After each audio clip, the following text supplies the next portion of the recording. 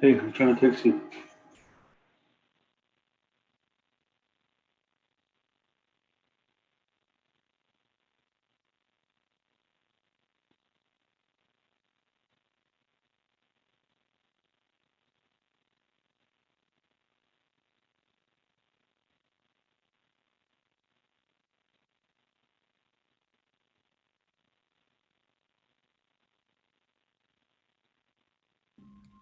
Me?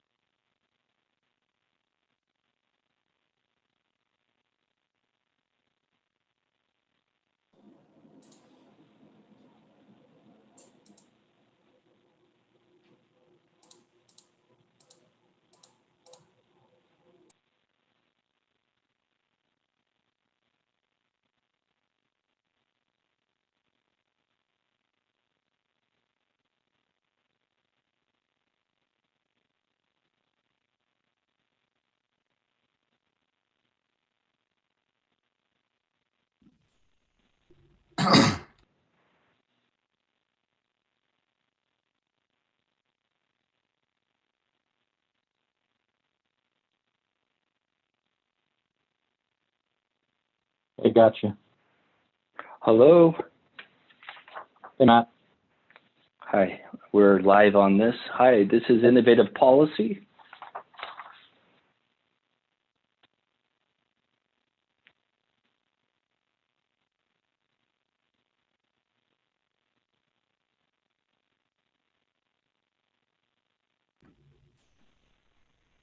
Hi, good morning, Innovative Policy. This is Byron Shorty with Speaker's Office. We're just waiting for delegates to call in and, excuse me, for the meeting to be called to order. Thank you for joining us. Absolutely. Thank you for having us. Thank you. We'll now put ourselves on mute. Thank you.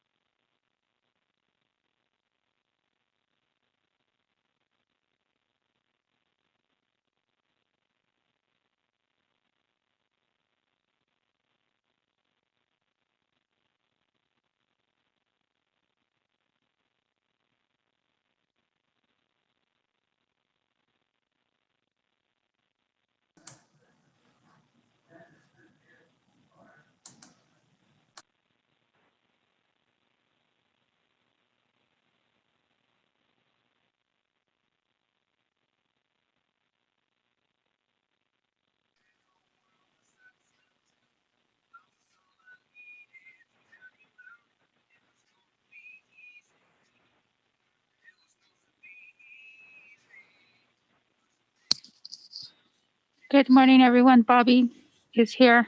Can you hear me?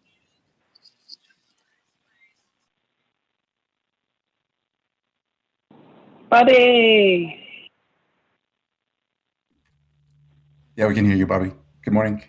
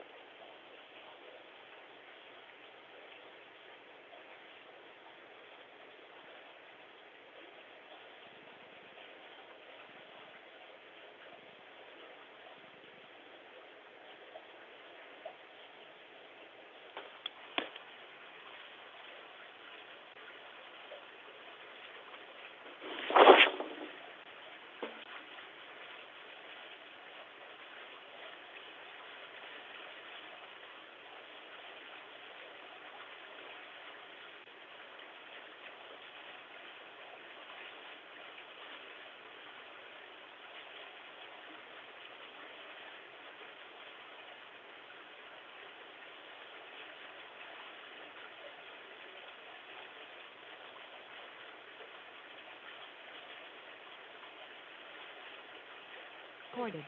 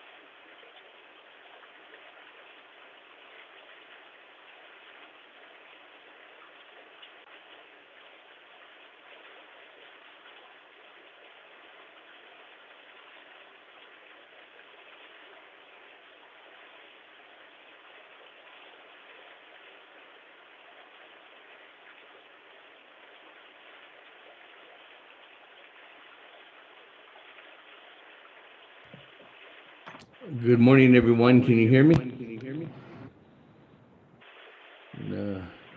Colleagues. I hear you. Great. Good morning, everyone. Again, thank you, everyone, very much for being online this morning.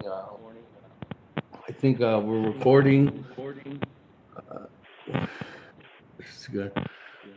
We are actually working, some of us remotely, and so just bear with us, colleagues, as we're moving forward to making sure we can have this Naabik'íyáti committee today. So without further ado, let's go ahead and get started. I do have an agenda, I think what was posted, and we're ready to go. This is a Naabik'íyáti committee. This is a special meeting via telecommunications. I'm here in Window Rock, Arizona on the Navajo Nation. I have my colleagues throughout the nation. Thank you very much for calling in to all our listeners, on our usual listeners and our new listeners. Thank you very much for being with us here this morning. Today's date is Tuesday, November 17th, 2020. The time now is 10:10 a.m. We have a proposed agenda here before us. Presiding is myself, Seth Damon, Speaker of the 24th Navajo Nation Council. With that, is it Bobby or Lorraine who's doing roll call today?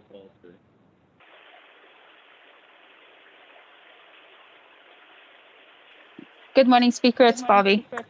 Good morning, Bobby. Go ahead. Good morning, honorable members. Honorable Elmer Begay. Honorable Key Allen Begay Jr.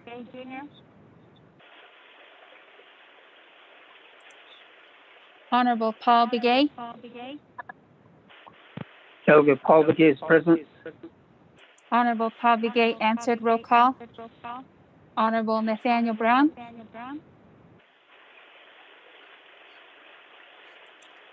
Honorable Eugenia Charles Newton.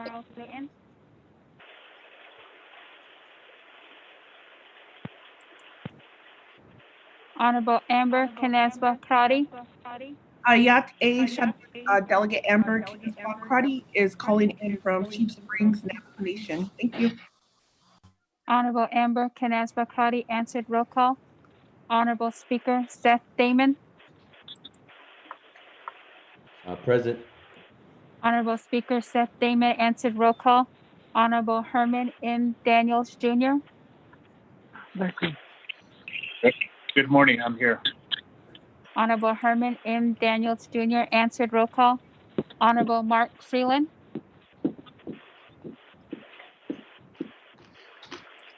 Honorable Pernell Halona.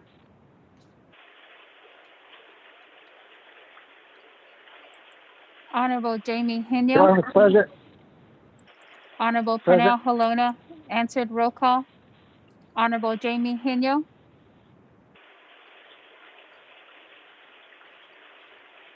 Honorable Vince James.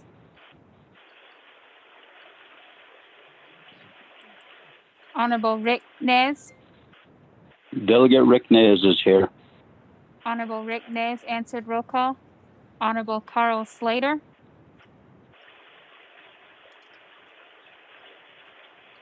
Honorable Raymond Smith Jr. Honorable Wilson Stewart Jr. Present. Honorable Wilson Stewart Jr. answered roll call. Honorable Charlene So. Delegate So, present. Honorable Charlene So answered roll call. Honorable Daniel So. Daniel So is present. Honorable Daniel So answered roll call. Honorable Eugene So. I'm here, thank you. Honorable Eugene So answered roll call. Honorable Otto So.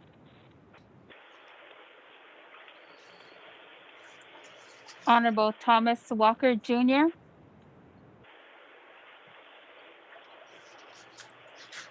Honorable Edison Wanika.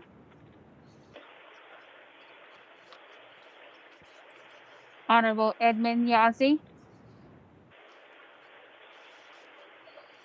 Honorable Jimmy Yellowhair.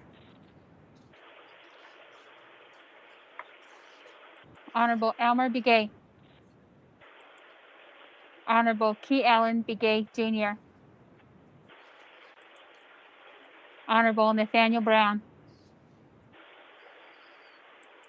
Honorable Eugenia Charles Newton, Honorable Mark Freeland, Honorable Jamie Heniel, Honorable Vince James, Honorable Carl Slater, Honorable Raymond Smith Jr., Honorable Otto So, Honorable Thomas Walker Jr., Honorable Edison Wanika, Honorable Edmund Yazzie, reach out to them too. Honorable Jimmy Yellowhair. Speaker, you have 10 members present, including yourself. Mr. Rico, do we have a quorum with the two committee rule? No, sir. We need one BNF and one LOC.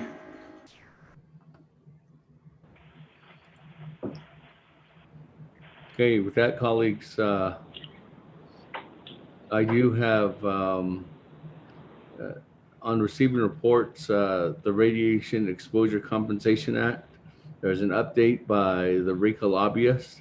I know the RICA lobbyist is only here with us until noon our time, so we don't need a quorum to start on that in giving a report. So let's continue on down. But before we go on to doing that, colleagues, let me go ahead and get an invocation. Good morning, Madam Chair. Amber Crotty, do you mind doing an invocation for us this morning? Oh yeah, Ashish, I can provide the prayer. So what I think is always important is that we connect to our breath. Holy ones, I appreciate. And in this morning, we prayed to the east as the sun rose. We know that you were there guiding us, providing for us, giving all of the nutrition that we need, the moisture that we need, the emotional intelligence that we need. As leaders on Navajo Nation, every one of us has the tools and the dedication. The Creator, Holy Ones, we just ask you for that special guidance to give us the patience, the love, the compassion that we need for our people during this time of unknown. We know that this virus has touched every one of us here on the nation and beyond. We just ask that we're given that intelligence to provide the words of calm and comfort to our people, that we remain strong and understand and look to the solutions that you have provided, whether it's the herbs and the plants of the earth, whether it's the moisture that comes down to slow us down to think and to reflect, whether it's our animals and their teachings that they provide, that we have to look out for one another, that we have to be in a positive mindset, that we can overcome this. That you give us the guidance for our children who are home, trying to understand what's going on around them, trying to understand how to do the work for school, and for our elders who continue to caretake for us, continue to provide shelter and food and nourishment. And as this week has we celebrated our veterans, these warriors who came back home, who fought for us, to defend us, defend our rights, defend our honor, our dignity, our values, that you also give them the healing so they can restore themselves to who they were, and that you provide them an outlet to release all that negative energy, all that sense of fear, all that sense of denial, and that you restore them to who you embodied them to be here and the teachings that we will learn from them.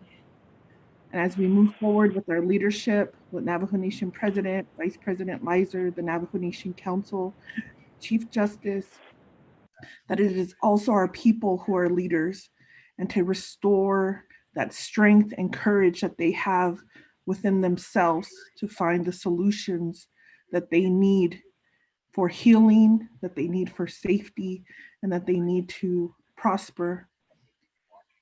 And as we reflect and think about this, and as we provide these reports, we know that our people are suffering. And so to have that compassion in our heart, to know that we love them, and to know that we will use our words today in a way to provide healing, to provide solutions, and to restore balance in this world. We can do it. We have seen when the Navajo Nation unites, we're a mighty force. And so we thank you for the for the moisture, for the elements, for the fire, for the wind, for our animals, for our elderlies who continue to be here with us. And we say this in the most positive way to restore hope and peace. So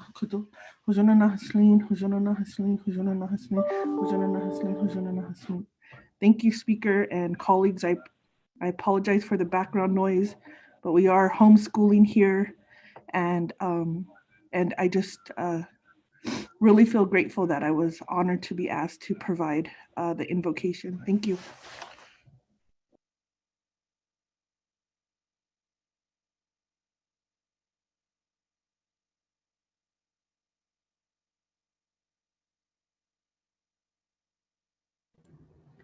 Thank you very much, Madam Chair Crowdy.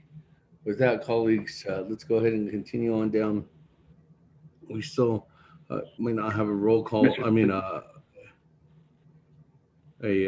quorum. So let's move on down to item number 5. We can still start with the RICA lobbyist report, and then by the time the Mr. Chair. Delegate Freeland on. Mr. Chair. Mr. Chair. This is Delegate Gay. oh, we might have a quorum now. Delegate Bobby, Callen's online. let's go try to Delegate get Charles Newman is on the line. Let's see if we have a quorum now, Bobby. Just one Honorable- time around. Okay. Honorable Elmer Begay.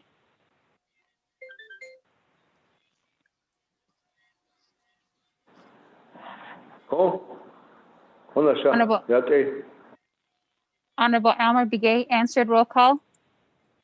Honorable Key Allen Begay Jr. Delegate Callen Gay Jr. is present. Thank you. Honorable Key Allen Begay Jr. answered roll call. Honorable Paul Begay.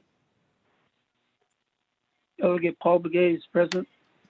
Honorable Paul Begay answered roll call. Honorable Nathaniel Brown. Honorable Eugenia Charles Newton.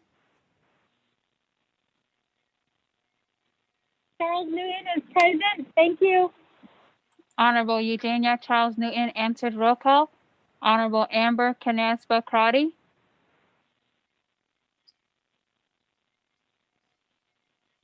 Yat A, Delegate Amber Kinesbach Crotty is calling in from Sheet Springs, Navajo Nation.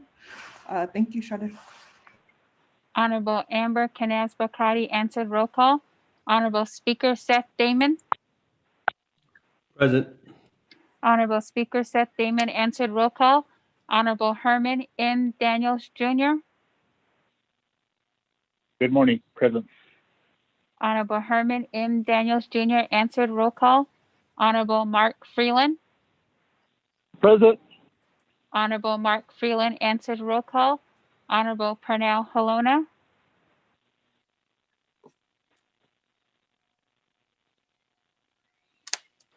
Honorable Jamie Hino.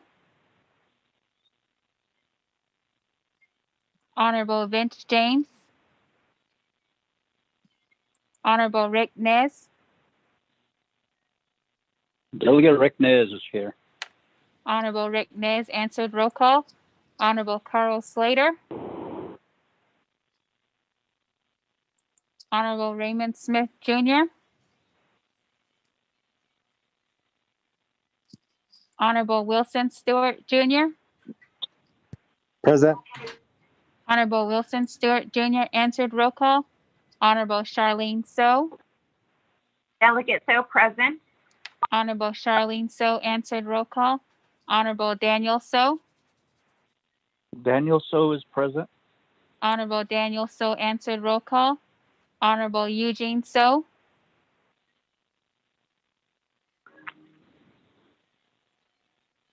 Oh, thank you. Honorable Eugene So answered. Roll call. Honorable Otto So. Honorable Thomas Walker Jr.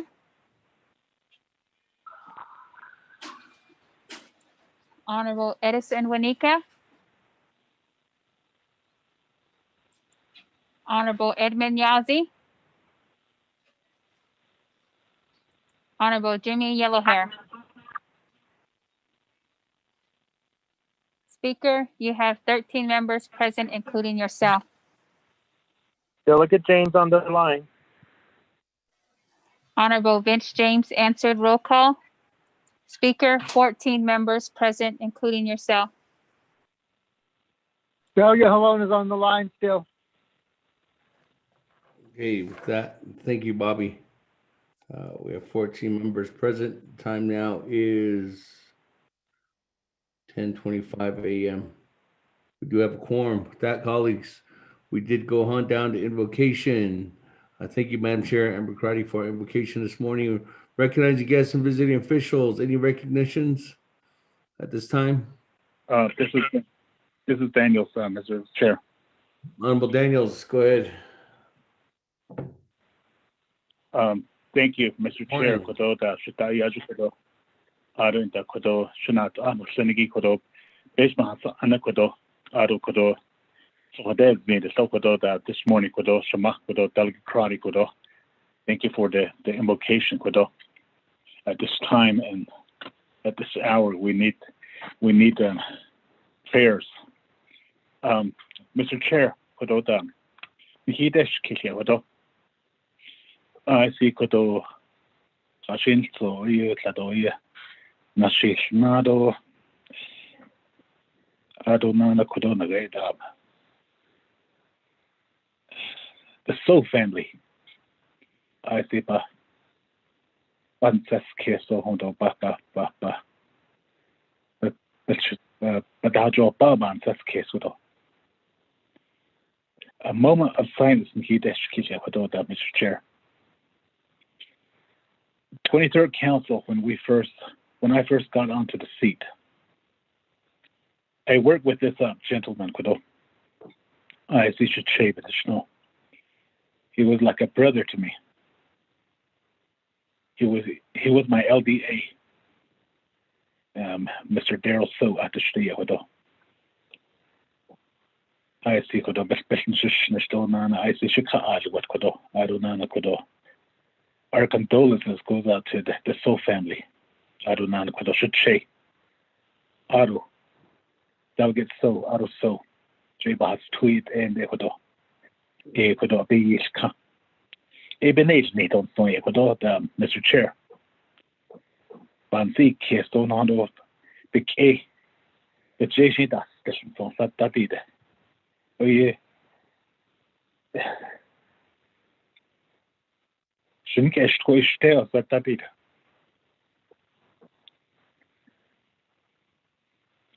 Mr. Chair, at this time, I want to request for a moment of silence for the So family.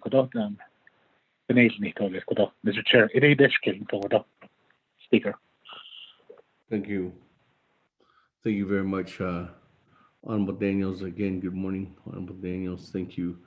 As Madam Chair Amber Crotty indicated in her prayer this morning, there's been a lot of loss on our nation, and it hit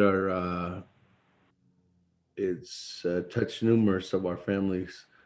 And this pandemic doesn't stop on anything, race or ethnicities or wherever, whoever you are, and it touched took another one of our lives again, no matter across the area. So, Honorable Daniels, with that recognition for a moment of silence for our former staff member and our former legislative branch assistant, worked a long time here in the legislative branch, Mr. Daryl So. So at this time, go ahead and take a moment of silence.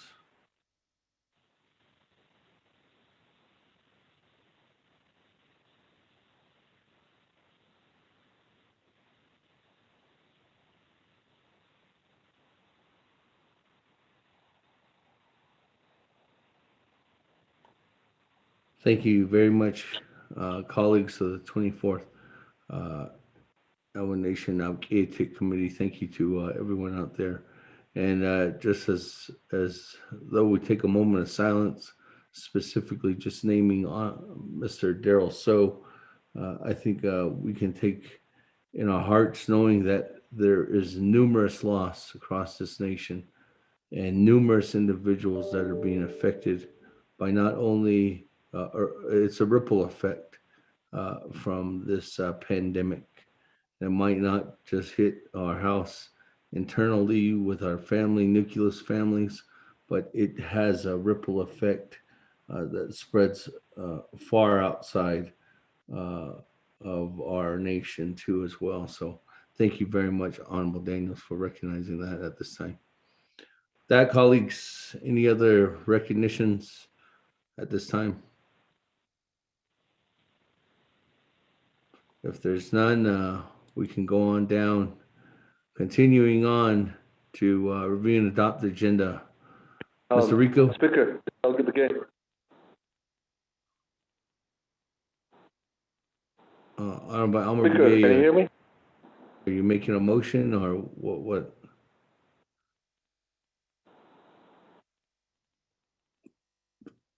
I was going to do the recognition.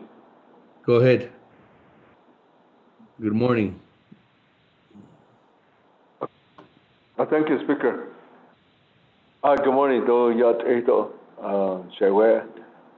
Speaker, other members of the Naabik'íyáti members. Each and every one of you,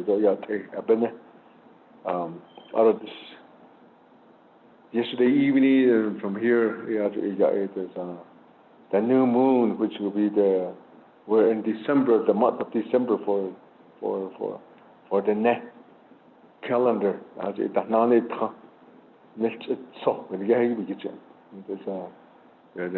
calendar that we go by our ancestors go by. So because a new month for December. How many more days? On the 23rd, there's going to be the winter solstice coming into December region. It's just reminding of my old folks that taught me how to count those, go with that, the natural orders, cosmetic orders that we go by, that they go by. They sit their prayers and they put ceremonies on it according to that. So we did this. If we go by, we rely on it too. So my old folks taught me a lot, talking about the natural cosmic orders that we go by. So I just heard about it with my dai, Daniel, Mr. Daniels, remember those people. We saw them, we performed them, at these ceremonies, the winter ceremonies that goes on.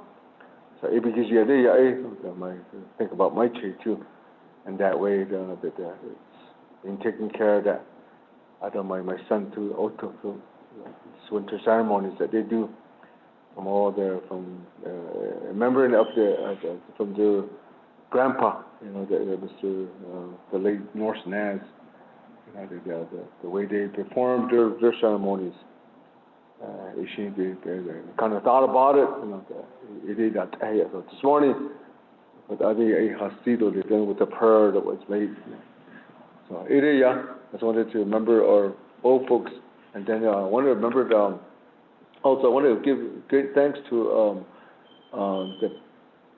the chapter of administration here. They're doing everything they can. The District 7 chapter official, trying to keep the chapter going, and they had to meet that, they had to spend that money too.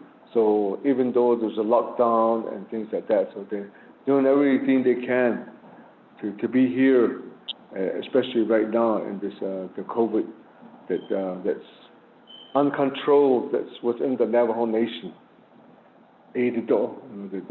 Somehow that happened, and then we were already told that was going to happen. As a government, to be really careful about that.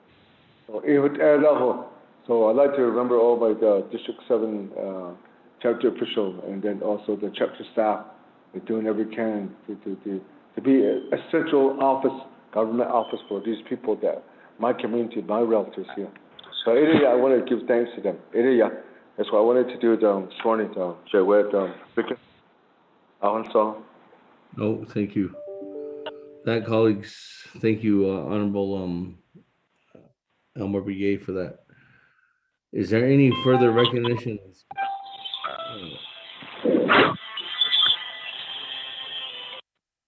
Eric, this is Delegate. Good morning, Honorable. So the floor is yours. So yeah, Shinand 24th Navajo Nation Council delegates. The Asagi Eshahan the Deshing Shada Delegate Crotty Dequita the so the Zambahang Zigi Ashin Naso the Kratala Ko Shahan the Deshnis. I don't think last night I was watching the news on KOB. It was just a time of a reflection, it's a time, just as Delegate Crotty said, time to catch your breath and to take a moment to realize, with 197 new cases, last night, I'll Bashineko for everybody that's affected right now from COVID-19. It's on the just then. Oh, yin must be needs on the kai. A cohesion so go she I'll Nes Geigo Sis Kiss. I don't think Christian conduct that he Nihinago at needs not that stop Leonard Clark, the husband and devoted spouse of our chapter president, Lena Clark. I just want to send my condolences out to the family. This gentleman also did a great big contribution to our community, connecting homes with electricity, doing in-house wiring. I don't know how many homes were able to be connected to the electricity line. His wife, Lena Clark, she has served chapter president more than 3 terms. I want to give them the proper recognition, and I want the people to know, as we're fighting this COVID, the COVID infected cases, this isn't the time for us to lag in our prayer. This isn't the time to slow down in prayer. Every time when we go to bed, when we lay down our heads, we need to give thanks and ask for protection. There are so many people across the Navajo Nation, some that have many underlying health factors. They're facing a lot of challenges. And I've spoken to a couple of my students, and they left messages for me. And it was just a heartbreaking message, to say, Miss So, could you just say a prayer for us, because we're having a hard time. And then I have a student that is attending college outside of the 4 Sacred Mountains, and she's also facing a difficult time, and not only that, financially. So all of this reflection came last night. Say your prayers. So there's an I want the people to have hope and to remain vigilant and resilient in prayer and hope.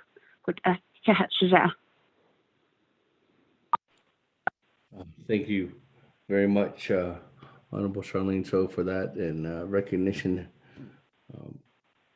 As it does touch a lot of our individuals, all our people that are outside the four sacred mountains, and it's a hard time for them. More such in some cases too as well. So keep them in your prayers, colleagues. That, colleagues, any other further recognitions? If there are none, let's go ahead Speaker, and this is Delegate Brown. Honorable Brown, go ahead, the floor is yours.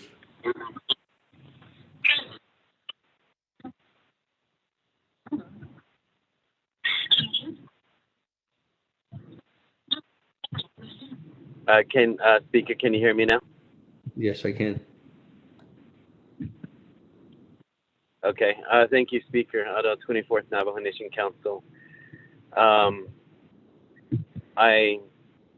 too just want to acknowledge our Naabik'íyáti Danlini and Sa'ana State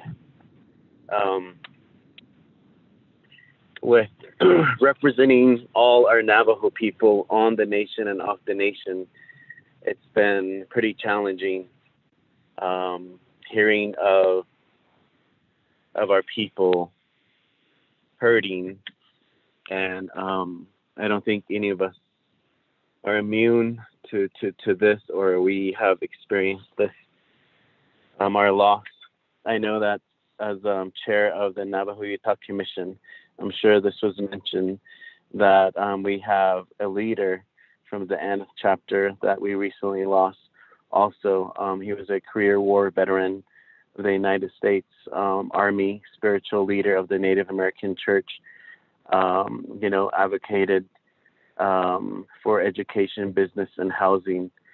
So Honorable Robert Billy Whitehorse and others in our communities. There's some unsung heroes. So maybe I'll write a memo, Speaker, like Shana, Mr. Elmer Begay mentioned. I don't know in this time of COVID how we can do during the winter solstice to see if this body, a few of us maybe, I don't know how this would work, to give our winter solstice offerings on behalf of the 24th Navajo Nation Council for all our people, to acknowledge at this level that Naabik'íyáti Nahidinepan Sikis Elchendo Nahamangije Nahamasankiche Sambe Nahol Au Ishi Yankich that days inkandi the Peshbansa Anitlini Nahidineya Kutaya Duncan Kailabana Kaitangisnikla Khalid Ada Ofla Oda Hut so there's in Behajitsu Beliadat Etle Sani Do has Tui Hadano Kudavis Kencht Inigi Ako but I'll write a letter, and then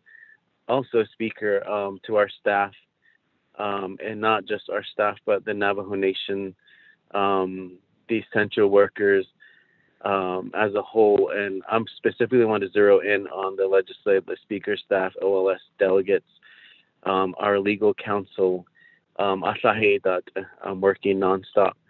That's it. They stay. And so, I mean, looking at people's faces, and I think we as elected leaders, we can hear in our staff's voice.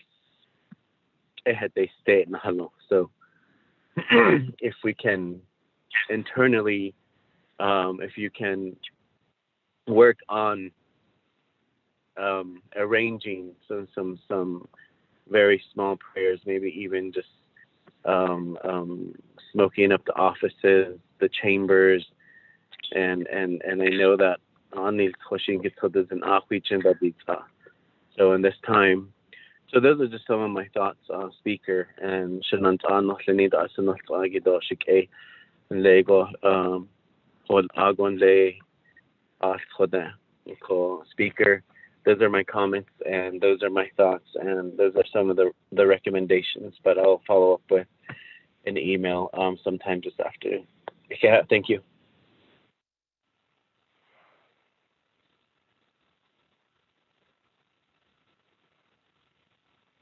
Speaker, this is Wanika calling in.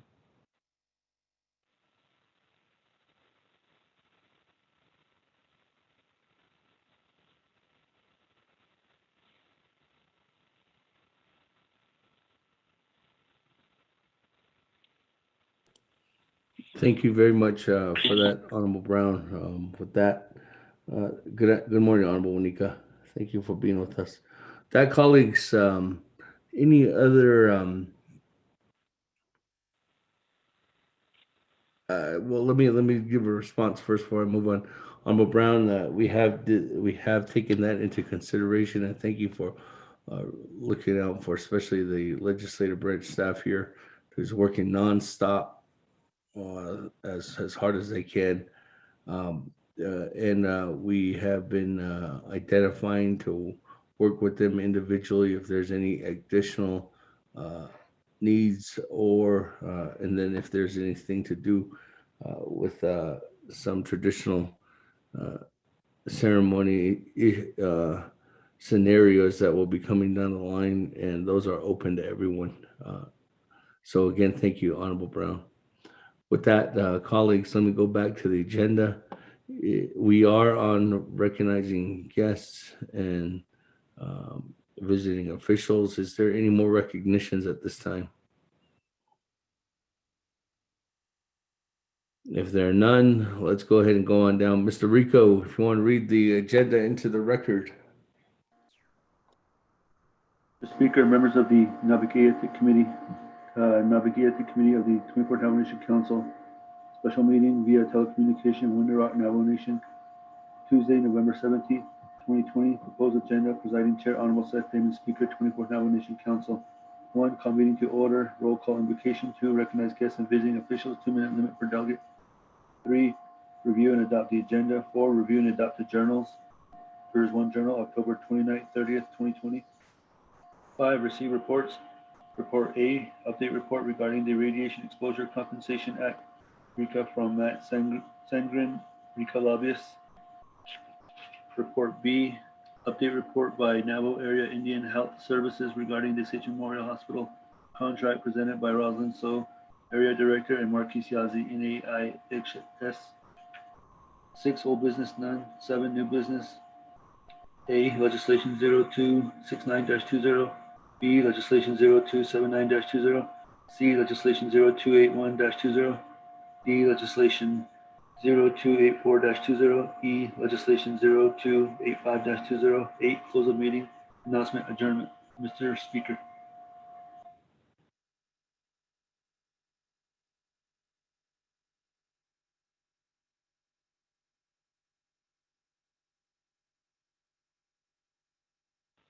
Motion on.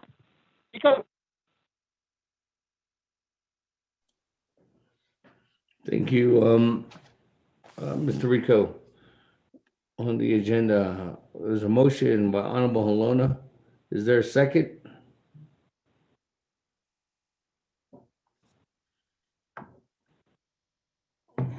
Once. Going twice. Delegate Rick Nez. Chairman Nez, second.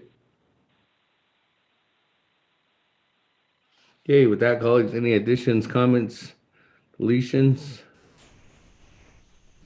Speaker, this is Delegate Crotty. Yes, Madam Chair, go ahead. Yes, thank you, Speaker. Are we on the main motion of the agenda? Yes. Thank you, Speaker. I would like to request from the conversations at the budget regarding the Navajo Child Advocacy Center.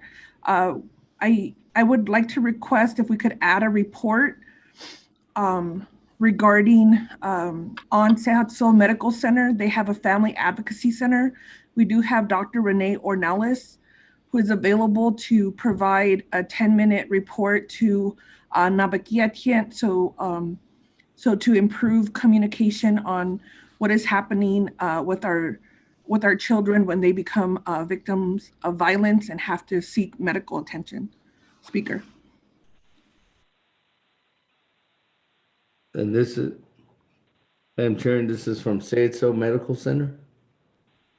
Yes, Speaker. Sehatso Medical Center in Fort Defiance.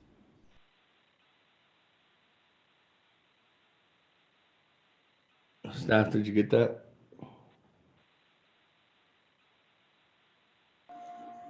So this is a motion to add on a report from Say It So Medical Center.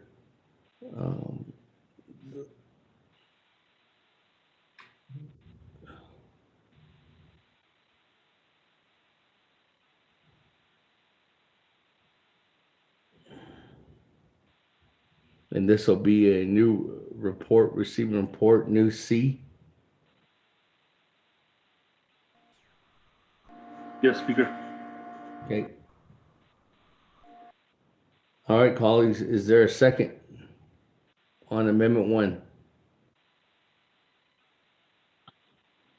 Is Delegate Brown? I'll second. Second, Delegate Slater. Honorable Brown, seconds. All right, colleagues, any comments, questions? On Speaker, Amendment this 1. is Delegate Charles Newton. Yes, Madam Chair, Charles Newton. On Amendment Speaker, 1.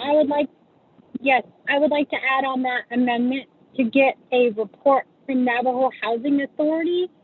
There are families that are being evicted during this time from COVID. I think that we do need a report from NHA and also an update on how they're moving to get families into homes. So if we could add that report to the agenda, thank you. A report from Navajo Housing Authority for on evictions during COVID.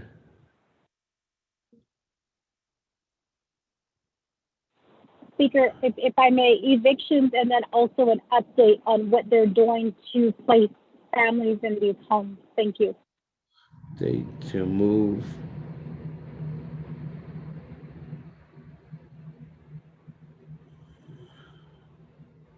into the evicted homes? Or no, I think we just need an update on their eviction policy, and then just get an update on how they're handling that, because there are families who are being evicted, as well as getting an update on what their plan is to place families in the homes that are currently, I guess, the NHA homes. Thank you.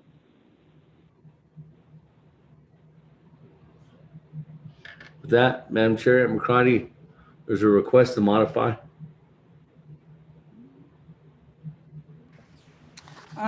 Thank you, Speaker. So this would be report D, like as in David. Yes. Yes, if the seconding party is agreeable, I think that's a great recommendation. Thank you, Speaker. Okay, with that, Honorable Brown. Request to modify. You're the second. Yes, I agree. Okay. Any other comments, Speaker, questions? yeah. Thank you, Honorable Brown. Any other comments, questions on Amendment 1? Going once, going twice, going 3 times. Let's go to the board.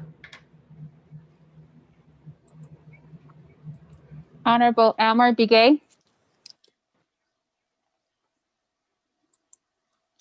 Honorable Key Allen Begay Jr. I'll vote green. Honorable Elmer Begay votes green. Honorable Key Allen Begay Jr. Delegate Callen votes green. Honorable Key Allen Begay Jr. votes green. Honorable Paul Begay. Delegate Paul Begay votes green. Honorable Paul Begay votes green. Honorable Nathaniel Brown. Delegate Brown votes green. Honorable Nathaniel Brown votes green. Honorable Eugenia Charles Newton. Charles Newton votes green. Honorable Eugenia Charles Newton votes green. Honorable Amber Canasba Crotty. Delegate Amber Canis-Ball Crotty votes green. Thank you. Honorable Amber Canasba Crotty votes green. Honorable Herman M. Daniels, Jr., I vote green. Honorable Herman M. Daniels, Jr. votes green. Honorable Mark Freeland, Green. Honorable Mark Freeland votes green. Honorable Pernell Halona,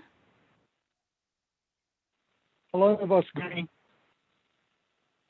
Honorable Pernell Halona votes green. Honorable Jamie Henyo,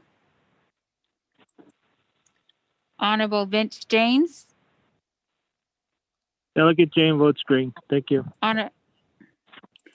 Honorable Vince James votes green. Honorable Rick Nez, Delegate Rick Nez votes green. Honorable Rick Nez votes green. Honorable Carl Slater, Delegate Slater, green. Honorable Carl Slater votes green. Honorable Raymond Smith, Jr., Green.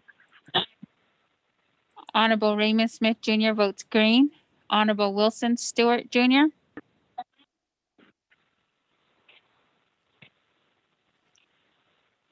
Honorable Charlene So,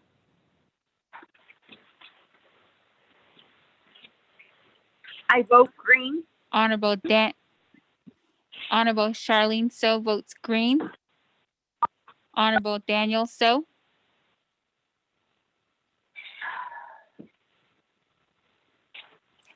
Honorable Eugene So, Honorable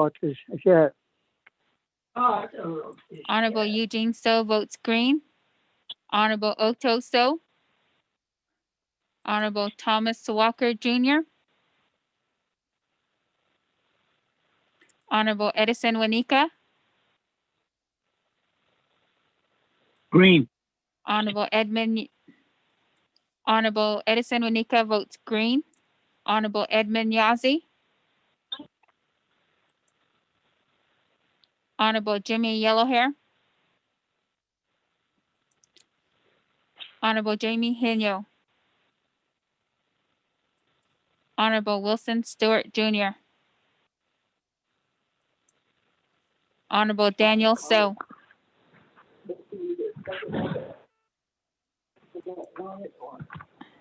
Honorable Otto So, Honorable Thomas Walker, Jr.,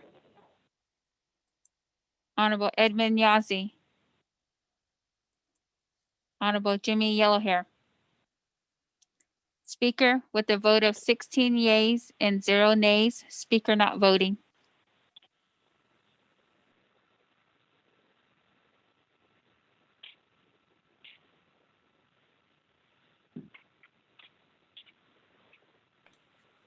Thank you. 16 in favor on Amendment 1.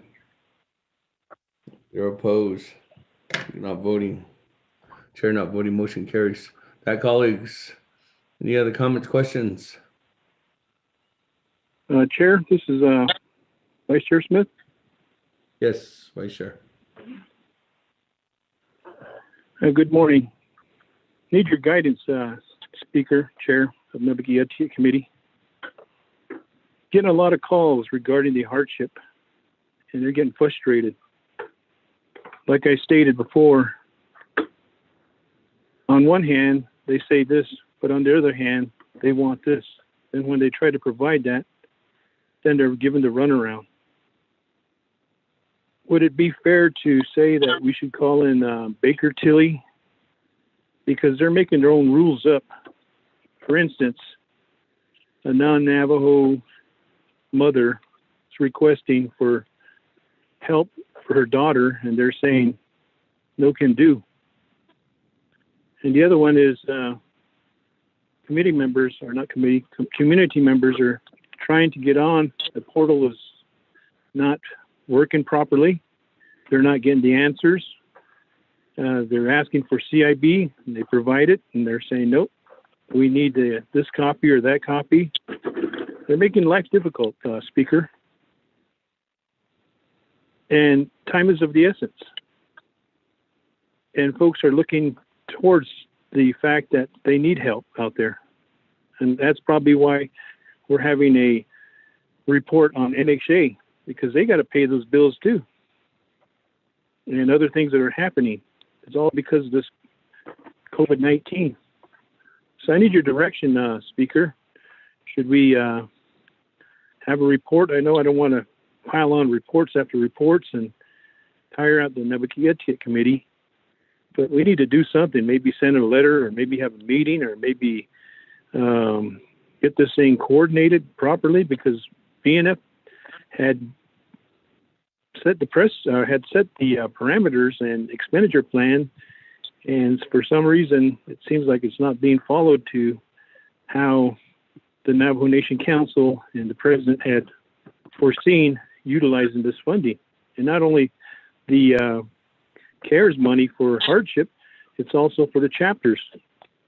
So, Speaker, all respect, I need some guidance here to help the people, and they're looking for our leadership here. Thank you.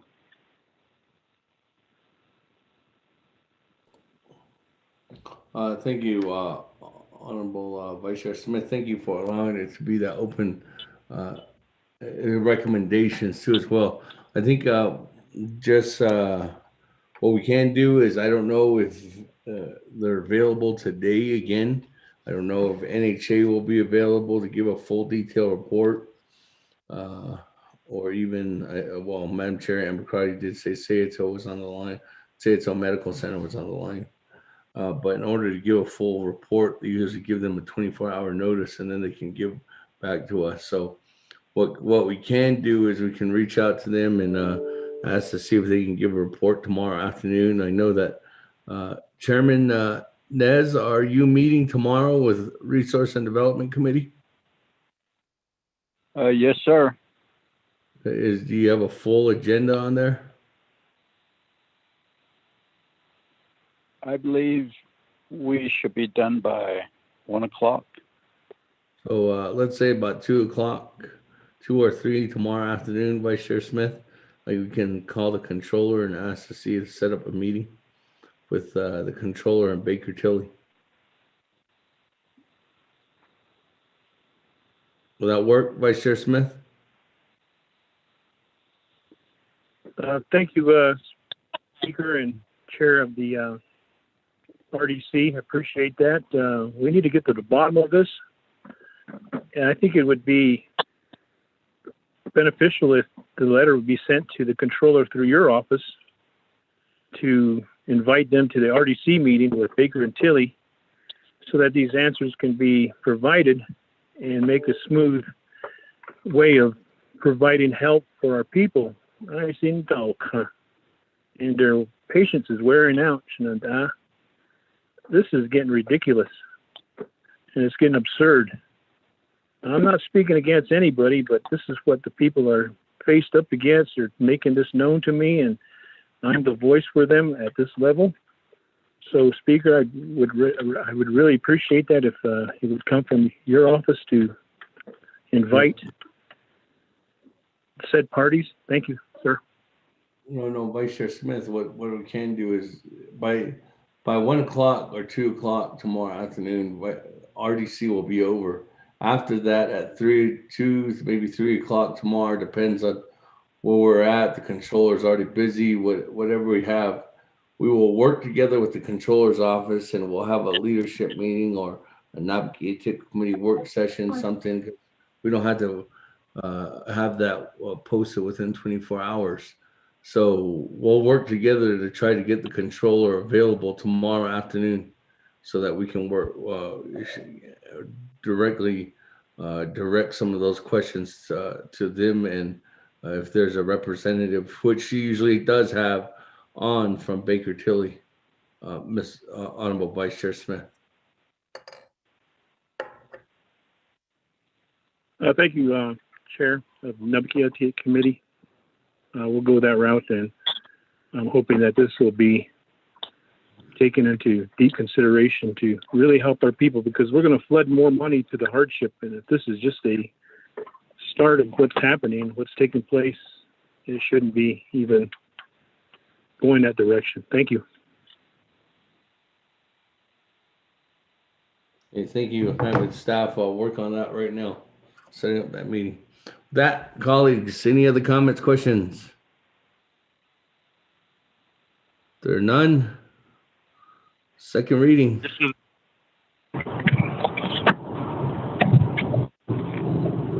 Mr. Speaker, you have one amendment.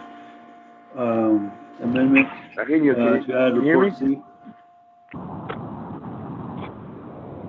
To add report C, report by Sehoto Medical Center on their Child Advocacy Center.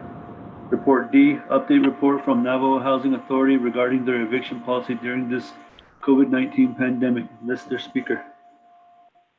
Hey, with that, colleagues. Speaker, this is Nahini. I've been trying to get your attention for the last 5 minutes here. I don't have no text messages, or I didn't get any text message. What's going on, Chairman?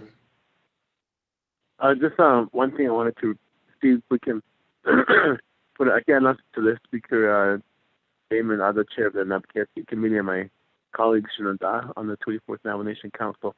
Want to bring up a issue, if we can, maybe in the future, to have the Human Rights Commission give a report to the Naabik'íyáti committee regarding border town attitudes towards Navajos, and regarding the this pandemic, the COVID-19 pandemic.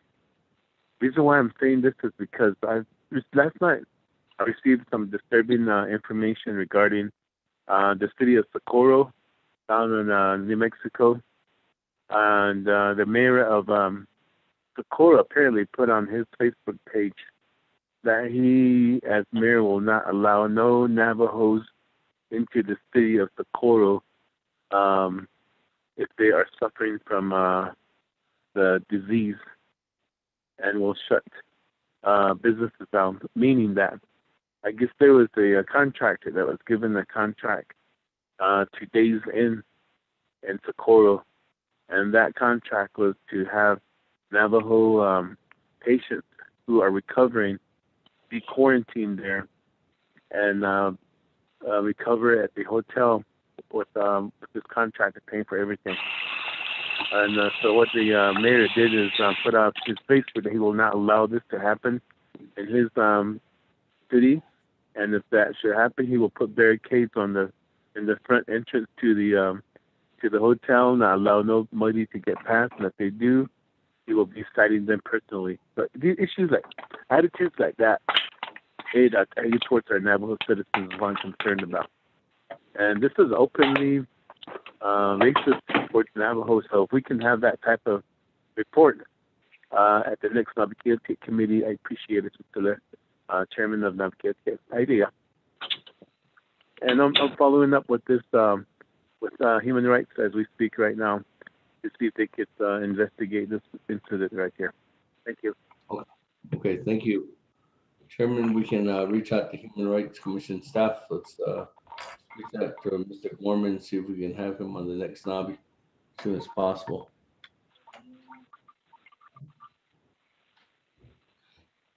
All right, with that, well, we were in the second reading, so let's go ahead and continue on with the second reading. Mr. Speaker, members of the 24th Navajo Nation Council, Naabik'íyáti Committee, you have one amendment. Amendment 1 to add report C by Sehoto Medical Center on their Child Advocacy Center. Report D, update report from Navajo Housing Authority regarding their eviction policy during this COVID-19 pandemic. Mr. Speaker.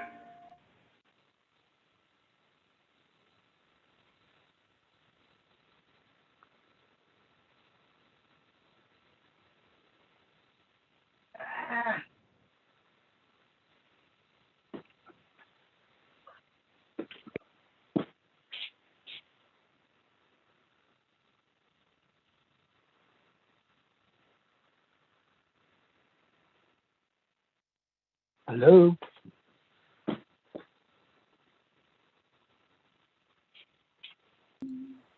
Mr. Rico? I read it. Did you not hear me? Yeah, Bobby, we're voting, right? Yeah, well, we're voting now. Honorable Elmer Begay, Honorable Key Allen Begay Jr., Delegate Callan votes green. Thank you. Honorable Key Allen Begay Jr. votes green. Honorable Paul Begay, Delegate Paul Begay votes green. Honorable Paul Begay votes green. Honorable Nathaniel Brown, Delegate Brown votes green. Yes. Honorable Nathaniel Brown votes green. Honorable Eugenia Charles Newton, Charles Newton votes green. Honorable Eugenia Charles Newton votes green. Honorable Amber Canasba Crotty, Delegate Amber Canisbach Crotty votes green. Thank you. Honorable Amber Canasba Crotty votes green. Honorable Herman M. Daniels Jr., I vote green. Honorable Herman M. Daniels Jr. votes green. Honorable Mark Freeland, Green. Honorable Mark Freeland votes green. Honorable Pernell Halona,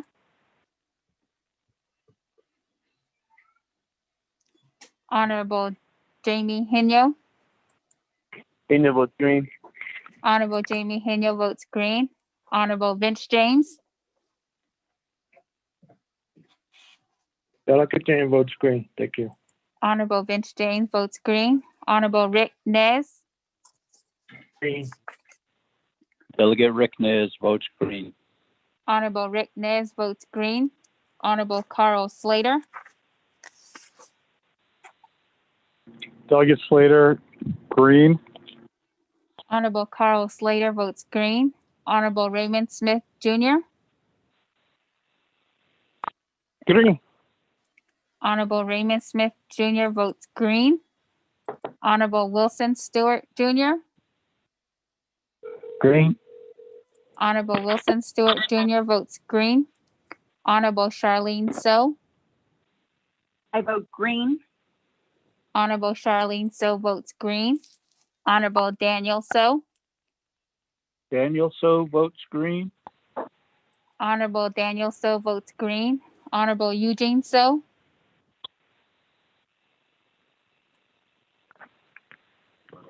Oh, Dr. Yeah. Honorable Eugene So votes green. Honorable Otto So, Honorable Thomas Walker Jr., Honorable Edison Wanika, Green. Honorable Edison Wanika votes green. Honorable Edmund Yazi, Honorable Jimmy Yellowhair, Honorable Elmer Begay, Honorable Pernell Halona, I vote green. Honorable Elmer Begay votes green. Honorable Pernell Halona, Elmer McGee votes green. Helena votes green. Thank you. Honorable Pernell Halona votes green. Honorable Otto So, Honorable Thomas Walker Jr., Honorable Edmund Yazi, Honorable Jimmy Yellowhair. Speaker, with a vote of 19 yeas and 0 nays, Speaker not voting.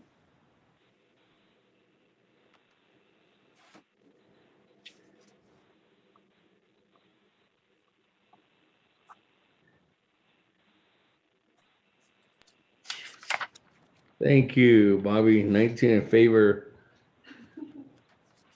You guys should get a Your form vote. for OLS. It's shorter than this. Speaker not voting. Motion carries. Thank you very much. With that, moving on down on our agenda. We do have an agenda before us. Reviewing and adopt the journals. We have All right. October 29th through the 30th, 2020. What is the will of the committee? Motion by Henio to accept. Okay, with that, on report. Second, Motion Halona. by Chairman Henio to accept. Second by Honorable Renell Halona. Any comments, questions? Those are sent out too. I do believe they're sent out this morning. to everyone? If there's none, let's go to the board to accept them. Honorable Elmer Begay.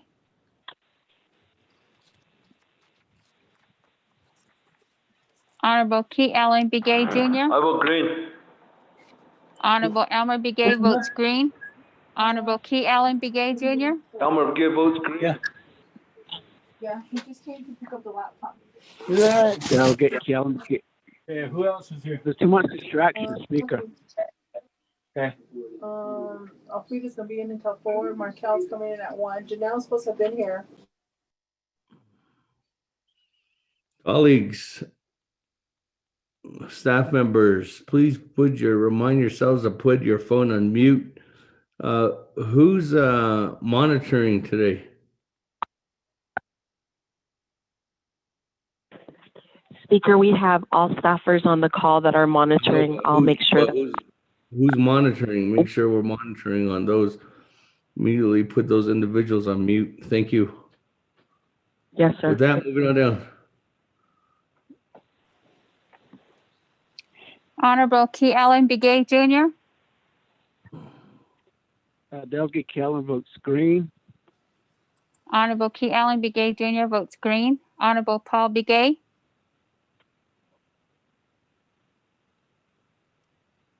Honorable Nathaniel Brown. Paul green. Delegate Brown votes green. Yeah. Honorable Paul Begay votes green. Honorable Nathaniel Brown votes green. Honorable Eugenia Charles Newton. Charles Newton votes green. Honorable Eugenia Charles Newton votes green. Honorable Amber Canasba Crotty. Delegate Amber Canesbaugh Crotty votes green. Thank you. Honorable Amber Canasba Crotty votes green. Honorable Herman M. Daniels Jr. Green. Honorable Herman M. Daniels Jr. votes green. Honorable Mark Freeland. Green.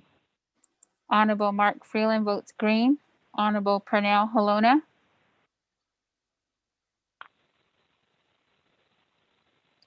Honorable Jamie Henyo. Henry votes green. Honorable Jamie Henyo votes green. Honorable Vince James. Delegate James votes green. Honorable Vince James Hello, votes board. green.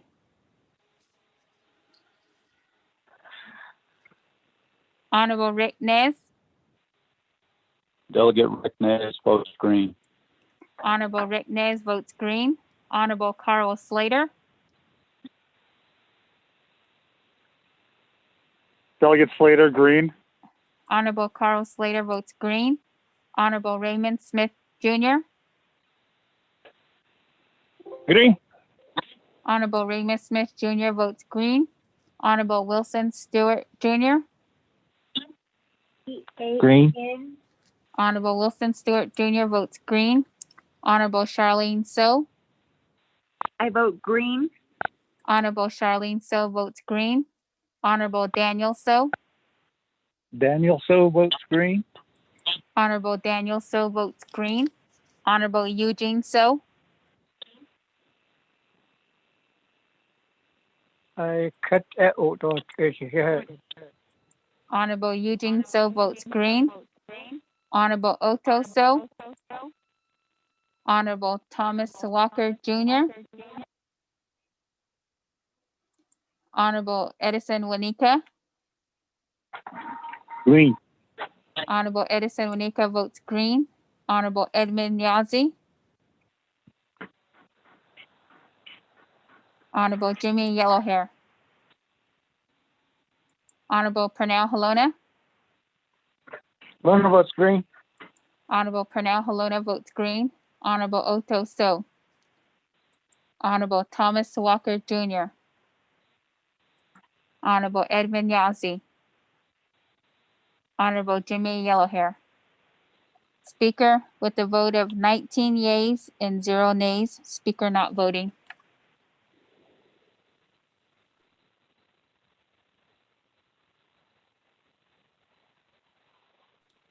Okay, with that, 19 in favor. Opposed? Chair not voting, motion carries. That, colleagues, let's go ahead and continue on down on our agenda. As we have, moving on, item number 5, receiving reports. A, update report regarding the Radiation Exposure Compensation Act from Matt Sandgren, the RECA lobbyist. Looks like we have Mr. Sandgren on for only about 40 minutes. I know that Sandgren stated in his team, but they were only available till noon. So without further ado, Mr. Sandgren, the floor is yours.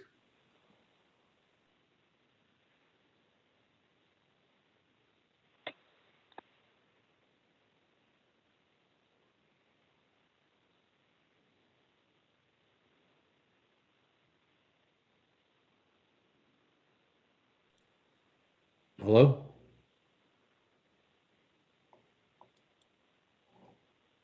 Hello, this is Matt. Can you hear me? This is Matt Sandgren. Yes, I can hear you, Matt. Thank you. Mr. Speaker and honorable delegates, it is a high honor to come before you. Our team here at Innovative Policy, we send first and foremost our condolences, and we join in continued prayer. As the honorable delegate Crotty offered in her moving prayer this morning, we join with you and we mourn with you as the COVID-19 is hit very hard throughout the nation. We are aware and we send our faith and our prayers with you. We unite with you.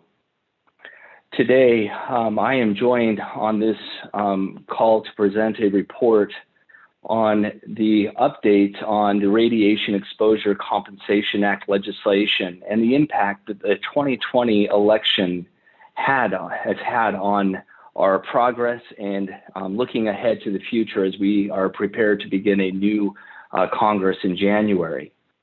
One key takeaway from the 2020 election is that voters want a divided government with the election of President-elect Joe Biden and a closely divided House and Senate. Innovative Policy has been monitoring the election results and their impact on HR 3783 and S 947, the Radiation Exposure Compensation Act amendments of 2019.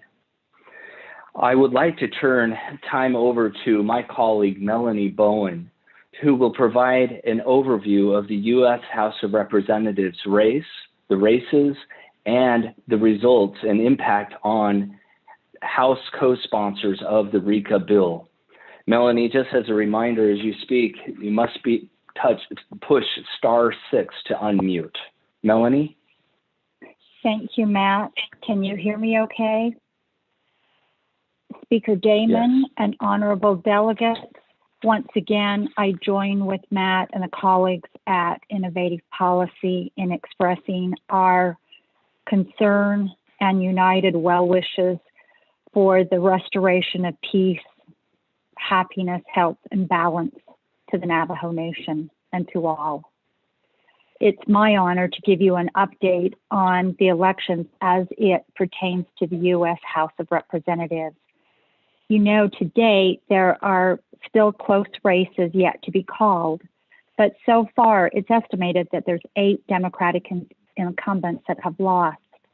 Nevertheless, the leadership of Speaker Nancy Pelosi and the Democrats will continue to control the House of Representatives.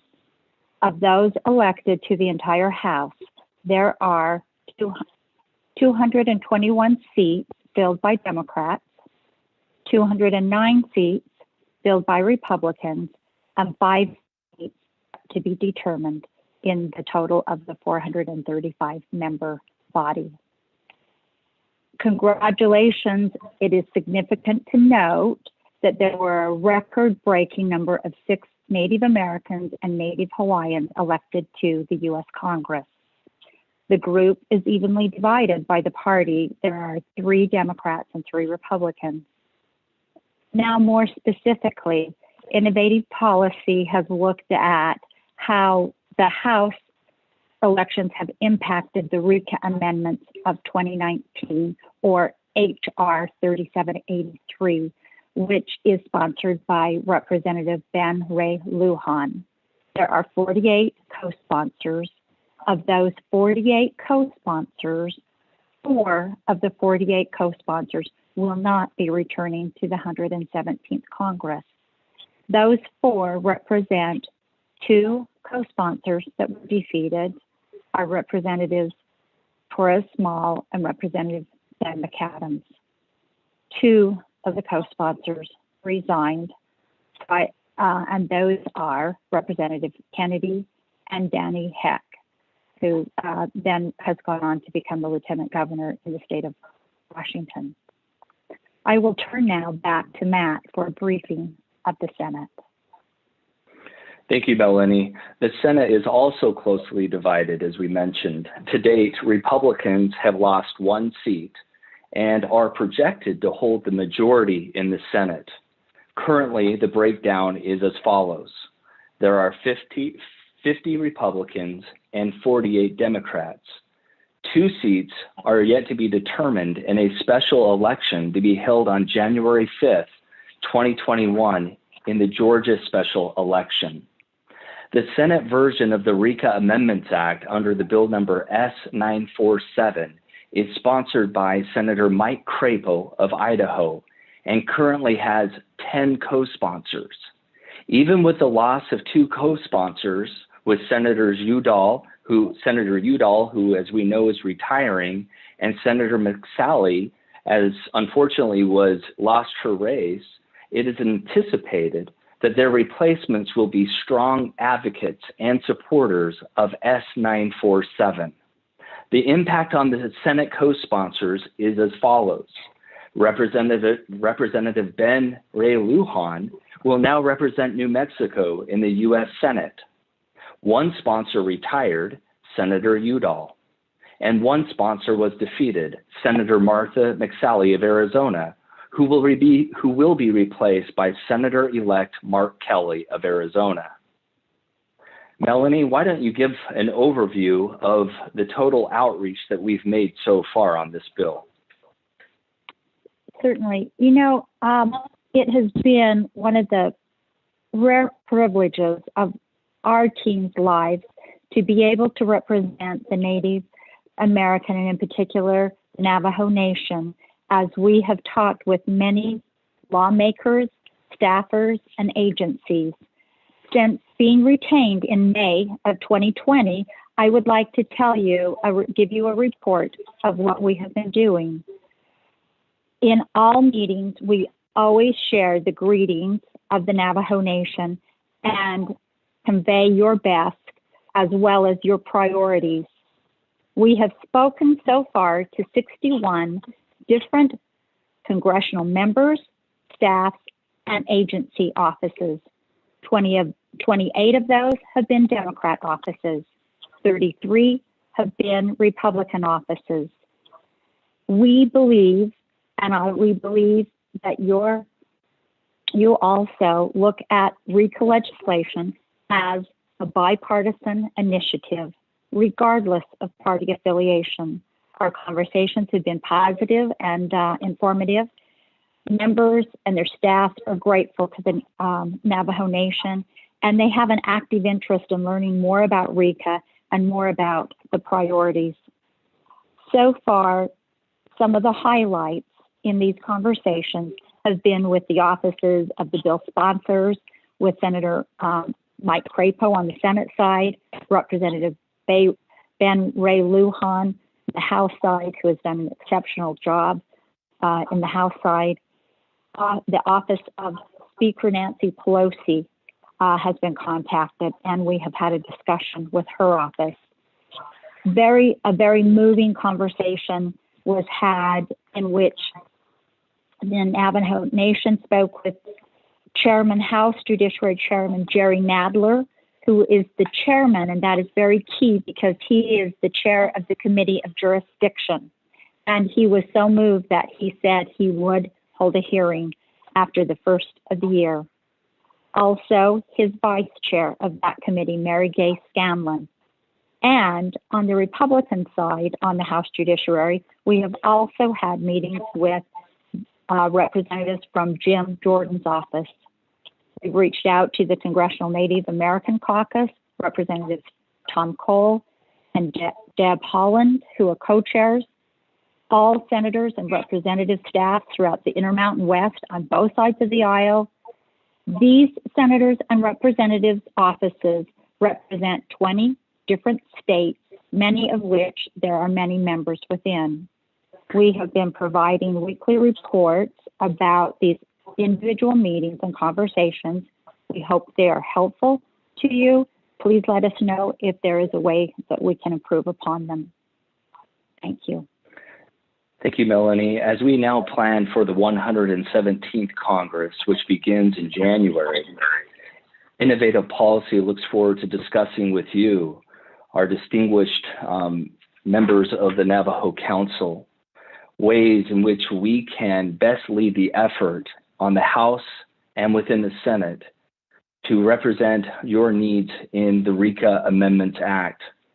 I might underscore, as we begin the new Congress in January of 2021, we are within the window of when either, number one, RICA, the underlying program, is reauthorized, which expires currently July of 2022, or if it's amended, which is our hope, that we can amend the program to meet the needs of the Navajo Nation and other vital stakeholders. I've asked Ron Dean, a member of the Innovative Policy, to provide us key issues to consider as we look forward to the new Congress and as we work in a bipartisan fashion to reintroduce the RICA Amendments Act. We've identified several issues that need to be addressed, not only in reintroduction, but also in negotiations to amending the underlying bill. Ron? First off, can you hear me?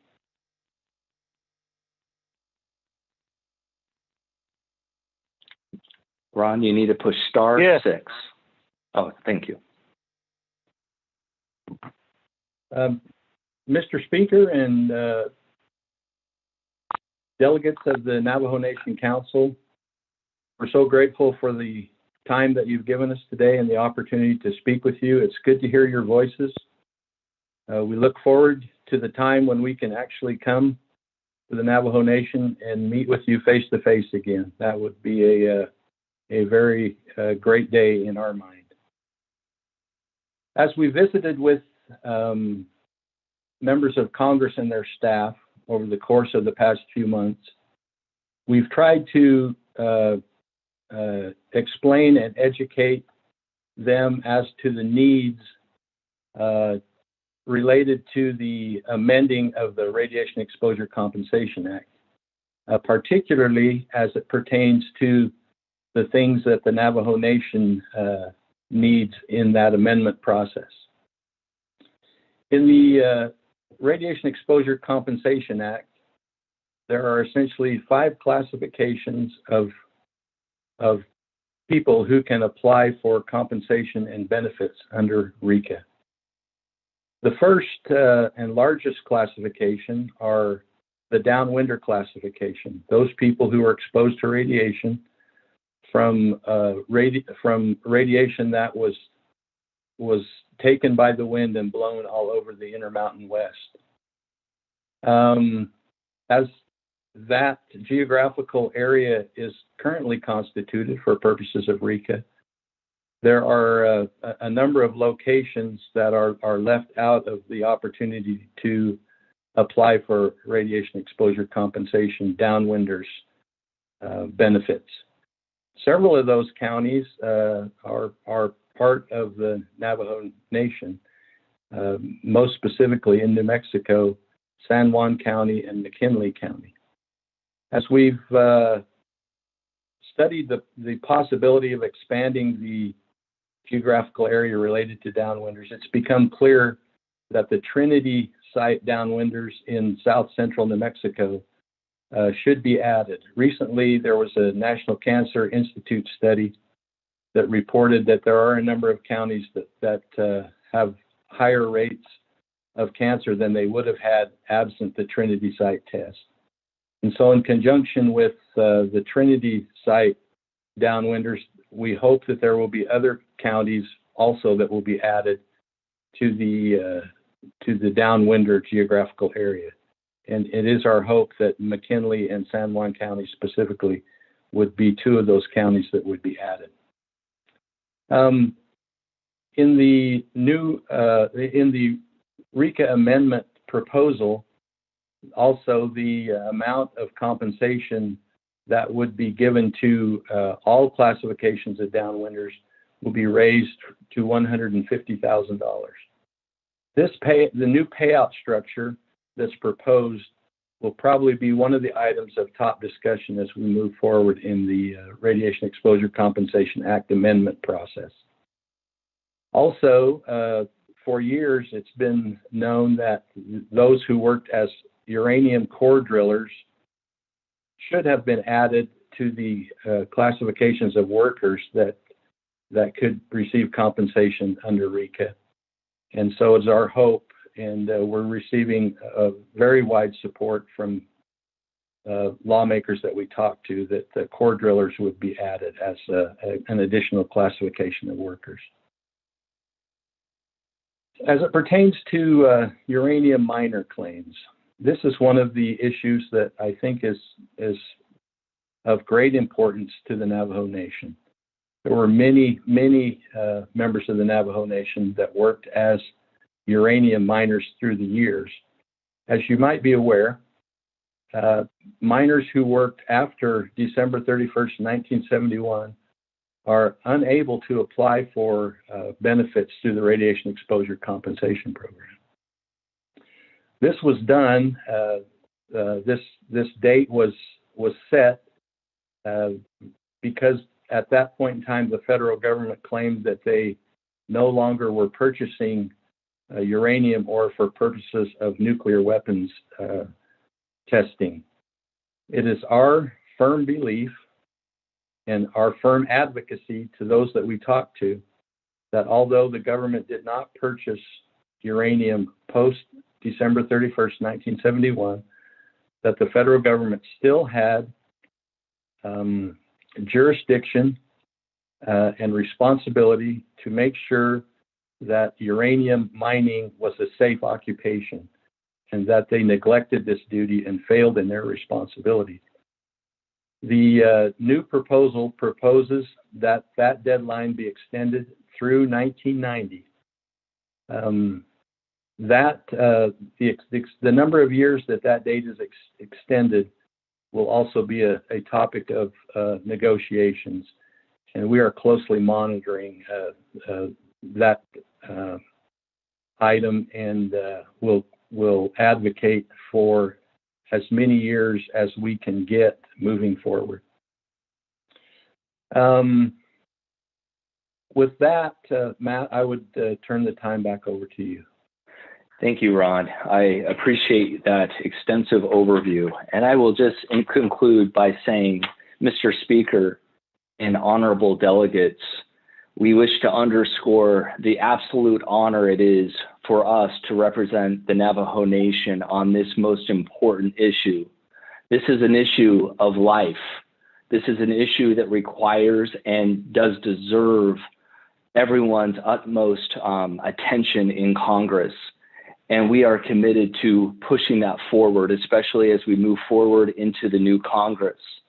I want to thank you on behalf of Innovative Policy, Mr. Speaker, for your foresight, and the honorable delegates for their willingness to put their trust in our firm to represent you here in Washington.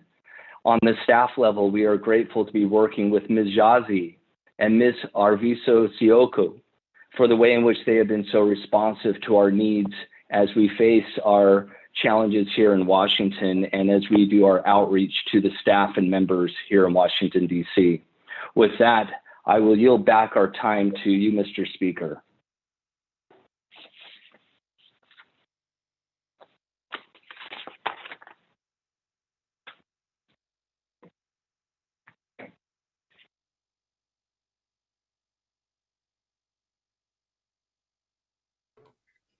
Thank you again. With that, colleagues, is there a motion? Oh, let me get a motion on the presentation. Motion by Charles Newton. And Chair Charles Newton, is there a second? Second, Delegate Crotty. And Chair Amber Crotty. That we go to the floor. Honorable Kayla McGay. Good morning. Chair, the floor is yours. Chairman, Chair, Speaker Damon, Ado Kudo, Shunt Akudo, Nadine D, he did not Kudo, Bishbans honored and I see Tanagi. Ado Kudo Hilton Hasnaki, Yat Etolis, Ado, earlier Kudo, Bata Isigi, Ado Kudo Sofadezi, Dishide, Obe Nas, Nanit Edolis, Shunt Ado, Shikano Lingi, Coco Ado Ordinate, Dasha. So, Speaker, could appreciate the update by the lobbyists. I want to forward information to the lobbyists, specifically how they can continue to go further. Not just advocate in a broader area, but more specific for a certain region, because each of the area on the Navajo Nation are different. So how do we begin to ask our lobbyists to start making contact, especially with the incoming senator from Arizona, Mr. Kelly?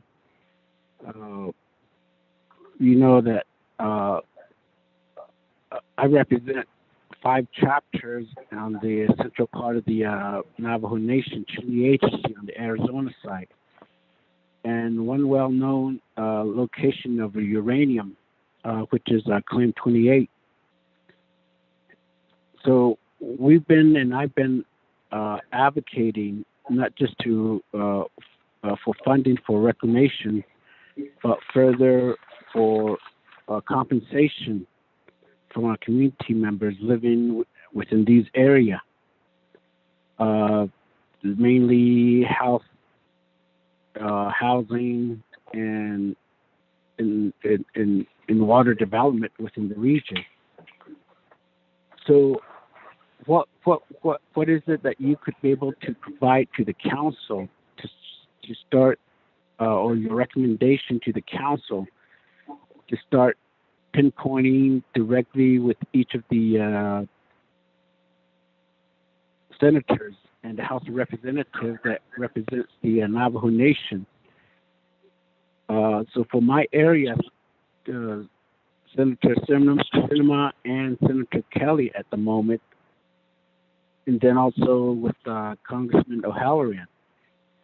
So the only Mr. O'Halloran came over to the Claim 28 region, which is Kachik-Lugat, several times. And then Mr. Kelly, during his campaign almost a year ago, he came down to the chapter as well. So I just want to ask, Speaker, if there needs to be a modification within the contract or their scope of work. That sometimes we get duplications of information of who won, and that's more information on the report rather than the specific and what the nation what we need to do, because we're still waiting. The Navajo Nation continues to wait on making a position statement. Regarding the uranium cleanup, but how do we factor in the RECA as well? Could there be a specialized or special position statement as well for that particular program? And how do we expand that out to the rest of the Navajo Nation just like any other data, I'm sure there's a lot of them out there, especially going out to the extended family. So I think that some a broader, in-depth report is what I'm looking for. And how does this relate to the uranium commissions? What's their input? What's their recommendation?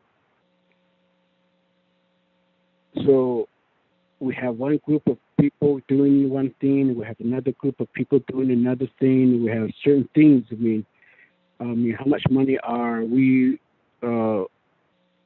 paying maybe just to get a little information, if not much information? So I don't know if the incoming administration was reached out to at the Washington level, or any statement was forward, because I know the New Mexico governor is, I believe, it's a co-chair of the transition team. And we got a Navajo sitting on the Mark Kelly's transition team. And I've sent information out, but I got a response, but that there's no specific follow-up or no specific plan in getting any document developed by the Navajo Nation. So this is the main thing that I just wanted to be on record, that my main focal as a delegate obviously is the Navajo Nation, but for the community that I represent, I further like to be more focused and be more upfront about the Claim 28 at Touchy Blue Gap. I mean, what are the differences in just only identifying only a certain region of the Navajo Nation rather than the overall Navajo Nation? So, sinatado Naabik'íyáti kudo ahna idisk adosk en Naabik'íyáti ade ta ismo sanki ketika tetsohageto kudo tenen Naabik'íyáti bechundo ni paihit asi betsis Naabik'íyáti bepandas aniki chukudon ha hatta hila to Washington jo eka kudon hichen das Lobbyist etabeti na akoko la ti kudo to kwishi na tinti ni hacking ni chapters hit ashin kudo ti dat a bechen das akoko shesezing in la chitachi buga Claim 28 or ye go a ajit on his has dot at 8 a yata to hayu stadness nothing do ako ego ku kets hataske ko tenen lingi shit o you betahites na to hit ashi betris lingi bebeche ntahas eki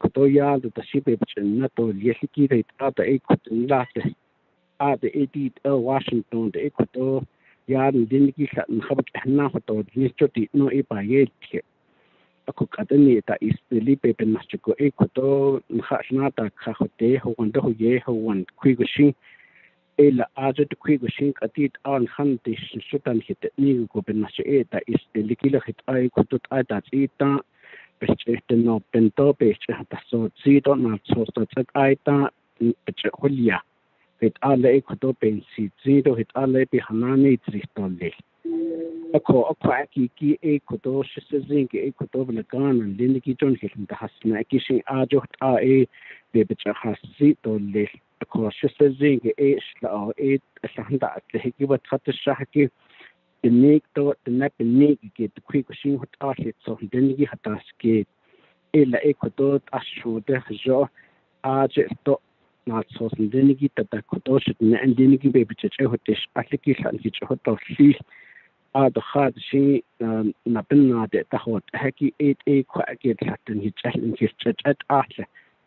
Conscious authority adnan dinigi pan shahaki elhit quacket Naabik'íyáti don Kait asin tenen diniki kwa ake bebe che kondo lisiki ya to isin kwa ake bebe ne bebe kain to wasiki la kodo to hinge ke to sno apa hasi ko bebe Mr. Speaker, I'd like to maybe stop right now and see how what the recommendation would be from the lobbyist regarding my request. Thank you, Speaker.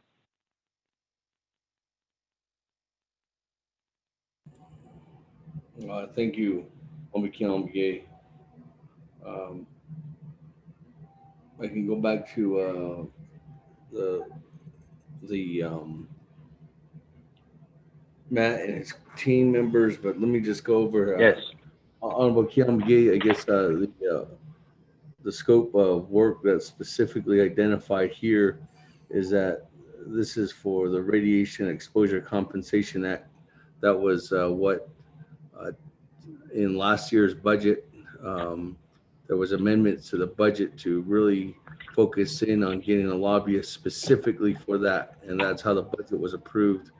And moving forward in that direction, that's how we put the RFP together specifically for the radiation exposure compensation.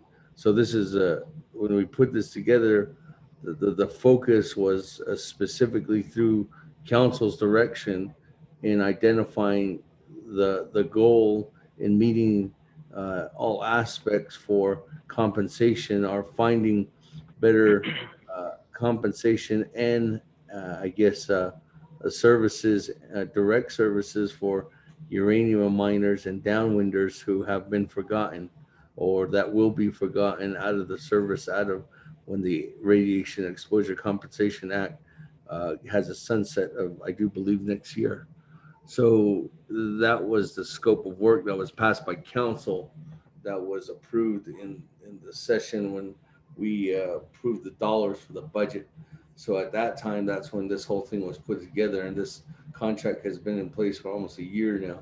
So I just want to reiterate that message on that portion on Naabik'íyáti. If there's some funding that we look at to go outside the scope of work for the RICA lobbyists, we can definitely have that discussion and possibly do a new scope of work with getting some other individuals, or maybe even the current individuals online. But I think that's when something we would have to have a further discussion, especially with expanding or broadening from what the current task is. And that's just making sure that the Radiation Exposure Compensation Act is actually extended, and also includes downwinders and uranium miners that are past 1979. So Matt, maybe, I don't know if you want to, but Naabik'íyáti, that's the focus of their group right now. So thank you, Mr. Speaker. I would have nothing further to add on that, other than the fact that our outreach has been broad. In fact, in Arizona, just as an example, Innovative Policy has reached out to Senator Sinema, Senator McSally, Representative Gallego, Representative Stanton, Representative Gozar, Representative Biggs, Representative Lesko, Representative O'Halloran, and Representative Schweikart. We will be reaching out to the newly elected senator who will be replacing Senator McSally. But because of the rhythm and order of things on Capitol Hill, you do need to wait until they have been sworn in and impaneled into that position, which would be in January. That would be our response. But we have been working very diligently with all members of, as Melanie mentioned, to all the Intermountain West senators and representatives. all right. Jay, Naabik'íyáti, I don't know if you have any comment, but I think the best approach on Naabik'íyáti, if we're looking towards that direction, I think what we can do is, Melinda, we can work together. And I know that we're leading some of the efforts on some of these acts, especially getting the public more involved. And with the public persona, I think that we can look at trying to put together some dollars, especially with the budget allocation coming for this coming fiscal year, probably having to do a special request for UUFB in order to identify some funding because there was no carryovers approved. And that's what really helped assist in closing some gaps for additional needed funding for ideas like this and for additional manpower to search and complete the objective on Naabik'íyáti. Yes, sir. Thank you. Okay. Che.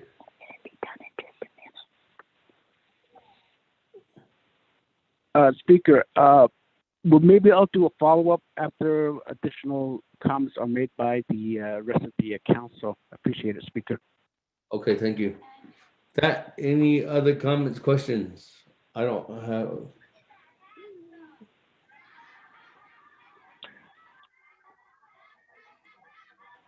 Nobody text messaged. Speaker David, One? this is Delegate Crotty. Madam Chair, McCarty, go ahead. Yes, thank you, Speaker. So my request would be from the team is to schedule a meeting with the Biden-Harris transitional team so that we have so that they are aware of the challenges that we are facing. I know Vice President-elect Harris sat on the Senate Judiciary Committee, and she is aware of some of the challenges that we're facing here regarding uranium exposure as we've presented to them with Vice President at the time, now President Jonathan Nez. So thank you, Speaker. Okay, thank you. Any other comments, questions, colleagues? Let me go back to Matt. Thank you, Mr. Speaker. Our team has nothing further to add. We will, Delegate Crotty, we do agree with you in the outreach with the Biden-Harris transition team. We have been informed by multiple individuals associated with that transition team. As you can imagine, they have a lot on their plate as they are trying to help the nation and ultimately the world steer clear this, navigate through this pandemic. This is our top priority, and we will follow up with the Biden-Harris team. Thank you. Thank you. Colleagues, any other comments, questions? Once. Speaker, this is Delegate Yellow here. I'm on the line too. Here. Thank Good you morning. for the record. Okay, that only 3 times. Let's go to the vote. Accept the report. Honorable Elmer Begay.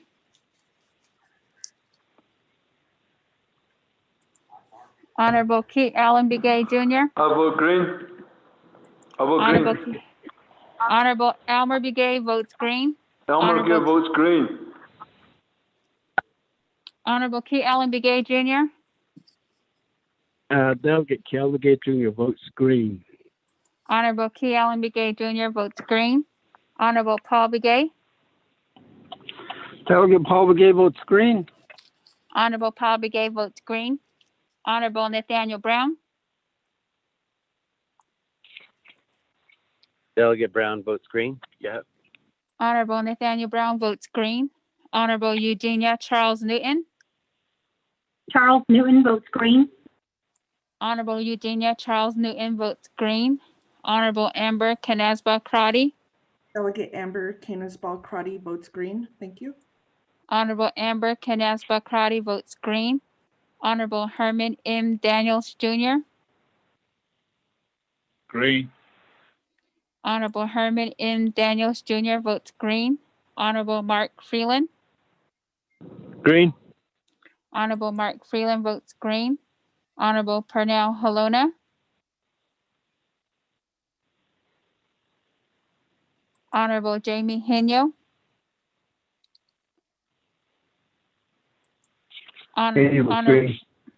Honorable Jamie Henyo votes green. Honorable Vince James. Delegate James votes green. Thank you. Honorable Vince James votes green. Honorable Rick Nez. Delegate Rick Nez votes green. Honorable Rick Nez votes green. Honorable Carl Slater.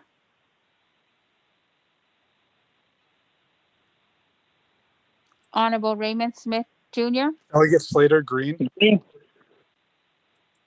Honorable Carl Slater votes green. Honorable Raymond Smith Jr. votes green. Honorable Wilson Stewart Jr.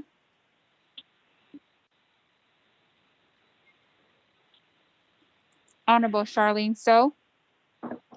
I vote green. Honorable Charlene So votes green. Honorable Daniel So. Daniel So votes green. Honorable Daniel So votes green. Honorable Eugene So. Oh, no, as you said, thank you. Honorable Eugene So votes green. Honorable Otto So. Honorable Edison Wanika. Green. Honorable Edison Wanika votes green. Honorable Edmund Yazzie. Honorable Jimmy Yellowhair. Delegate Yellowhair votes green. Honorable Jimmy Yellowhair votes green. Honorable Pernell Halona. Malone votes green. Honorable Pernell Halona votes green. Honorable Wilson Stewart Jr. Honorable Otto So. Honorable Edmund Yazzie. Speaker, with a vote of 19 yeas and 0 nays, Speaker not voting.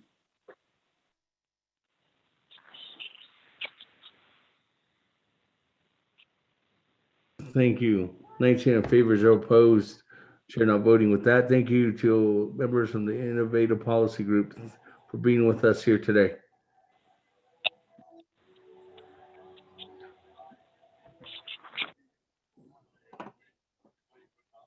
Yes, That, thank you very much, Speaker Damon and honorable delegates. We're honored to have presented. Thank you. great.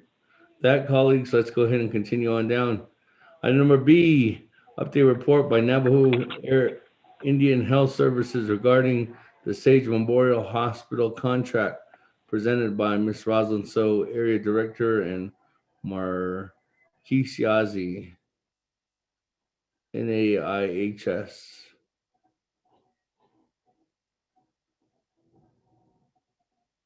Ms. Rosalind So, are you on the line? Ms.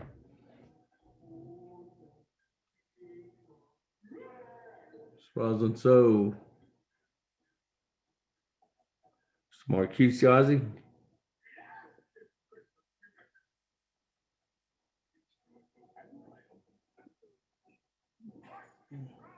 Going once.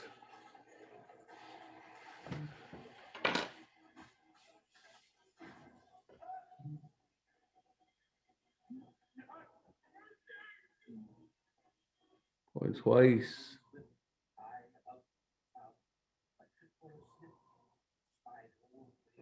Question by privilege, Delegate Day.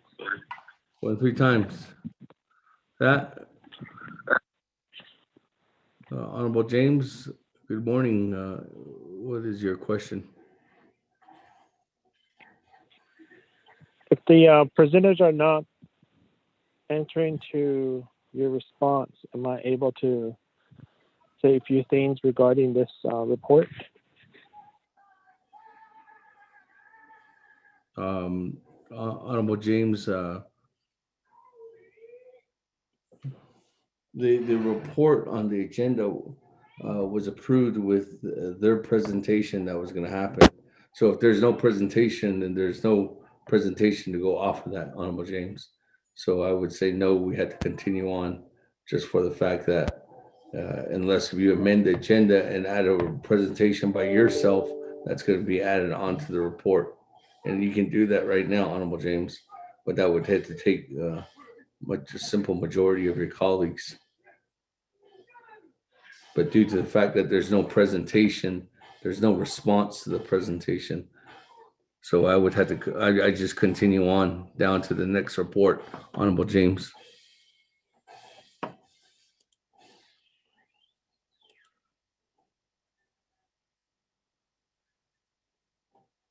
With that then, colleagues.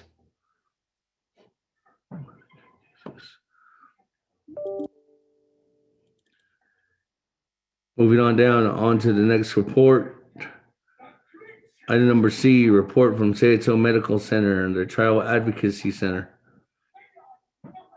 I do believe that there was somebody on the line, Madam Chair Naabik'íyáti indicated. Is there anybody on from the Sayatso Medical Center? Yes, I'm here. This is Dr. Arnellis. Oh, good afternoon, Dr. Arnellis. Good afternoon, Honorable Chair and delegates. I'm Renee Arnellis, and I have been living in Fort Defiance for the last 5 years, having come from Albuquerque. My mother is from Benjamín, Mexico. My father is from Chihuahua, Mexico. My maternal grandfather is from Chihuahua, Mexico, and my paternal grandfather is from Chihuahua, Mexico. My mother and father were raised in Los Angeles, California, and that is where me and my brothers grew up, and that's who I am as a Naabik'íyáti woman. I am here today at the request of the Honorable Delegate Crotty to discuss with you the Family Advocacy Center at Sayatso Medical Center. I'm a child abuse pediatrician by training and specialty, and I have been doing this work for over 30 years. The services that we provide here are comprehensive, complicated services for children and adults. So all ages of men, women, teenagers, boys, girls, who require medical services after child sexual abuse and sexual assault. The services that we provide for children, which is what I was asked to focus on today, are generally evaluations that take 3 to 4 hours. They're, as I said, comprehensive and involve a detailed history from. This is my my number that need to call me.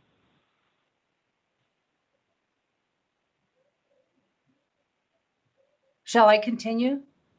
Yes, go ahead. Honorable, hold on. Honorable Yellow Hair, can you please mute your phone? Go ahead, Dr. Arnellis. The children, so the evaluations involve detailed history from the parents, which includes a history of the concern of child sexual abuse and all of their physical and behavioral concerns. And then I speak with the children about what has happened to them, and they may or may not share with me what it is that the concern of sexual abuse comes from. And then I do a physical examination using something called a colposcope, which gives me a magnified view of their genitalia and anus. And after that, I go over my findings and impressions with the parents or caregiver that has come with them, and if it's appropriate, with the child themselves. And it's almost always appropriate to talk to the children anywhere from 3 to 4 years old on up, a little bit about what has happened, and my assurance to them that they are fine, they are healthy, they are normal is very important.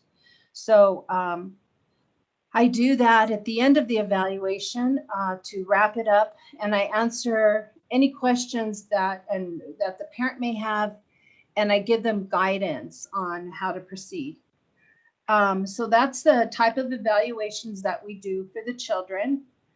We also see children on an emergency basis, which means that when they come in, something has happened within the last 72 hours and it's necessary to collect evidence from their bodies. But I have to say that that's rare. I probably have seen, well, 2020 is an unusual year because of COVID, but I probably in 2020 only saw maybe 3 children that required that kind of service. The individuals who need that kind of service are usually adults who have suffered sexual assault, and they come in on an emergency basis to have evidence collected.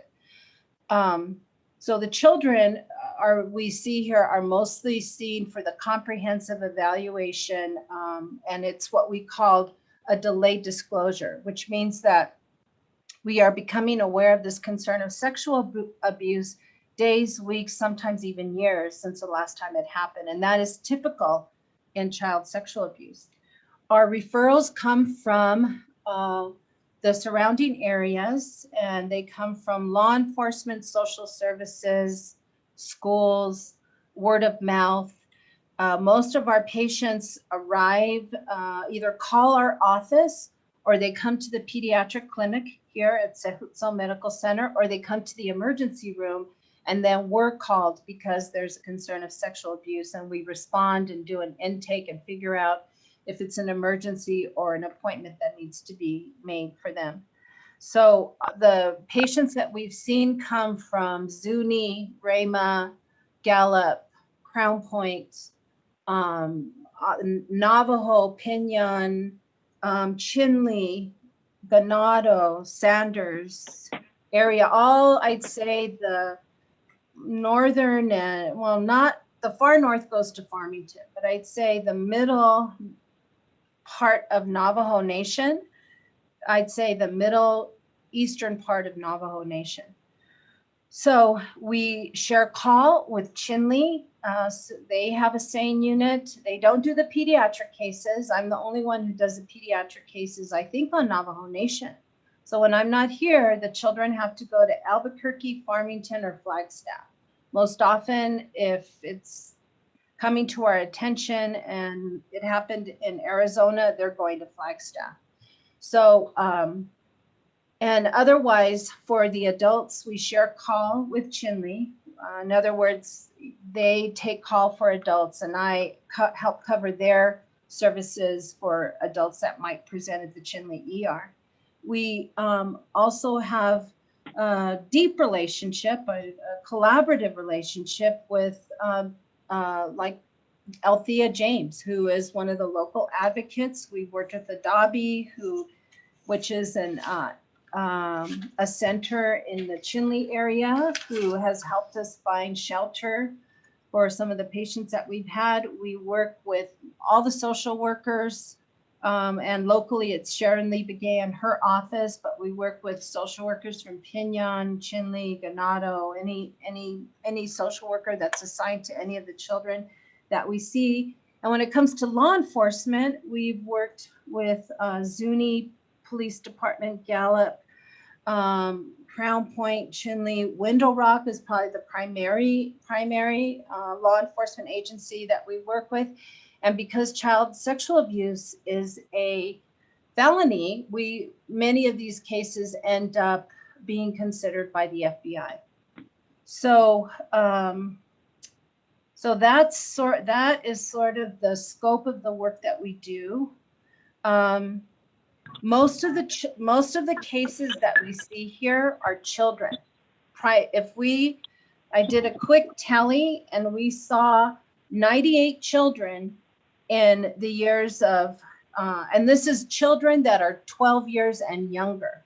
I consider teenagers children up until they're 18 years of age, and American Academy of Pediatrics actually says until they are 22 years of age, when their brain development is complete, that individuals should be considered children. But for the purposes of law enforcement and social services, we use the same definition and consider 17-year-olds on down as children. So the numbers I'm giving you don't include the teenage group. That's a mixed group. When you consider the circumstances that brought them to our attention. And we can talk more about that. I was asked to speak to the considerations for children who are 12 and younger. And when I looked at how many children we saw in 2017 and 2018 and 2019 that were 12 years and younger, there were 98 children that we saw. And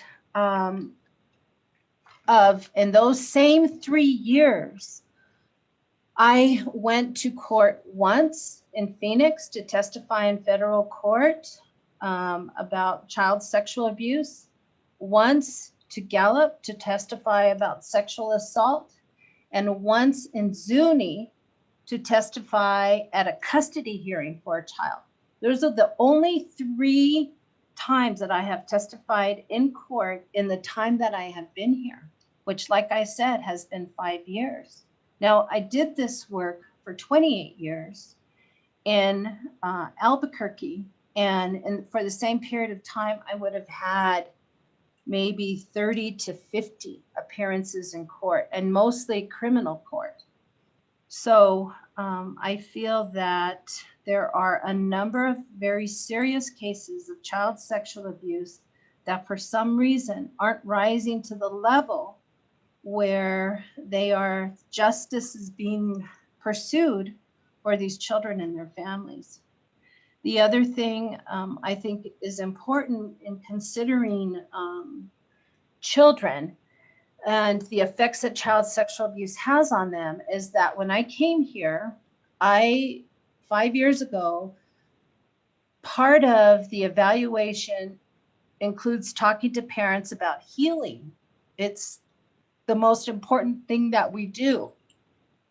And for a child to heal, they have to be in an environment that is supportive, loving, caring, offers them unconditional love, and doesn't interfere with the child being able to grow and be healthy and think of themselves and their future in a very positive, happy, balanced light. So it's important to know if adults have their own history of abuse, of sexual abuse and sexual assault, because if that's the case and they have not addressed it, it will affect how they see their children. So when they see an expression on their child's face, instead of seeing it clearly and understanding that child's emotion or pain or behavior, they see it filtered through their own experience. And so they can't be completely available for their child and helping them progress and heal. So it's important to find out if parents themselves have these issues so that I can talk to them about their own healing, because having a child who has had this happen to them brings up all of those memories. They can't sleep at night, they're irritable, they fight with their partners, and they don't know why.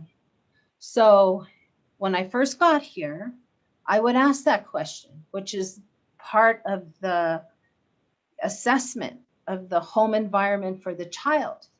And I can count on one hand how many caregivers and parents told me they were not sexually abused. This is fathers, this is uncles, this is grandmas, aunties. There's a tremendous amount of sexual abuse, sexual assault that has occurred in the past. And I quit asking the question. I quit asking the question about a year ago. And now I just proceed as if that's the person sitting in front of me needs to be aware of how their own history can play into their feelings and emotions when it comes to caring for their children. So I think I've only been here for 5 years. I think there is a significant problem. Before I came, the children that I am seeing now, I think they fell through the cracks, honestly. Because when I came and I said I would be seeing these children, I went and visited the law enforcement agencies, the ones that I just named, to introduce myself. And I was told that the FBI took these cases and that basically the FBI decided which children were going to get a comprehensive evaluation like the ones I offer here with this program, with the Family Advocacy Center. And so when it came to talking to the FBI, I was told that they send all their cases to Flagstaff, to a program there called Safe Child. And when I told them I was going to be here, they said, well, we're not going to pay for your evaluations. And I said, that's fine. You don't need to, because I have the support of Sehutson Medical Center to do this work and to start this program. And so the children came, the phone calls came, the referrals came. And I did my job as a mandated reporter of then filling out a report form to make all the agencies aware of the fact that we had this child here, because many of the children came and nobody had talked to them or taken a report or let the official investigating agencies know. And that's still the case. So I am concerned because I think that the fact that so many adults have these histories of child sexual abuse and sexual assault backs my assumption, my sense that there is a lot of child sexual abuse in particular that has gone unaddressed. And the beginning of addressing it is, yes, investigating, coming for a medical exam for a person to heal. They have to know that their body is healthy and normal and perfect. That's the beginning of healing. Yes, and going to therapy. But the problem is that there's perpetrators who have never had to answer or have never been held accountable for the harm that they've done. And most often in child sexual abuse, the people who do this thing are family members or close, how would I say, they're related to a family member. That's who does this, not strangers in the street. That's not who we leave our children with. We leave our children with people that we trust. So that's who has access to these children, and that's who is doing this. So, so those are the things that I have found in my time here. And I am willing to answer any questions and address any concerns that anybody has about this report.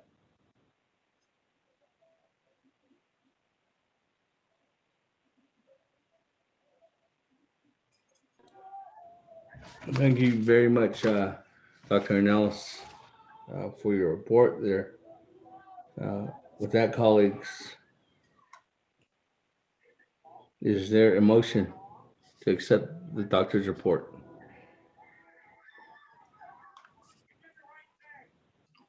Motion by Delegate Brownell, motion. Motion by Honorable Brown, second by Honorable Eugene So. That, colleagues, I don't have anybody text messaging me in or the staff. Is there any questions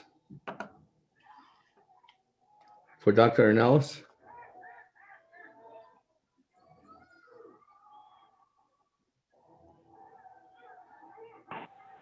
Speaker, this is Delegate Begay, Elmer Begay. Can you hear me? By Elmer Begay, go ahead. Speaker, this is Delegate Begay. Can you hear me? Yes, I can. Go ahead.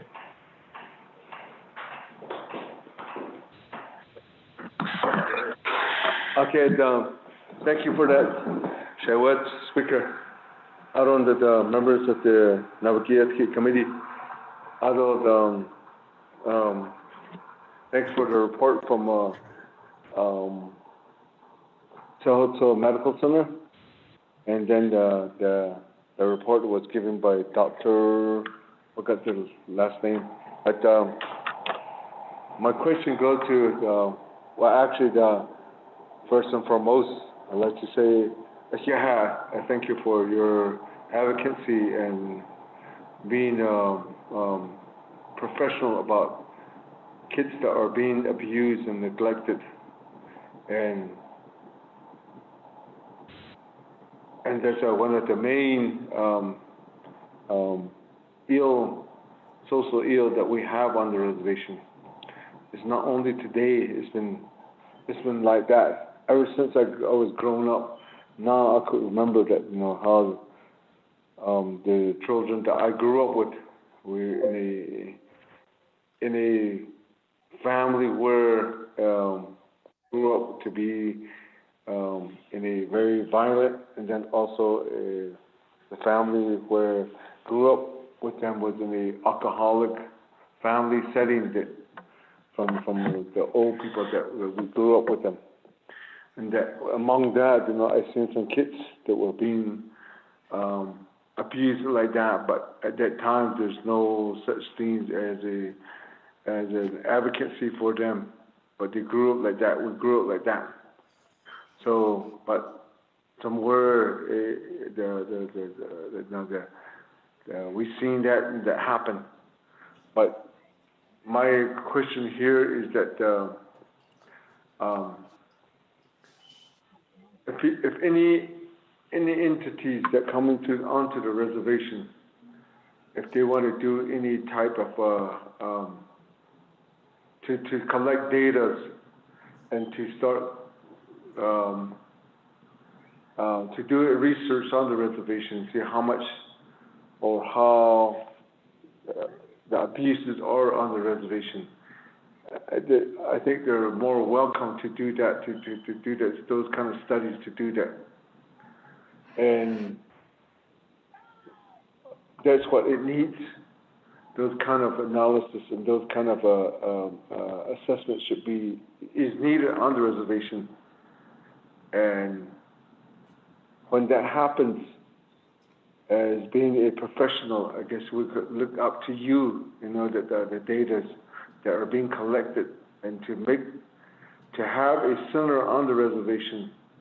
I think that my question is that since you're in an entity, do you have any expertise where you could do your own grant writing on behalf of the people, on the people that are being researched, people that needs help?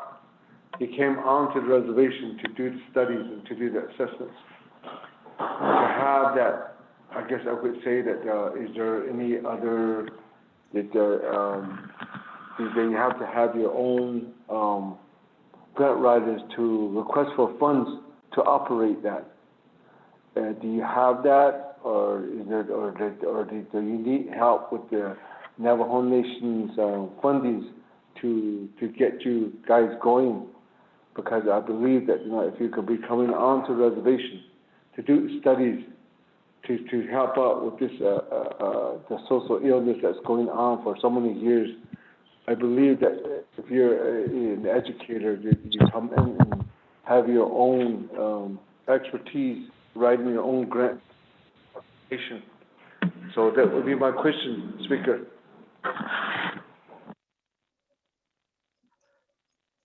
May I answer that question? Dr. Ornelas,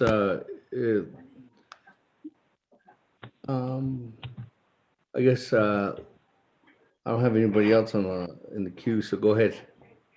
So we have a database that the hospital has maintained and supports.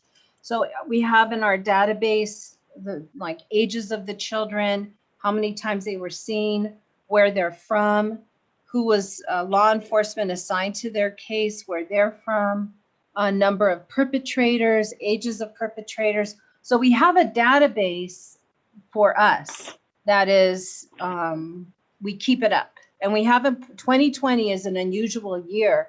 So we haven't, we'll start working on the information that goes into the 2020 database once the year is finished. So we have that in terms of information, but it's like my view on this problem is strictly a narrow view, because it's only the patients that actually come here to see us that I can give information on.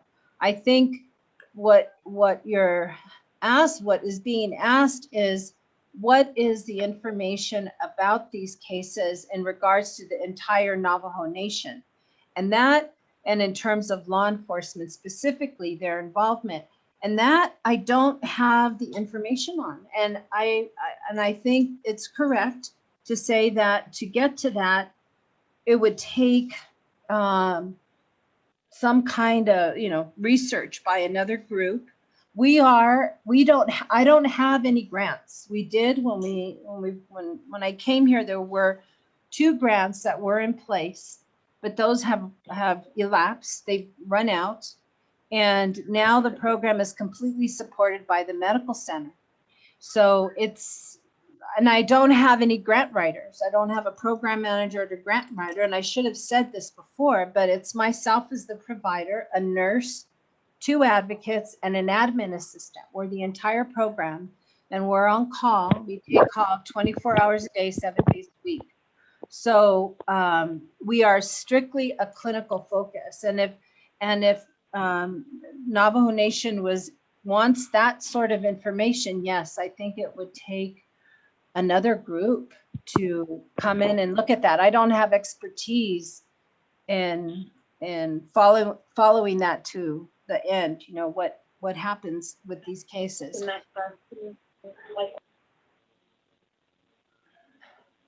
I hope that answered your question. Okay, thank you very much, Dr. Nels. With that, colleagues, any other comments, questions?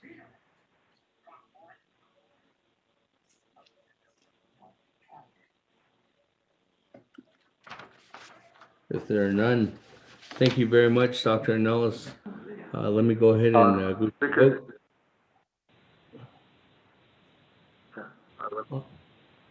Hello? This is Honorable Elmer Begay. Hello? This is Delegate Begay again. Go ahead. Yeah. Okay, thank you for that. Speaker, I think there's something wrong with the phone that we're using right now. It kind of, even by voting, it takes, I don't know, it takes a while, or I don't know, but thank you for that again. I think the main point that I'm making is, thanks for the response, though. I understand. To address this, I think, like I said, I have seen in these kind of abuses and neglects within our community, and I'm pretty sure it's not only at where I have experienced that. I'm pretty sure it's like that throughout the community, as well as for the whole Navajo Nation. I've seen that happening, and to give us a good understanding, maybe you could point out what you would really actually need. Just like I said, that to make this work, we're a three branch government.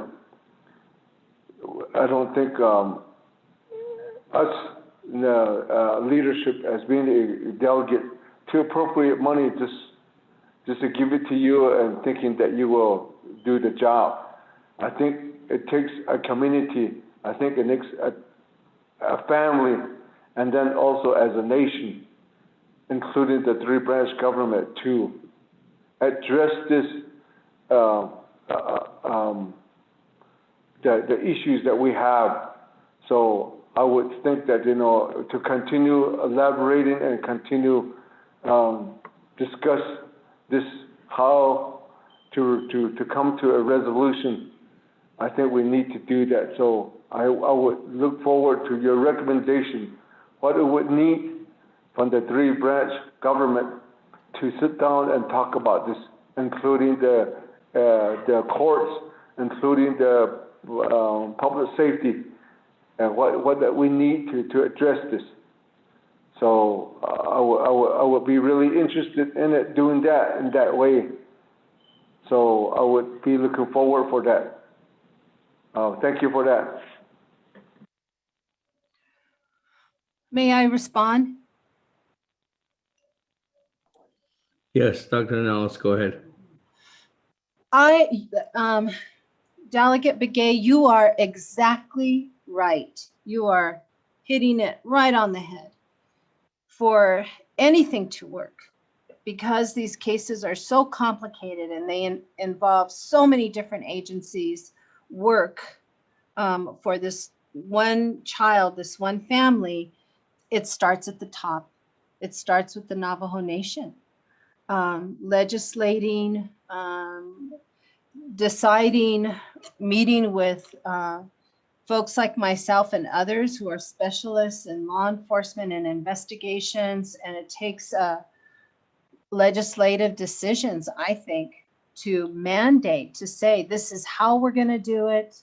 This is what we're going to do. This is what our expectations are. And it starts with something like that. I'm old enough to have done this work before child abuse was a specialty. I graduated from medical school in 1979.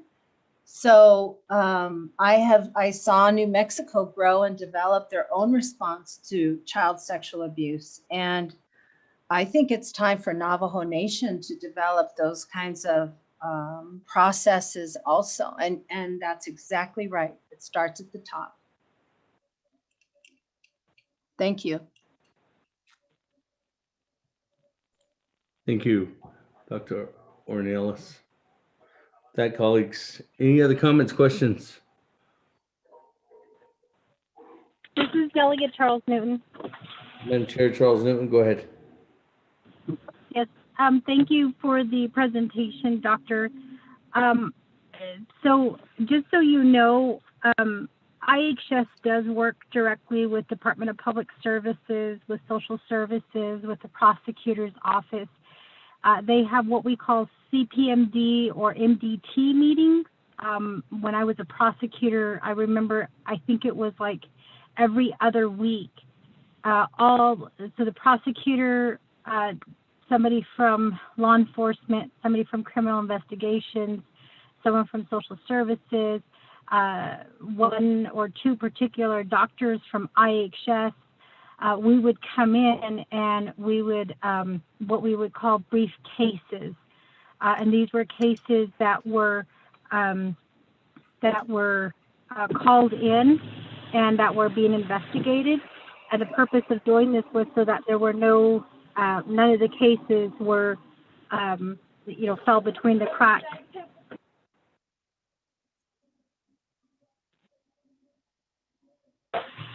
So this was done, like I said, every other week. And I know that Gallup Indian Medical Center, Northern Navajo Medical Center, I guess both IHS hospitals were who would lead these meetings. So you may want to reach out to the prosecutor's office to get a little bit more information on how they go about doing this. We also had, I forgot to mention, we also had our federal counterparts there as well. And the meetings were actually very, they were very informative, but it also gave us the opportunity to follow the case through the process. So whenever there was a sexual assault that took place, whether it was a child or an adult, but actually it was just the children, what we would do is we would follow it through the process to make sure that the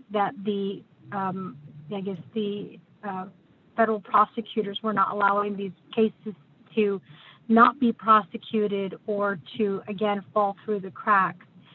So you may reach out to them. It's a really good program. I just now text the acting chief prosecutor. They still have them ongoing. That may be something that you may want to maybe try to initiate so that you have everybody at the table and everybody's aware of these cases. They are confidential, but again, the purpose was to make sure that the cases get prosecuted, and then more importantly, that the individuals get the help that they need through through counseling. So I just wanted to just share that information. I don't know if you're aware of that, but again, it's called the CPT and the MDT meetings that, again, that the prosecutors were a part of. Thank you. May I respond, Honorable Chair? Yes, Dr. Nels, you may. It's, let's see. I am aware of the multi-MDTs and the CPTs. That is one of the first groups I included myself in, because MDTs are essential to the work of child sexual abuse investigations. And the CPT that I attended the meeting, I attended one of their meetings, or maybe two of their meetings when I first came here 5 years ago, was in Gallup. And that's the only CPT that I was aware of at the time. I believe that there might be one in Chinle also. And MDTs were developed because child sexual abuse is so complicated, and it was very traumatic for children and families to go through these investigations.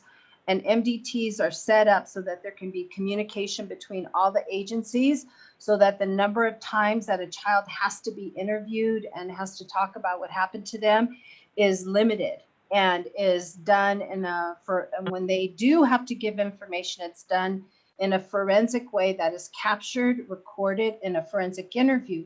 So the MDT principles are very good, but that's not what I would call what I see here. So what I have seen here is that we used to meet once a month, and then about 2 years ago, since for the last 2 years, we've been meeting quarterly.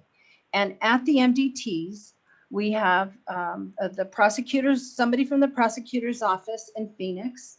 We have local social services. Sharon Lee Begay leads the MDT meeting. We have individuals from Sehutso Medical Center, the various patient advocates, our whole team from the Family Advocacy Center. We usually also have Yvonne Salazar, who is the victim specialist from the FBI. And in terms of law, and at least one FBI agent, and they give a report on all the cases, because we all will have received a list of the cases that are going to be reviewed before the meeting, so everybody can come prepared. Who is missing at the table since I've been here, and I would say maybe a handful of times I've seen them there, is our local PD, Window Rock CI or PD. They have not been there. So, and I would not describe the meetings that we're having as MDT meetings, because an MDT meeting should be a 2-hour meeting, the first hour being case review, and a comprehensive case review that one of the members has selected, and you go through it for half an hour, beginning to end, how the child came to our attention. Was it through the emergency room? Was it through a call to law enforcement? And you review the case going in order of who saw the child when. And you do that, for a half hour, and then you do another case. And then the second hour is just administration. It's just all the decision makers from all the various agencies who are there to talk about problems, issues, concerns, things that we can address to improve our response. And that's what a multidisciplinary team does, is improve. The purpose is to improve the investigation, prosecution, and of these cases, while reducing the trauma to the children and their families that have to be a part of it. And the Children's Advocacy Center that I have heard about that is being considered is the way to do that. That's who coordinates a multidisciplinary team.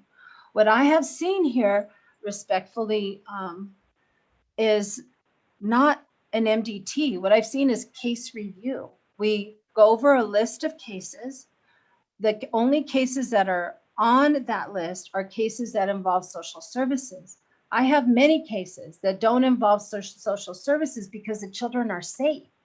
The family themselves may have taken over the care of the child so that they are no longer in danger.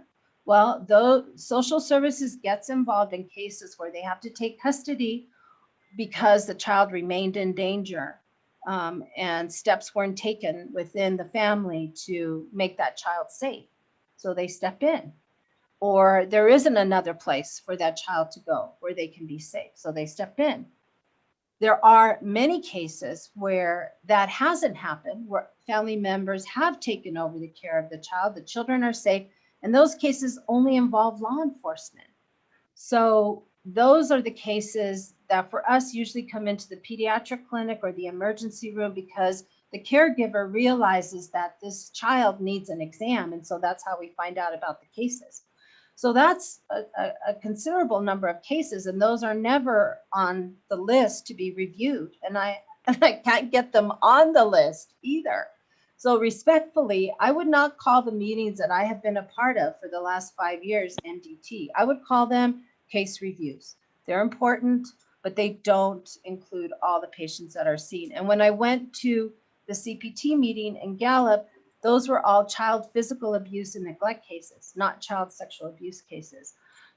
To the prosecutor's credit, they are holding these, what they call MDTs here, in Fort Defiance and Chinle. They go to all the different service units to meet with the individual teams that are working these cases. And I can only speak for what occurs here in Fort Defiance. I don't know how the other MDTs are run. Thank you.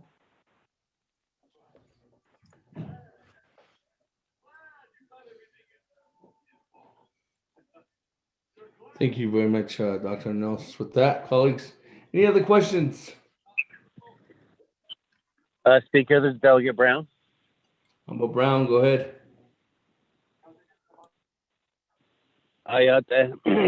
Thank you, Dr. Ornelas, for your presentation. And thank you for the work that you do for our Navajo children and everyone that's involved. I think the 23rd and 24th Council, I sit on the Madam Chair Delegate Crotty's Sexual Assault Prevention Subcommittee. So we have, what I noticed and what I'm hearing in your presentation is how can we as Navajo Nation elected leaders help, as my brother acknowledged earlier. And I just want to know kind of a list on how we as a Navajo Nation Council can help with Navajo Nation Police, with Navajo Nation Criminal Investigations, with IHS, and our federal partners, FBI. So it's appalling that of the 5 years you've been here and the amount of area you cover, I think you said that you've only testified about 3 to 5 times. I missed the number, but that's really low, considering that working with social service and the sheer amount of how many Navajo kids have been sexually assaulted, either molested, raped, even human trafficking is some of the new, since we passed the law. We've been following that, but I think the system is overwhelmed trying to deal with issues. But I think as the 24th Navajo Nation Council, I want to really challenge my colleagues to make this a high priority for our Navajo children. And I think this is where we can really, when we look at society, Navajo society, these are the children that are going to be taking care of us. These are the youth that will be dictating in the future how Navajo's future is going to be, the decisions that will be made. These are the individuals. And I think it's really, we need to tackle this and give you all the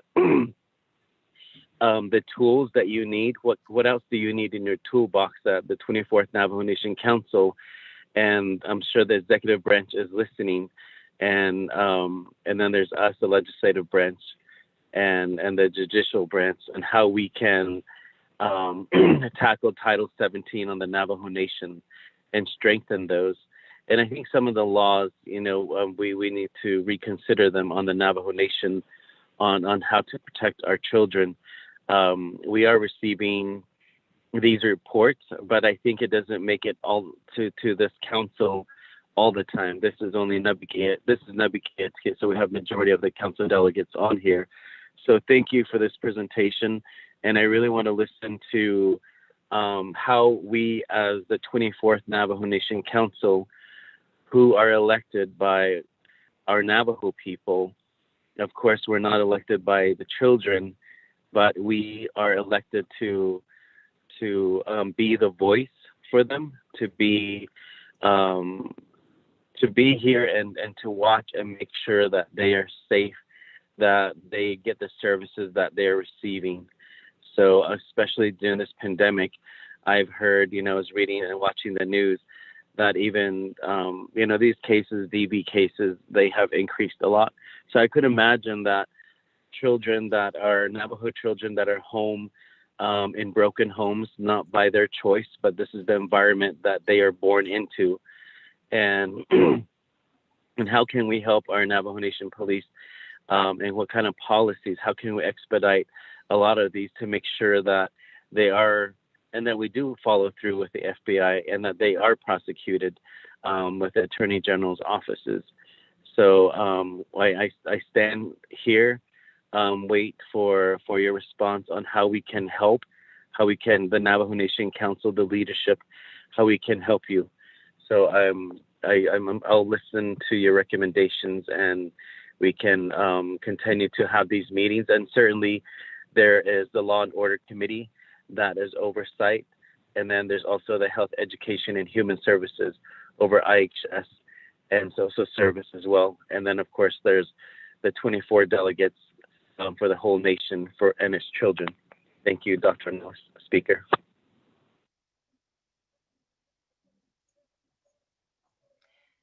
May I respond, Honorable Chair?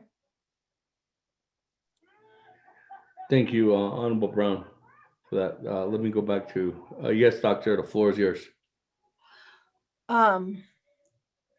Respectfully, that is, I am overwhelmed by your, how can I say, I'm overwhelmed by the graciousness of your request. And I am happy to, it's a long conversation, it's a long discussion. And I am one person in one place, having done this work, as you've heard, at the Sehutso Medical Center for 5 years. I have a window on the state of affairs, but it's a window.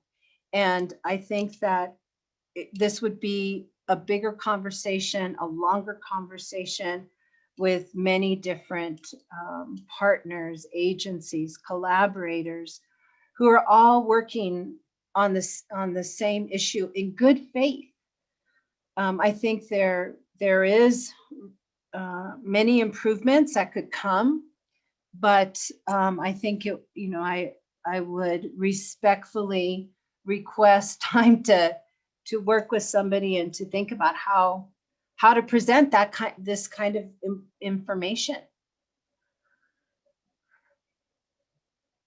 Thank you.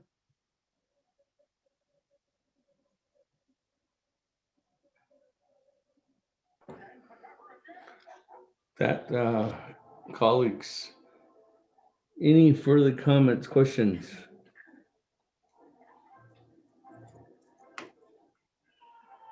If there are none, let's go to the board to accept Dr. Hernandez's report. Speaker, this is Delegate Crotty. Madam Chair Crotty, go ahead. Thank you, Speaker. I want to thank Dr. Ornelas for the report, and for my colleagues who asked questions. We are going to have a Naabik'íyáti Sexual Assault Prevention Subcommittee this Friday, November 20th at 10 a.m. I invite all of my colleagues, or if your LDAs can get on the line. There has been multi years of work of collaboration. And so we have heard the challenges from the Navajo Nation programs, and we want to make sure that we can support them so that we could provide justice to our people who experience violence. So thank you, Speaker, and I appreciate the time. And if the Speaker's office can help coordinate that 3-branch discussion regarding how we are going to, what's going to be the comprehensive response to violence in our communities. We do have the Danette Action Plan. And so I think, Speaker, it's just, we'll need your help to get us to the finish line so that we help our people heal and heal ourselves. So thank you, Speaker.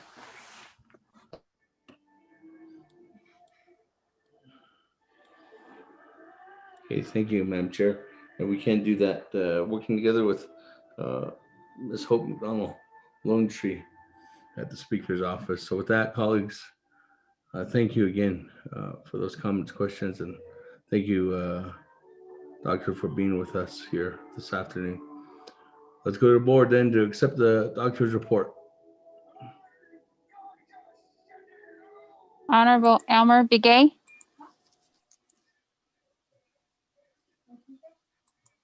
Honorable Key Allen Begay Jr. I vote green. Honorable Delta Elmer. Begay votes green. Honorable Elmer Begay votes green. I vote Honorable, green. Honorable Elmer Begay votes green. Honorable Key Allen Begay Jr. Delegate Calvin Jr. votes green. Honorable Key Allen Begay Jr. votes green. Honorable Paul Begay. Delegate Paul Begay will vote green. Honorable Paul Begay votes green. Honorable Nathaniel Brown. Delegate Brown votes green. Yeah. Honorable Nathaniel Brown votes green. Honorable Eugenia Charles Newton. Charles Newton votes green. Honorable Eugenia Charles Newton votes green. Honorable Amber Canasba Crotty. Delegate Amber Canisbach Crotty votes green. Thank you. Honorable Amber Canasba Crotty votes green. Honorable Herman M. Daniels Jr. Green. Honorable Herman M. Daniels Jr. votes green. Honorable Mark Freeland.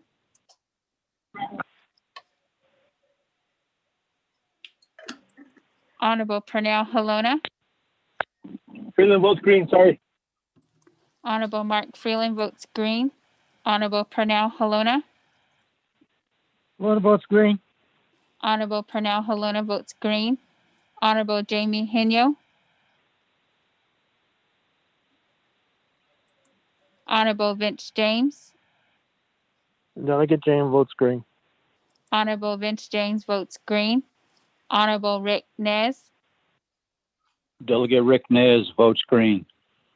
Honorable Rick Nez votes green. Honorable Carl Slater.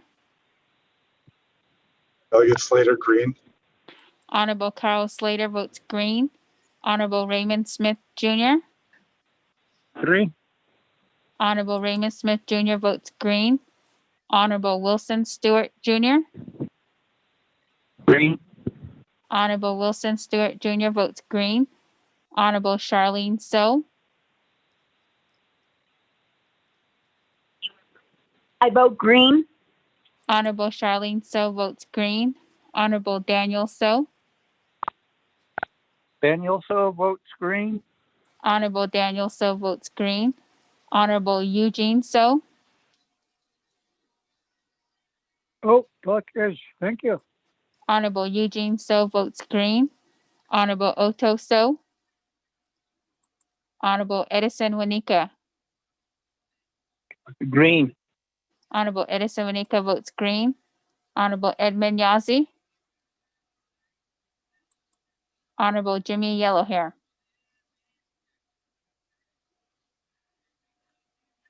Honorable Jamie Henyo. Henyo votes green. Honorable Jamie Henyo votes green. Honorable Otto So. Honorable Edmund Yazzie. Honorable Jimmy Yellowhair. I'll vote green. Thank you. Honorable Jimmy Yellowhair votes green. Speaker with a vote of 20 yeas and 0 nays. Speaker not voting.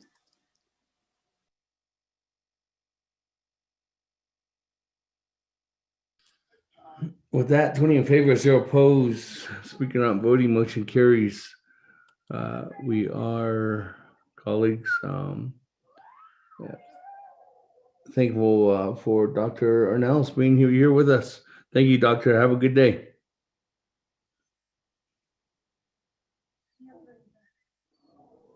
That moving on down on our reports, item number D, update report from Navajo Housing Authority regarding the eviction policy during the COVID-19 pandemic. And also an update on how they're moving families into homes. I do think that we have the CEO from Navajo Housing Authority on the line. So with that, the floor is yours, Navajo Housing Authority.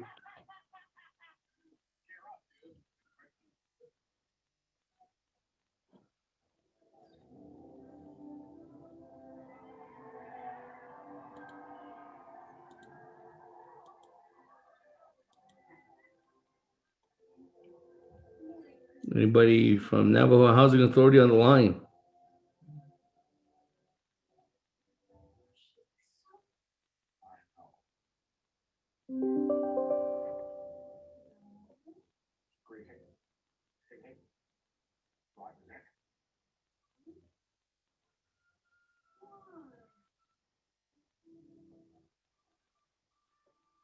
Well, once we did kind of have confirmation that they were on the line. Are you on the line?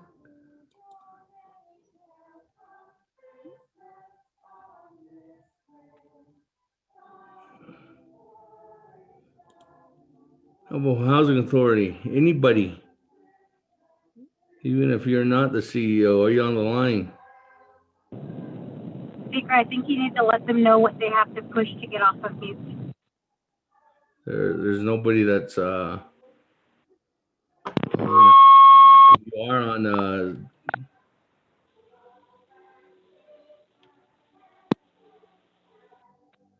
Hello.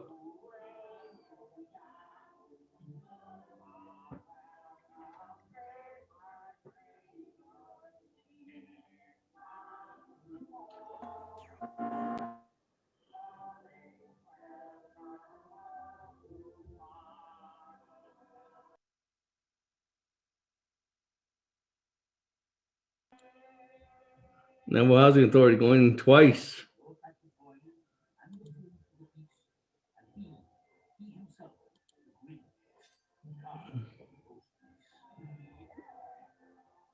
Navajo Housing Authority going 3 times.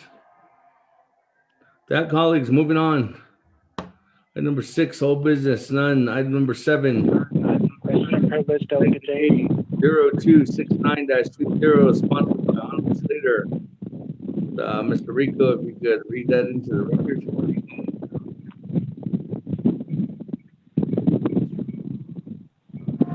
Honorable Speaker, there was a question of privilege by Honorable James. Oh, question of privilege, Honorable James? Yes, Speaker and members of the council. I believe Ms. Rosalind Stowe from IHS is on the line. Can we go back to that report? Thank you.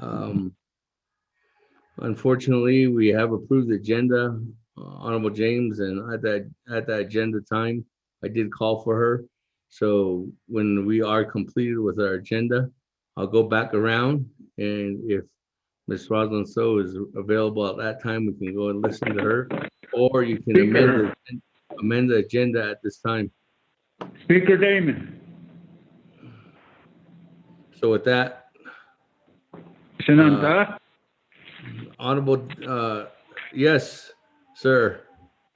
This is Frank Daesh with the Navajo Housing Authority.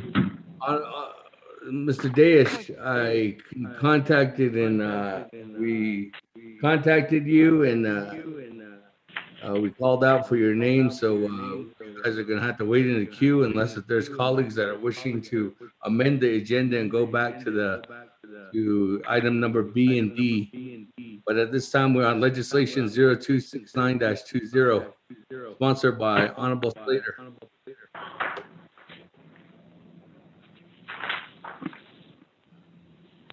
That, Mr. Rico, read into the record 0269-20. Speaker, members of the Naabik'íyáti Committee, legislation number 0269-20, an action relating to health, education, human services, and Naabik'íyáti committees supporting the Diné College Native American Research Center for Health NARCH Partnership proposal for further health research, training, and education of the Navajo Nation and other Native communities. We do have a committee report from the Health, Education, and Human Services Committee with a recommendation that it do pass with one amendment and no directive. Amendment number one, delete N on page 2, line 15, include a comma and insert underscore University of Colorado and Northern Arizona University and underscore delete N. 2 on page 203, line 20, insert a comma after Indians and insert underscore comma, develop a culturally tailored guidance to evaluate and assess genetic research and development of appropriate tests of Navajo children for development language delays and underscore, and include in amended motion at page 203 to overstrike and delete lines 7, 8, 9, 10, 17, 18, 19, 20, and at line 21 to change to Exhibit A. 3, renumber re-letter succeeding paragraphs, sections, and or exhibits accordingly if necessary, and this amendment shall supersede inconsistent language contained in any other committee amendment, which shall be conformed to the intent or language of this amendment. The Office of Legislative Services, with notice to the sponsor of the legislation, is hereby authorized to make necessary grammatical changes. Naabik'íyáti is final authority per Navajo Nation Standing Rules of Order, Rule number 9. Legislation has been read into the record by electronic voice recording. Mr. Speaker.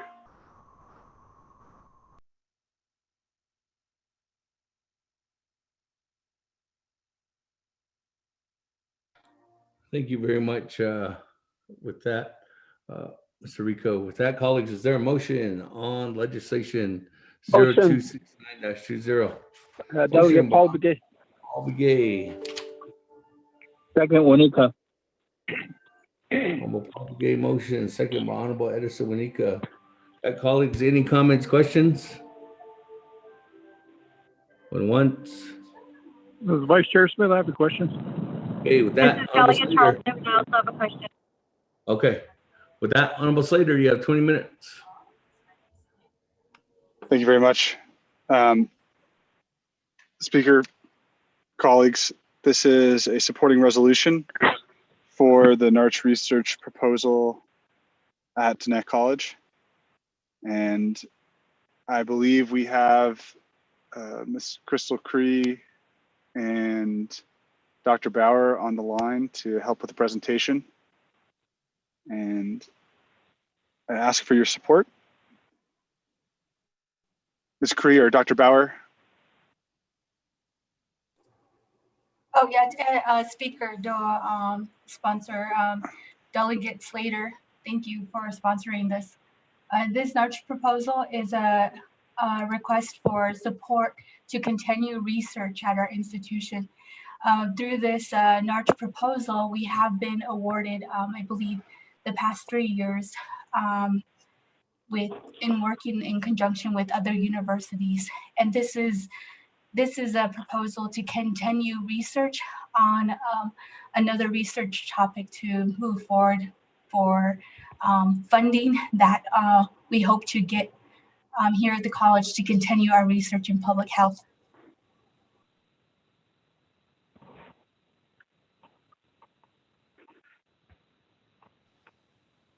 Ms. Cree, will Dr. Bauer be providing any additional information on the presentation today? Yeah, this is Mark Bauer. Greetings to the council delegates who are present. It's an honor to be able to present this proposal to you. This is a partnership, a NARCH, Native American Research Centers for Health proposal. To have this partnership that we have had for the last 3 years. This is a continuation proposal to continue with it. This is a partnership with Northern Arizona University and working closely with an advisory board made of community members and members of the Navajo Department of Health.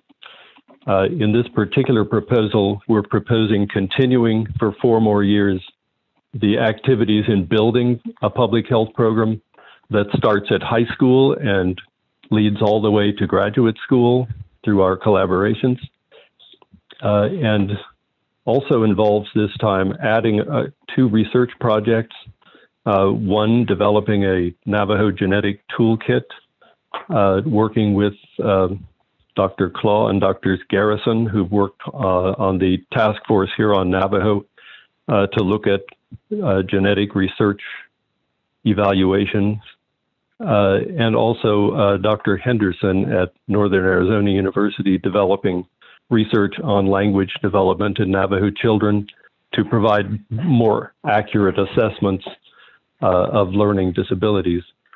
So that's the work that's being proposed, and the National Institutes of Health need to see support from the tribes before they like to fund the research and the work that we're suggesting. So that's a brief synopsis, and we're open for questions.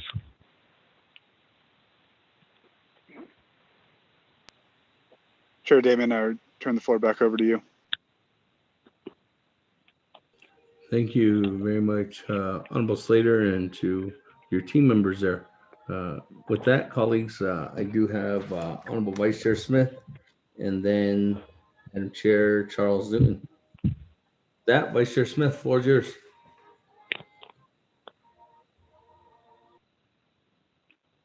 Oh, thank you, Chair Damon and Navigation Council. Excuse me. And Honorable Slater, Vice Chair Slater, for this legislation. My question is education, research. Is this just for Dene College? Is it going to be shared with NTU? You know, we have Dene College and we have NTU that's within the Navajo Nation. We have those 2 colleges that we are proud to have, and we are proud to have students attend these colleges for the sake of higher education. Is that going to be possible for the what is the main intent of this research? Is it to I guess that would be my second question, the main intent of this research, and is there going to be funding needed later on, or is that going to be funded through a source? That's my third question. And I don't need to reserve my time, Speaker, but I'll go ahead and have those questions answered. Thank you. Thank you. With that, go to Madam Chair Charles Newton for comments and questions, and then I'll come back to you, Honorable Slater. Madam Chair, good afternoon. Floor is yours. Good afternoon, Shatilla, Speaker Damon. And thank you, presenters, for sharing that information.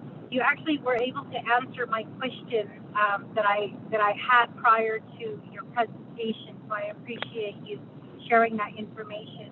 I will say, colleagues, for the record, that the learning styles of our students are actually, there is no research that is currently out there. I believe the last research that was done in Rock Point, and I believe it was actually a footnote that was referenced within a larger study.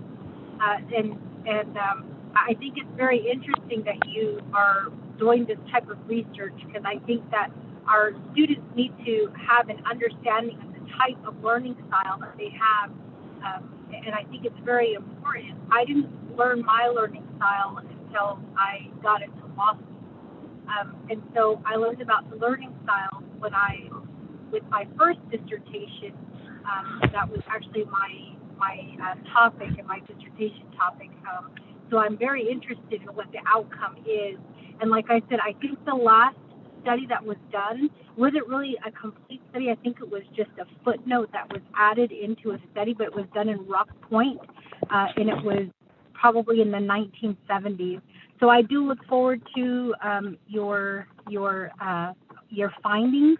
and also the study that you present. Unfortunately, I didn't get to, I guess, move forward with my dissertation. I changed my dissertation topic, but I'm still very interested. So I just want to say thank you for the information, and I support this. Thank you.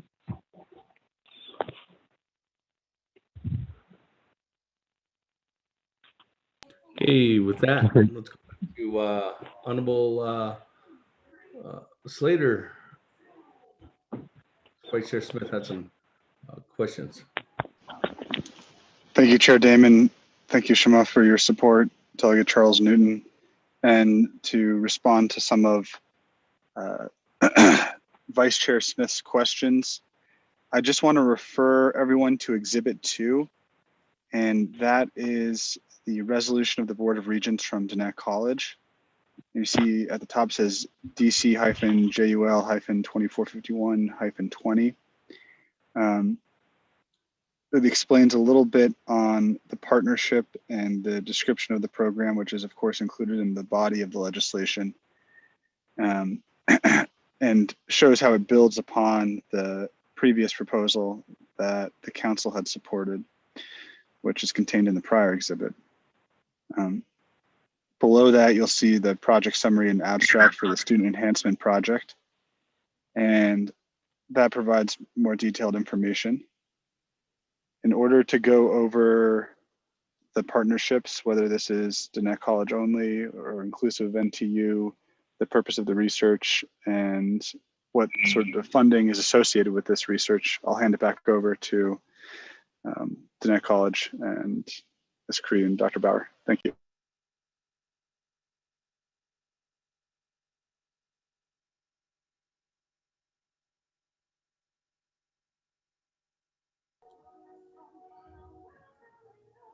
Thank you.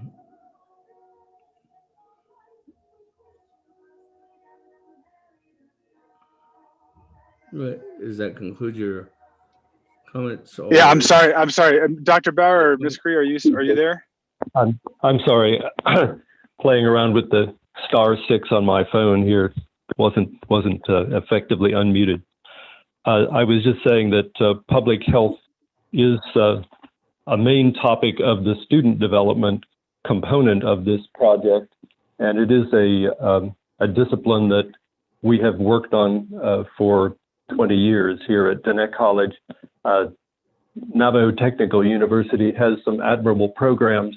They're more in engineering and computer science and I think some other health areas, but they haven't been as active in research on health topics. We'd be glad to partner with them in the future, but this particular proposal is from Diné College as approved by our board. The research is, part of it is simply developing our public health programs and making them available to all students of all different levels and guiding them through a pathway to graduate school. The two pilot projects that are research, one, as I mentioned before, was looking into the issues of genetic research policies and how genetic research could be thought about here on Navajo and considering whether that should be an option in the future. And then and if so, those ideas would come to the council for consideration. The language development, that's a particular concern because so many of these tests that are given in schools to figure out whether children have learning disabilities are not at all sensitive to the kinds of language issues that Navajo children face. And so studying that issue and trying to improve on those kinds of assessments can make a big difference in elementary and all of K-12 education. As far as funding in the future, this particular funding, will leave a program in public health, a whole pathway of public health programs, as I said, from high school to graduate school, and that would remain in place, and it just simply establishes it for us with these resources. We would not need additional funding resources after that. And the research also, it would come to a conclusion within the 4 years of funding. And then if further research was to be continued, further proposals would have to be developed. I hope I've remembered all of your questions. Thank you.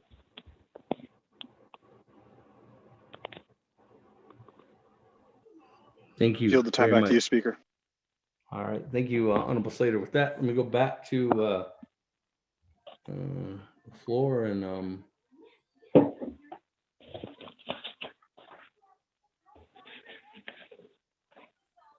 Honorable Keon Begay.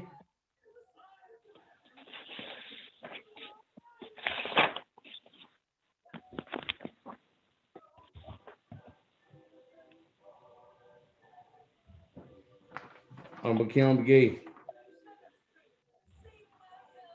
Chairman, Speaker Damon. Yes. Dokadosh, legislation needs to zigi. Delegate Slater, and Ado Kudo presented the Osaki. The one area that I continue to advocate on the Navajo Nation is agriculture. The Navajo Nation has several acres of land that's irrigatable and little water availability across the Navajo Nation. But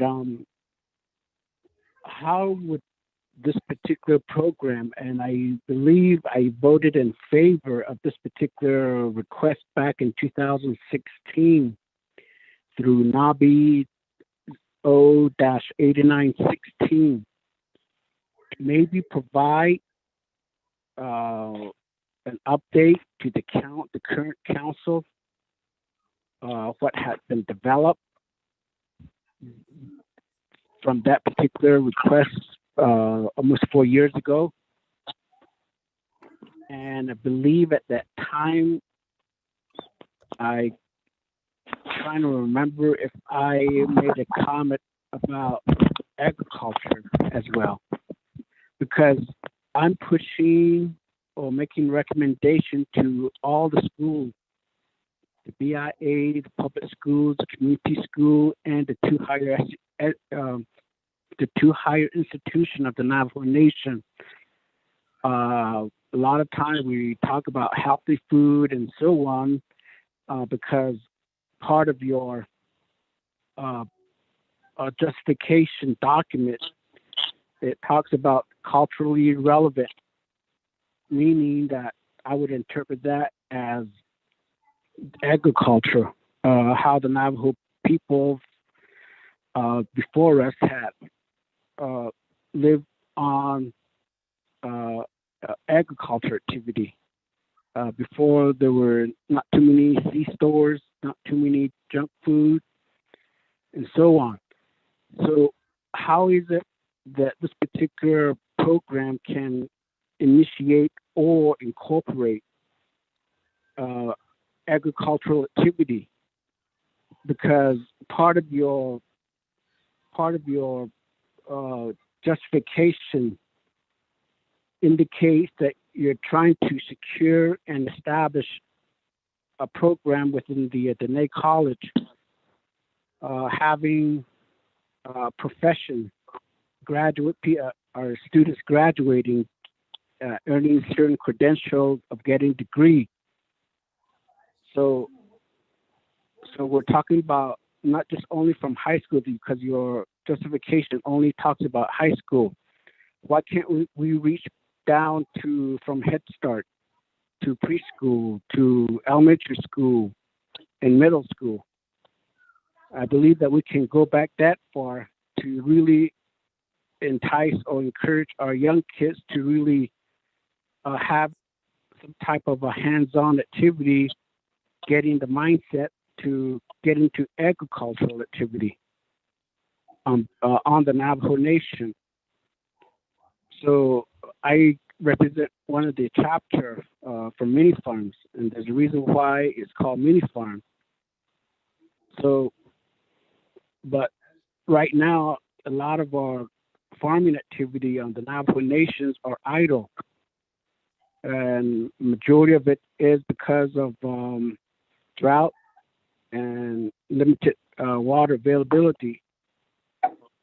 So these are some areas I sure like to continue ask the Board of Regents at Dene College and even to NTU.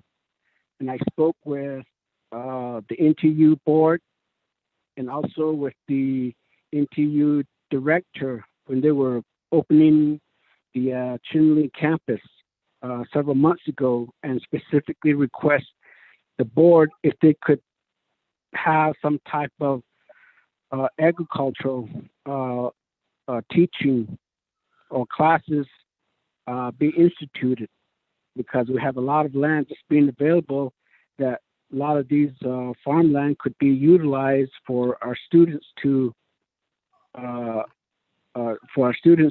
have a hands-on activity in learning agriculture, and not just only agriculture, also into the livestock ranching. So if you truly mean to help the Navajo people and have a great institution of educating Navajo people and probably non-Navajo, that there should be a great interest in research and development, specifically in agriculture on the Navajo Nation. So ede kodos nant anofteniki kodo ba benadit abahasiki dit ego go konk at nke ultkatan lindigit IC kojet blagana gacha ta inishiki, which is okay, which is good. Oh, but what ain't they been in hit and then get they go off the reservation to find job. Ko akhoje tak apena anishke apena anishiki tato ta beta diston to tato beta deshala stop don hit khachin liniki beta net king ko la yat eto le konde di yan nasato koto hit adna so la ada ne di so ko ala kon dik at kaya diniki hit out chi cho eto le pakhat eta de yeta to pakha not loshi that detail kon at ben anshi koto ajishna nas instant do le chutan zan do le ki ela to la it atahata chi la la njondo le so additional an liniki akodik at all computer da bechata hastado that either teaching a teacher dot play, which is okay, like I said, in John, but you kodo aqua kaya pina and shiki do yegun kan hatchin and dindiki pina pinda pen skinda. A call dila halat ela that and so addition kodo to the college. I'll quit she be at the see the director than dindiki to school board, Board of Regents on Dindiki, both at Navajo, Dene College, and NTU. Out of that, high school, that Hata support members on Dindiki, according to BIE, BIA, Arden, Halit, Alan, Hisato, Peso, Sapan, Nano, Nis, Johnny, that is for on the Arizona side. How do we advocate to ask for additional funding for vocational classes at our high school on the Navajo Nation? So these are some areas I believe that only based on the thought other than it at in Kayaki at it all hot 8 or Leki La Asia Zido Ayo Passion a call Kodo response only Kliniki dot Navajo Nation government in Kliniki Kodo Yego Kayapina and the Shiki Kodo Sato Diego Basi Tindo be Yale Kyoshi at Don Nico got out Ashland not Liniki so Ebe Nashakototi, not so Dani so the Kila Halat Ela Kodora behind that, but not that in Jondo listen so additional. So Ego Kodo has seat on this speaker, Chairman Damon.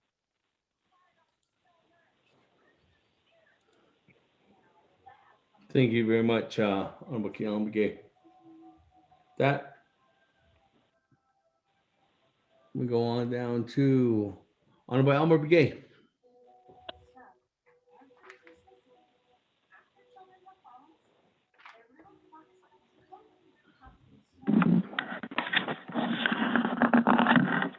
Speaker, can you hear me? I can hear you. Hello? Can you hear me? Hello? Okay, thank you, Chair Wade, Speaker. Yeah, I can hear you. Okay. I think the phone might be really slow. But back to the presenters from the Net College, and understanding that there's two presenters from there. Although the delegates later, trying to understand and listen to this kind of the legislation here. And my understanding comes from, we say that this is coming from the Net College to understand that the Net College, that to have I guess I could say that the way we know the Net College is, which is being put in place at the beginning, and that to relearn the Navajo culture part of it. This institute was put in place because we were, at the beginning, we were losing our ceremonies, and we were losing our hatafis. So this school was put back in place, and the emphasis is to relearn our own culture, especially our language.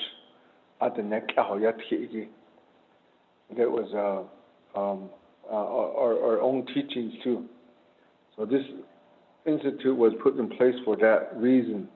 So right now we put these kind of studies or any curriculum that are put in place. It should be really supportive of the Net cultural language. So my thought here, I'm trying to learn, I'm trying to understand is that, that how will this be related? How can we put more into the Navajo culture part of it? We all know that, that to talk about wellness, even to talk about public health. Public health is, is thinking about the way I understand it from a Navajo perspective. What does public health mean? Public health means that is not to abuse yourself, not to think of yourself in a very negative way. Your heart and your mind, it should always be positive. Think of yourself like that. To take care of yourself like that, and to never hurt yourself mentally and physically. So I'm trying to understand this, how could this, to interpret what the public health you're talking about, to make it more, to understand in that way of thinking, in that way of thought. So how can we make this public health, make it more related to the net way of thinking, the net way of thought? So the only way that I could understand it is if it's going to be public health, I know that it goes through nursing, and there's probably going to be for schools that's relating to Western education and Western medicine. But how can we put some input into the native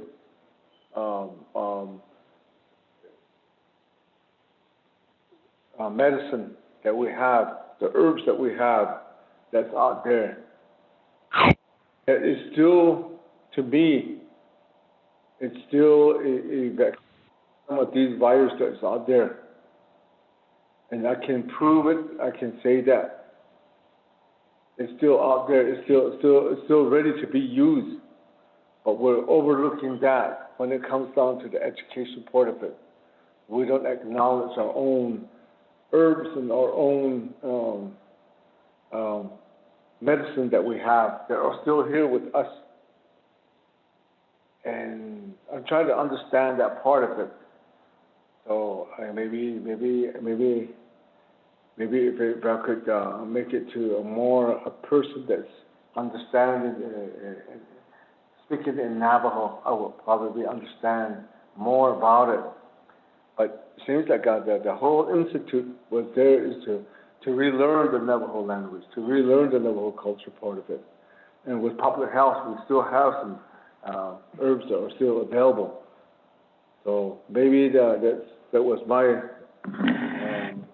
my input here. If we can be talking about public health, you should invite people more geared to some of these the native herbs and medicines. I don't know how it's going to be related or anything. Is there any plans that is put in place how we could put this together as part of public health? And I would like to hear somebody from there what public health means in Navajo. Public health in Navajo. And there will be a good way for me to understand how much we know about Navajo language, Navajo way of thinking, Navajo way of thought. So that will be my question. Thank you, or my comment too. Thank you, Speaker.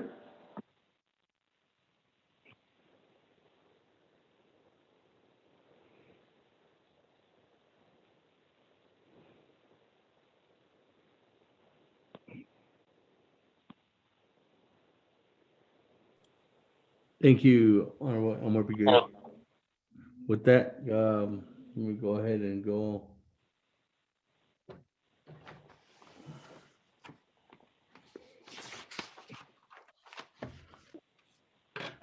I have one more, Honorable Otto So, and then I'll come back to you, Honorable Slater. Honorable Otto So, good afternoon, boss. The floor is yours.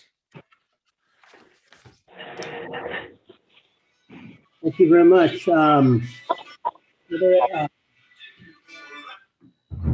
Mr. Speaker, member of the Navajo Nation Council, and Honorable Slater, and presenters of this legislation. It got on earlier and got the tail end of Honorable Slater's presentation. And the dialogue of the intent of this legislation to look at aspects of the Navajo Nation, whether it's pertaining to the language, to the culture, or to the livelihood, and especially to the research of these components of our nation. This nation here comprises of 27,000 square miles. The language dialect is different as you go from region to region. With these researches that is being researched, that whether it's coming off the Navajo reservation or our own colleges here, but the dialect is very, very, very, very important, and to catch those aspects of the livelihood of Navajo lives. I always say that in order to understand the Navajo culture, the Navajo language, the Navajo-ness, is you have to live it and you have to breathe it. Every day you have to put your hand, whether you're a farmer in the southwest region, in the northern region of the Navajo Nation. Many Navajos won't understand farmers, Navajo farmers, with the day in, day out lives that they take that to do their jobs. Or whether it's to a Navajo family who raised and lives by traditional laws that governs them, who choose to take part in these, to help continue to keep the Navajo life active and alive. To have a research company come in, a research person, and say, oh, this is what a Navajo is. It's just another Indian. We are not another Indian tribe. And then I really hope you look at those aspects. The people who live in the southwestern portion of the Navajo Nation, their livelihoods are different. People who live in the eastern Navajo Nation, their livelihood from day to day is different. And in the Western Agency also, in Central. I really hope it will not be a one-size-fits-all study. Navajo is very unique. We are at a time, a pivotal moment, that today Navajo lives are affected. Whether it's from the pandemic or whether it's to today's generation. But I really hope you highlight those areas that really identify and truly mark and publish the true story of being a Navajo citizen or being a Navajo member.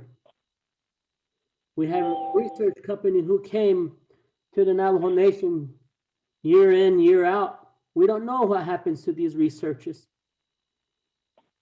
The legislative body or the Navajo Nation government is not made aware of these studies. And as my father indicated, Mr. Elmer Begay and Mr.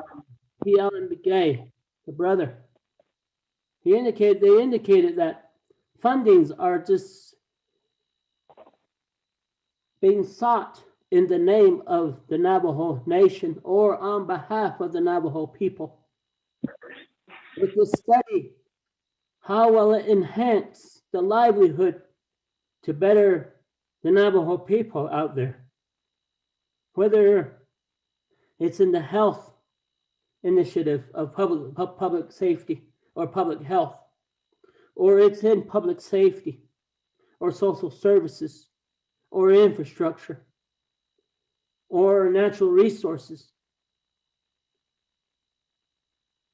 And basically what I'm saying is, we're not another tribe that just say, hey, let's study this tribe. For years and years, the federal government and the outside agencies have studied us. Whether it's through Indian Health Services, whether it's through the BIE schools, those studies really impacted Navajo citizens throughout the years. We have Navajo citizens who are traumatized from the BIA school system, which we know as the boarding school system, or the Indian Health Services. I really hope that you, through this American Research Center for Health and Partnership, that you look at the aspect of the well-being of the Navajo people. We're just not another number. You are talking and speaking directly to the legislative body.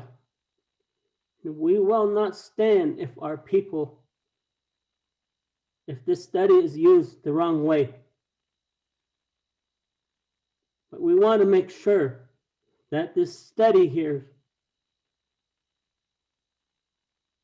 actually helps our citizens in their livelihood.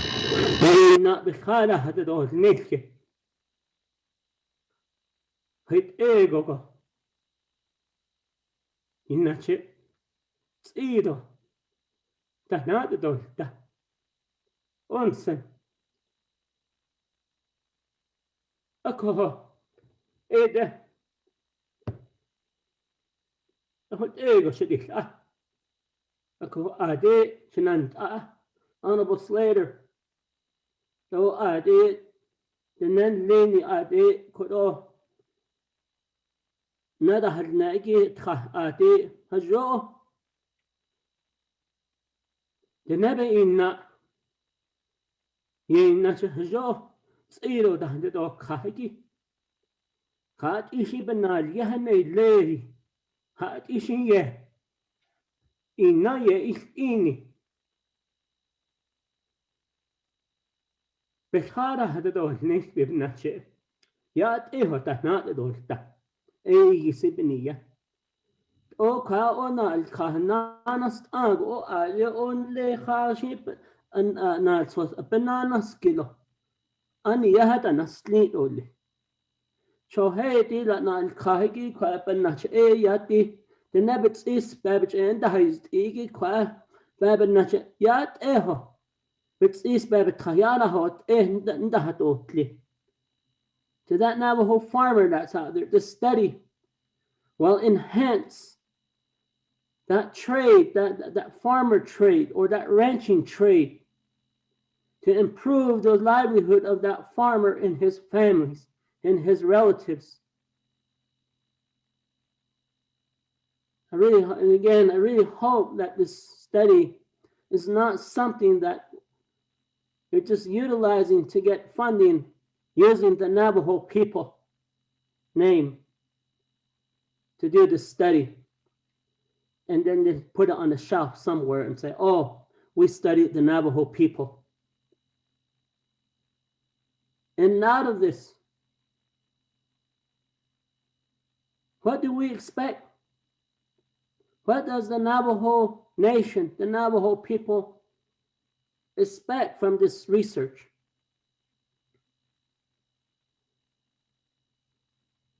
Will it improve and guarantee that all Navajo lives will be better once this study is completed?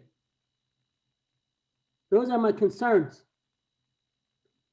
You have submitted this proposal to the Indian Health Services, the National Institute of Health, the National Institute of General Medicine and Science,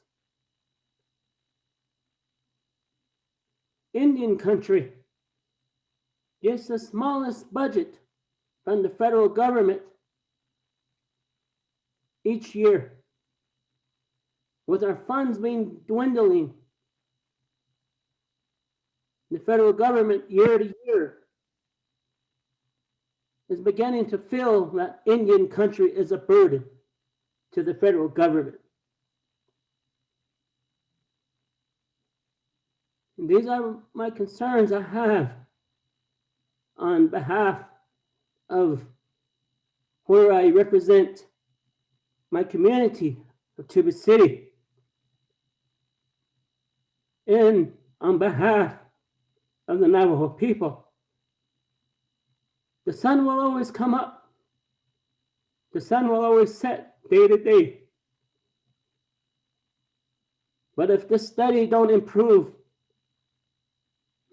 our children and our grandchildren's lives, be upfront with us.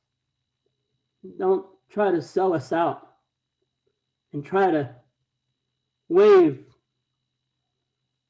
and trying to say, oh, we're going to study you, and these are the positive aspects of these studies. We want results. I see a nation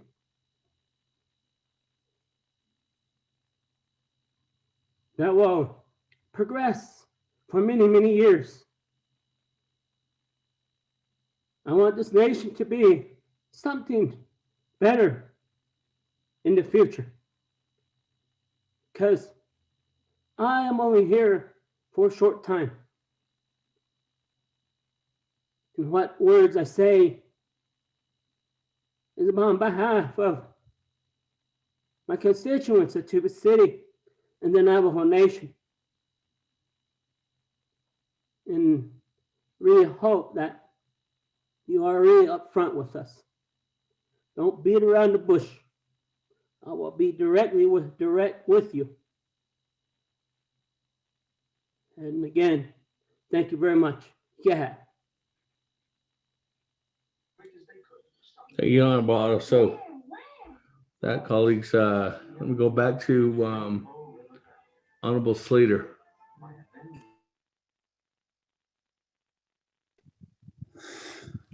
Thank you, Chair. Thank you, Shmash, Delegate Begay, Delegate Elmer Begay, and Delegate So for your really insightful comments and questions related to the legislation. I think generally speaking, a lot of what we're talking about are big ideas that have implications in public policy and legislation and our lobbying efforts before the federal government and in building the nation we would like to see. And that we need to engage with research, just like you're saying, and use that as a tool for building the nation we would like to see. Now, this legislation very much supports the concepts that have been presented, and that is reaffirming our self-determination and our ability to have control over research. And the best way to do that is to direct it through institutions that we control. Diné College is controlled by the Navajo people. It has oversight through its board and through the Health Education Human Services Committee of the Navajo Nation Council. This legislation is supporting the development of public health curriculum, and it's specifically identified from high school through a master's program. So to that end, we are the ones who are developing the vocabulary, the curricula, and the knowledge base to be able to share and meld our intrinsic values with Western knowledge, but not to say that Western knowledge is superior to our Diné teachings.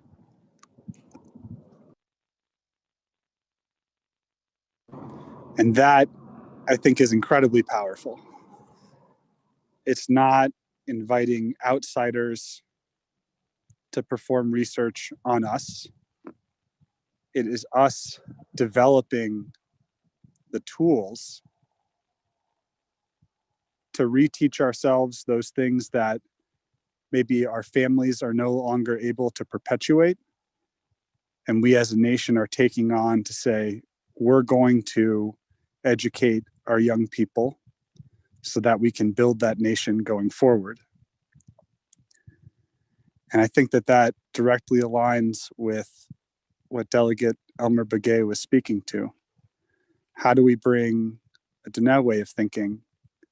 How do we bring the input of our traditional medicine into the public health field so that we have a stronger system that is equipped with individuals who have the appropriate knowledge to help confront these issues and build public policy that the council, that the Department of Health, that IHS, that national organizations can then follow. Because that is self-determination. That is placing our knowledge first and backfilling in with what we have determined we need from the outside. not accepting the supremacy of the outside over our way of thinking. So I think many people are familiar with individuals who have been part of the leadership of Dannett College in the past, including Mr. Johnson Dennison, in developing the Navajo wellness model. You know, these are the ethics and the principles that have been extended in previous research and initiatives of the school, and initiatives that will be yielded from the continuation of this endeavor. And speaking to Delegate So and the comments on our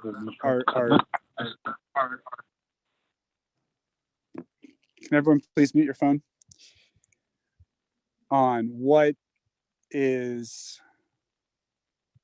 appropriate research, who benefits, and I think affirming the primacy of our way of life in our public policy and our education. Again, this ties right back into it. Delegate Begay spoke about agriculture, and I know that Dannett College has been very engaged in trying to establish more agriculture programs, and that is certainly complementary to public health. And so I asked the school if they could elucidate and explain a little bit more on that and what the plans are.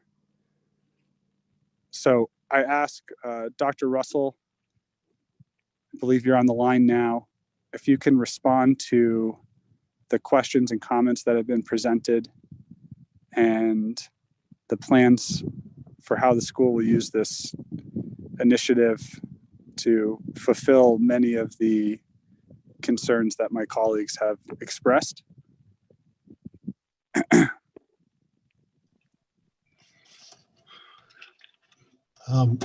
Thank you, Honorable Delegate Slater, Speaker, members of the council, guests. It's my honor to speak before you about this, and to Honorable Otto So, my condolences for your loss. I know too many of our people have lost too many loved ones during this time, and so my prayers are with you and your family. I think I'll start with Honorable Keala McGay's comments. We are really focused heavily on agriculture. Let me just kind of run through some things that we're looking at. We do now have an agriculture degree in place. We have linked that with our business degree so that we have actually agribusiness as well as agriculture, and we understand in a better way that it's not just about the farming, but also maybe providing the opportunity for income. And we're looking at that in a different manner also, the idea of supplemental income as to a full income.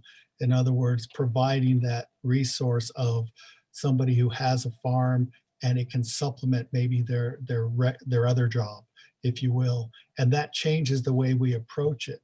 We just received word that we recommended our funding for the horticulture center at the Shiprock campus. So that'll be constructing a building, $2 million building as a horticulture center and agriculture hub. So that is showing the commitment we have to trying to expand our programs. We also are looking at, we have in place right now an agriculture hub in Loop, Arizona. So part of the idea of an agriculture hub is taking the same idea of a business incubator, but developing it for farmers, for producers of sheep, for agriculture, for growing crops.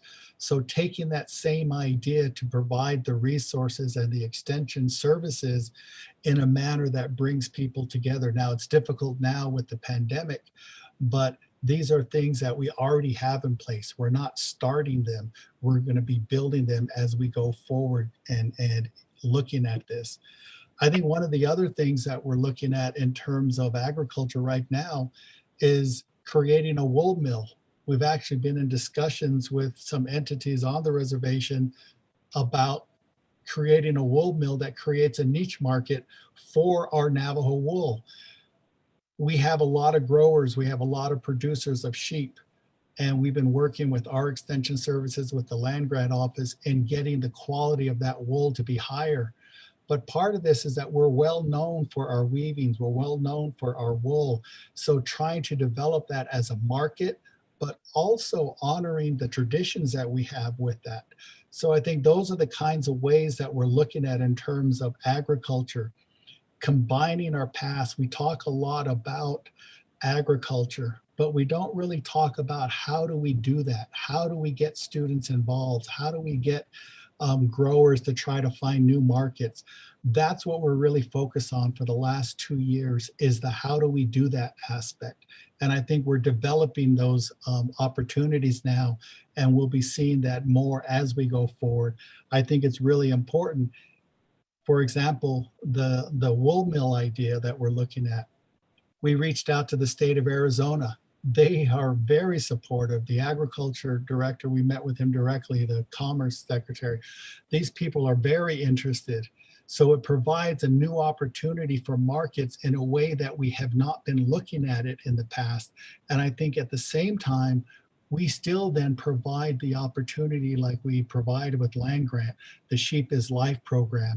So we don't forget about the traditions, we don't forget about the stories, but we integrate that into a new reality going forward.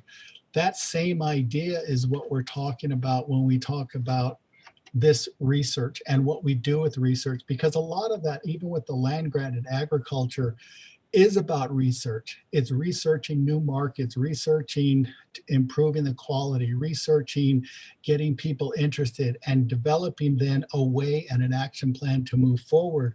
So when we talk about this proposal, this resolution before you, one of the biggest challenges we face, and I hear it from the delegates that have spoke, and you speak eloquently about it. And this is something, Diné College, you're right. This is one of the reasons it was created. It was created to honor the voice of Navajo, the perspective of Navajo, whether that's in writing, whether that's in math, whether that's in science, or whether that's in research. And in this manner, by having Diné College be the primary researcher, we integrate the research perspective of Sa'an Naabik'íyáti. We actually have that integrated into every research that we do at this college. That provides us a way to say, this is our research, this is our information, and it will be for the benefit of the Navajo people. That's one of the first questions that is asked in our own institutional review board at the college, as well as the institutional review board at the Navajo Nation. Is that question being asked? What is the benefit? How are you going to secure this knowledge? How are you going to make sure it's not something that is not to the benefit of the Navajo people? So I think one of the things that we have been doing is changing the terminology, creating those research definitions from a Navajo perspective. So we begin to stamp the process with a Navajo perspective. When we talk about some of these things, one of the things that we're doing, this is one grant aspect, but we also have created, Honorable Begay, as you recall, a Relearning Navajo Ceremonies program that is overseen by our Director of Navajo Sovereignty Institute, Rexley Jim. And that is then to make sure that we continue to look at ways that we then can provide new ways to face the future in terms of making sure we are also holding on to our culture and our perspectives. So I think we're doing this hand in hand. So a lot of some of the research we do that may be more focused on like public health, we ensure that it's also instilled in the values of Navajo. And one of the things that I think is really important in this research that to be identified, As many of you know, before this, I was in K-12 education. And one of the big challenges we have across Navajo, whether public schools, BIE, or grant schools, is the high number of our students that are in special education and they don't belong. Only because of language. They may be learned Navajo first and English second, but because they're falling a little behind, they then are put in special education. One of the focuses here is developing a test of Navajo children for language delays. One of those things is then to focus on language, because that's one of the first things that people automatically say, oh, that person, they're not as smart, so let's give them special ed. This is a way that we're trying to solve that problem from the inside, to create a test that is culturally relevant to our people, to our children, so that they don't be put in a place where they fall further and further behind. To me, that's the empowerment of the research. And one of the people that I think it's a real success story that we have at Diné College. One of the people that is involved here is a young Navajo professor, Carmela Khan. She went to the University of Arizona. She could have gone and worked at any university she wanted to, but she chose to come back to the Navajo Nation, come back to Diné College, and she's now in the process of taking over this program as we move forward. Those are the kinds of stories that as we move forward, we're trying to magnify. We're trying to get more young Navajo faculty to come back to the nation's college and begin that process of really doing what I think is part of the conversation of today, and that is owning our knowledge, owning our research, and owning our solutions. And that's what we're really focused on here. And so I understand, the concerns, and I also agree the idea of research. We want to make sure that that stays with us. We've seen too many instances, and it was eloquently put earlier about that. But I think one of the areas that we're really focused on is to ensure that our research has a Navajo perspective for a Navajo benefit, and that's integrated in this research, but also any other research. We have a research we're doing with BIE schools right now on Navajo language, about what are each of the schools doing and how can we get better results from Navajo language being taught in those schools.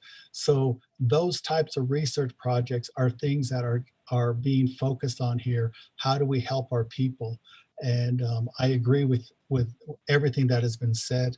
And we look forward to any other questions that anybody has, and to actually go back to any committee or oversight committee to provide updates as we move along. But I appreciate this opportunity, and thank you, Council.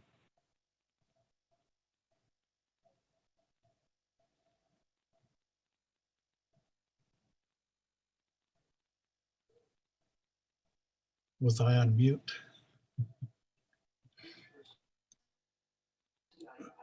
No, thank you, Mr. Russell. Honorable Slater, does that conclude your response? That'll conclude our response, Speaker. Thank you.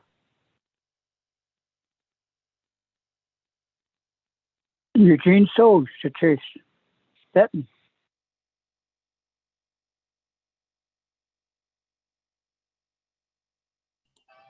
Thank you. With that, then let me go back to Honorable Eugene So. I don't have anybody else in the queue. Eugene So, the floor is yours.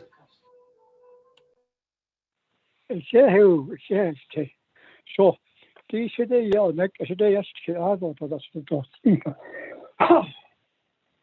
I got some Navajo language that can't be defined with any Western words.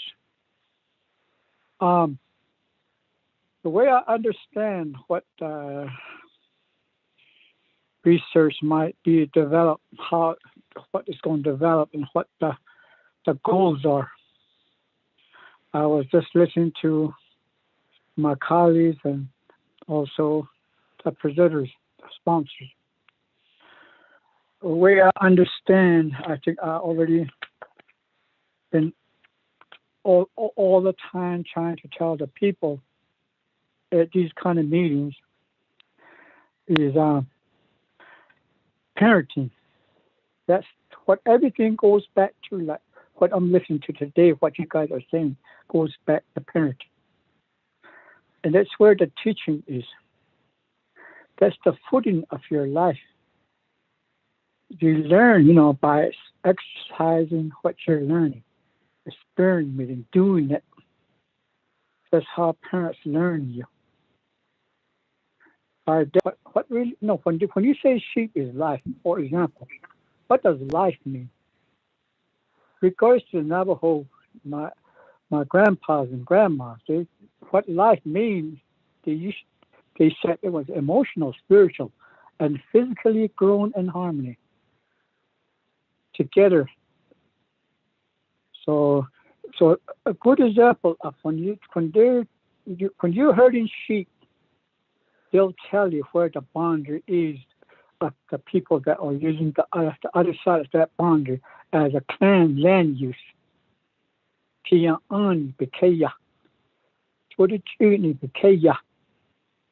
That's how the Navajo Nation land was defined. Those are the people of that clan.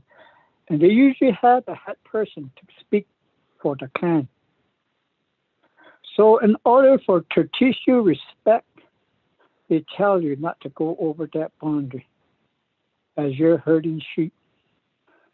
And they teach you about the natural resource, how to respect it, how it is developing, what's grown, what is all in the ground. And then how the water works with the ground and the air and the sunlight. Grandma might be pouring something or making some wood, getting ready for her rucks at the same time when she's following you around. She'll tell you those kind of stuff. And all the bugs you might see, all these insects that you see, she'll tell you about them. And you learn from them. And everything that flies, everything that's wild. So that's what we meant by sheep is life. I think when we're herding sheep, we learn our emotion, our spiritual values, and our physical growth by running after the sheep or doing things physically. So that's what the whole learning is. But since the boarding school started, everybody was rushed out and taken away for maybe 9 months away. These things have kind of lost with our younger generation. And the people that went to school, their kids start going into the Western world. The one that got educated in boarding school, when they became adults and start having kids, they start teaching them English. So that's what they thought that was a way of life. That's why that song says, climb that ladder. So when that happened, we lost our values and emotional, spiritual growth. We did all right, yes, in academic, we got learned. We were smart to learn what is being educated at the schools. And we did good physically. The Navajo Nation, they're good runners and good basketball players. So that's what is happening today as we speak. We're forgetting the emotional and the spiritual part of life. And that's the most important because that's what keeps you going. So one day when you meet a Christ, you have to make that decision is to grow up or go to stagnation. And eventually you'll go into a lot of harm's way and mention someday you might just die. But if you go the way of the growing up, that what was taught to you emotionally and spiritually, you will survive because you will accept. That way, when you see a man that's 20, 30, 40 years old getting mad or getting irritated, or a woman, that means that person never grew up. So I've seen as an alcoholic a lot of doctors in the alleys. I drink with them in the gutters. I've seen a lot of teachers. So I guess that's what Grandma meant. You will make a decision. So these are some of the learnings that we that was taught to us. But some of us were too don't want to listen, and we would like to fight what is right. So we went our own way, and we make mistakes. And that's what it meant when you say, when someday your son or your daughter is going to be in school, and how they're going to meet you back. What they meant was when they make a decision, maybe a beer or maybe whiskey or maybe some kind of drugs, or make the wrong decision with a man, if they say no, that's what it means. You came back. What your mom and grandma, all the teaching, you met it. You did it. Not by materialistically or fame-wise. That's not what they meant. So these things that I also one time in Chipra, I asked a lot of these learning books there needs to be redefined. I think that's what's going on because a lot of them are not defined right. I guess at the time the interpreters are really not that much English, educated to define words. And then there's Navajo language that can't be really defined. It can just go as much as as close as you can get to. So that's where the language are kind of different, and so that's what my understanding of this, how it can go, agricultural wise. That's what life is to us when we were growing up. By butchering a sheep or a cow or a deer, elk, it teaches you things. They'll teach you about it. By hunting, they'll teach you about it in the way that we did it, but not just for fame and just to be boasting about it. And that's what's going on these days, where we're educated and then our kids get a degree, doctor's degree, we really think we're big. That's not emotionally grown up, and that's not spiritually grown up. We don't have a good respect of people. So I'm sorry to hurt anybody that kind of not coincide with me with my understanding of my own way of life.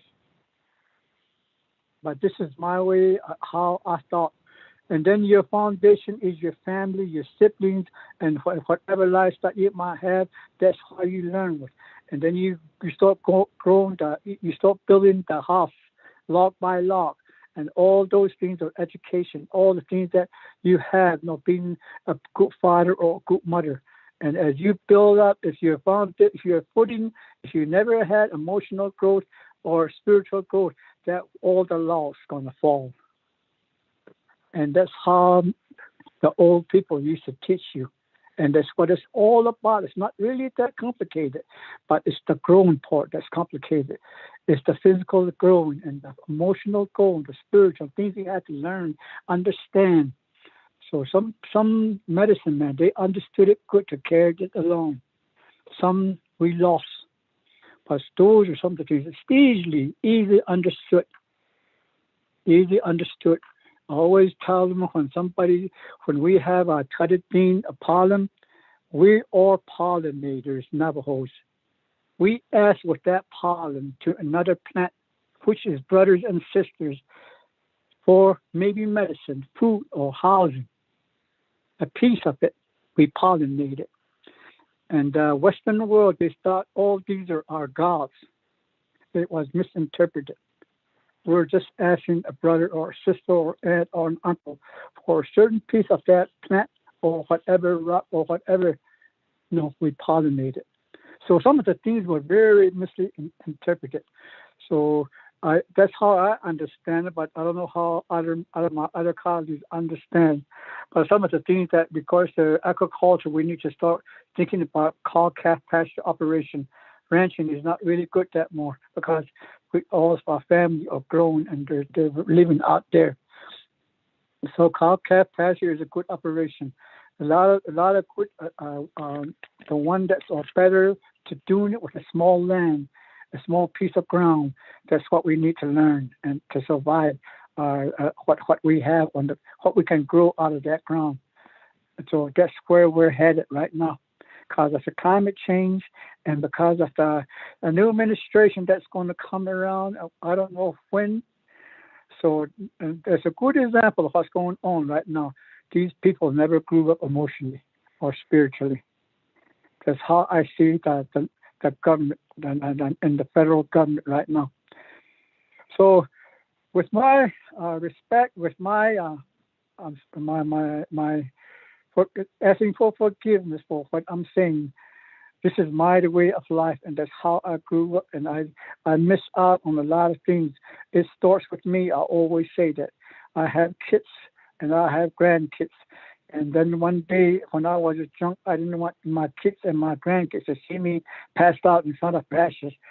One day I woke up, that's about 38 years ago, and I've been going forward ever since then without alcohol.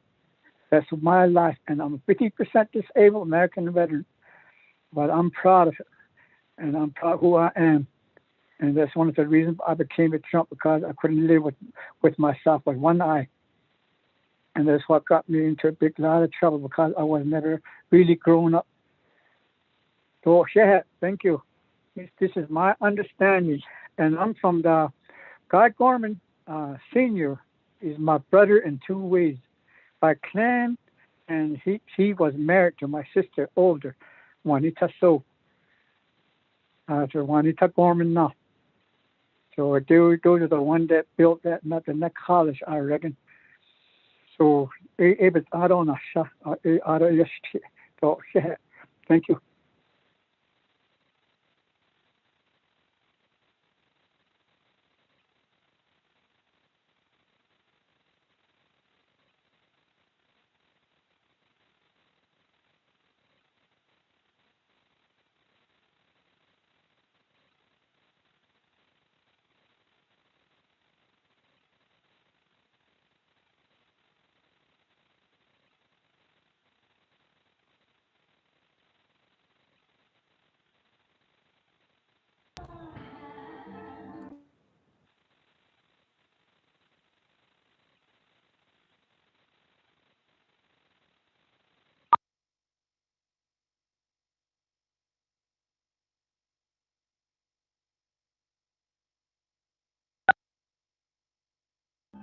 With that, Honorable Eugene So, thank you very much.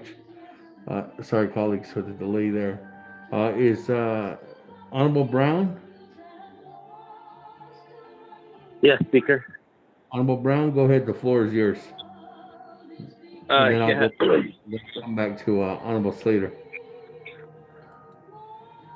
Thank you, Speaker. My colleagues, Beshban Saan, Mitlinigi, thank you, for this legislation 0269-20.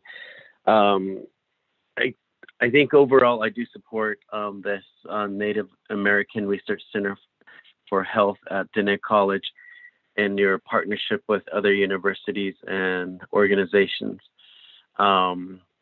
Actually, I did the SHREP program in 2008 there. It's pretty intense by Dr. the Garrisons, Dr. Bauer. Really good experience. But now being elected by our Navajo people, and what I've heard from Western Agency is I know that this is really studying also some of these viruses. It sounds like reading the legislation. My concern would be, and if you can respond to this, Shakna Ash or Dr. Russell, will this allow research on genetics on our Navajo people? Would that still have to go to the Navajo Nation IRB? What is that going to look like? I know that there's a lot of wonderful people doing, or Navajo people are doing great genetics work, but I still have a lot of questions. I'm listening to our Navajo Hatafis, and they do not, and also my elders and where I live, they do not support anything with genetics.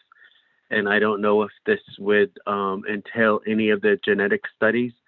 And then and I am comfortable that Bennett College is going to be doing this research, as long as you are not sharing it and the other funders, let's say the Brigham or the other universities are funding and you're collaborating with funding with them, would they actually co-own some of the Navajo research on our Navajo people?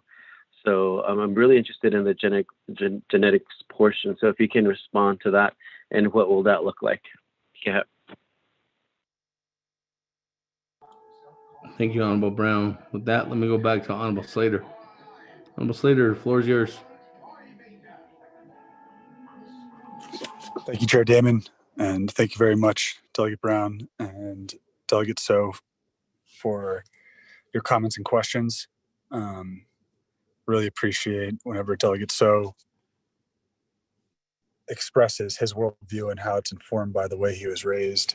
And I think it brings a lot to any subject or conversation that we have, and the comments that you made, I appreciate dearly. In regard to Delegate Brown's question on genetics, I'm going to hand that over to Dr. Russell. Dr. Russell.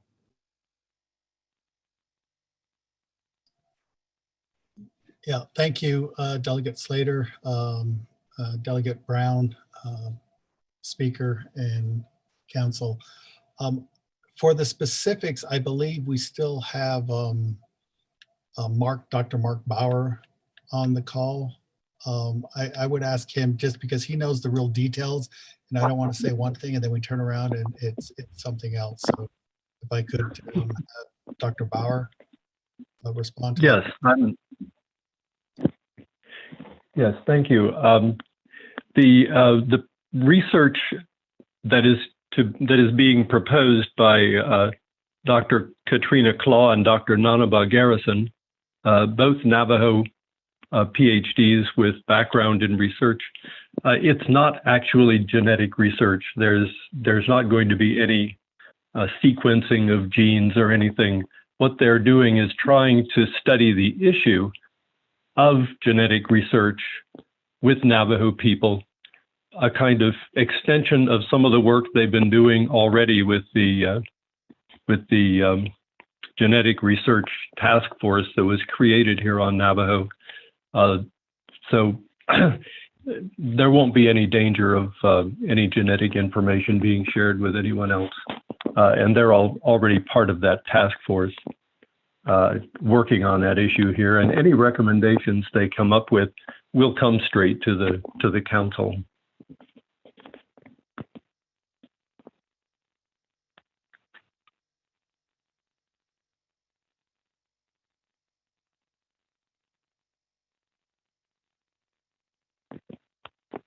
Speaker, this Delegate Brown have a follow-up.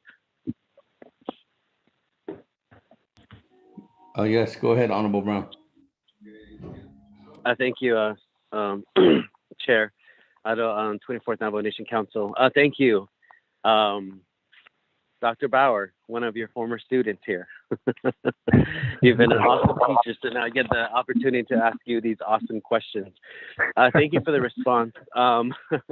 With that, so you mentioned the research team, the genetics research team, or the advisory.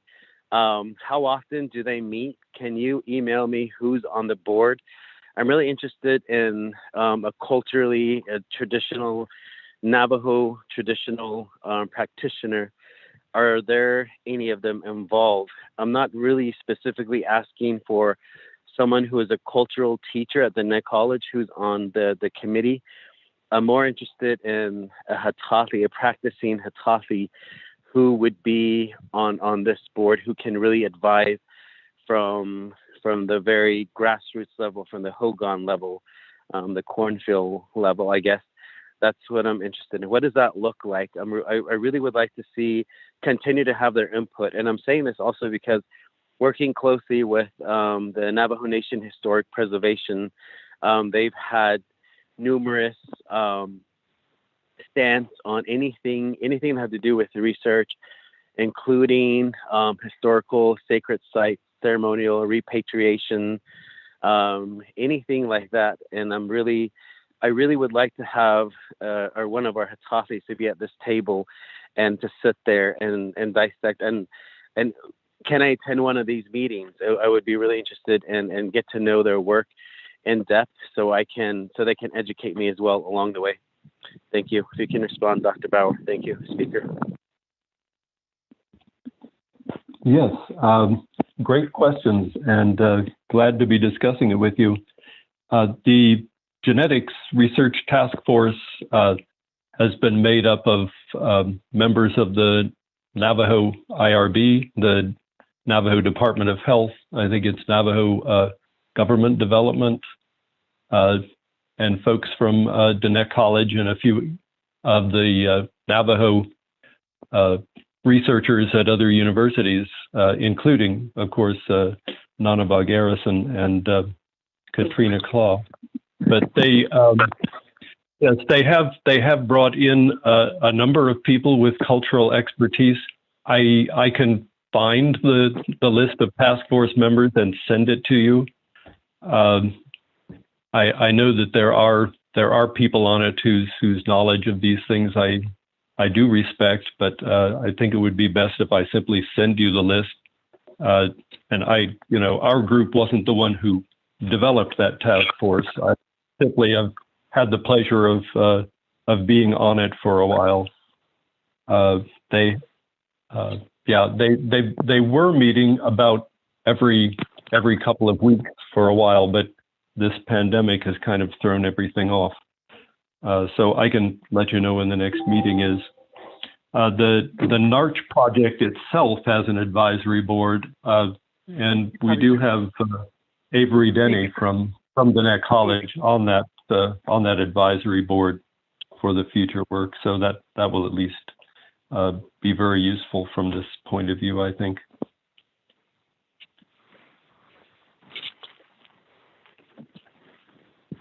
Speaker, this is Delegate Brown.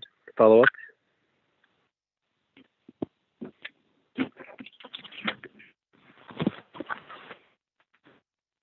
Honorable Brown, go ahead. I don't have anybody else in the queue, so. Speaker, thank you, Chair. Thank you for the response. I really do appreciate all the work that the mini research that Diné College has been undertaking.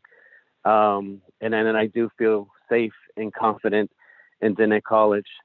However, I think from leadership's point, Speaker, if I can make a directive to have one of your staff to be involved in this, I'm only saying this because previously and some of the work that some of your staff that have worked in other departments have been very instrumental in some of these initiatives that really impact Navajo as a whole. So I understand that this is higher education and it is for our people, and our people are doing these researches. But I think to have a seat at the table from leadership, and this is really sensitive information that I think that we really need to be involved in. I would like to just continue to participate since we are doing a lot of teleconferencing instead of driving back and forth all over the nation. Can one of your staff help us in this, and particularly attending these genetics task force meeting, so we can bring back the information to Speaker in the 24th Navajo Nation Council, not just the 24th, but this, I would imagine that this would be ongoing for a number of years. And I think that that leadership should be aware of this endeavor, because if we're going to be dealing with viruses and so many different health initiatives, I think we should be involved, Speaker. So if I can make that director to have one of your staff to help us out in this, to have a seat at the table, Speaker. Thank you.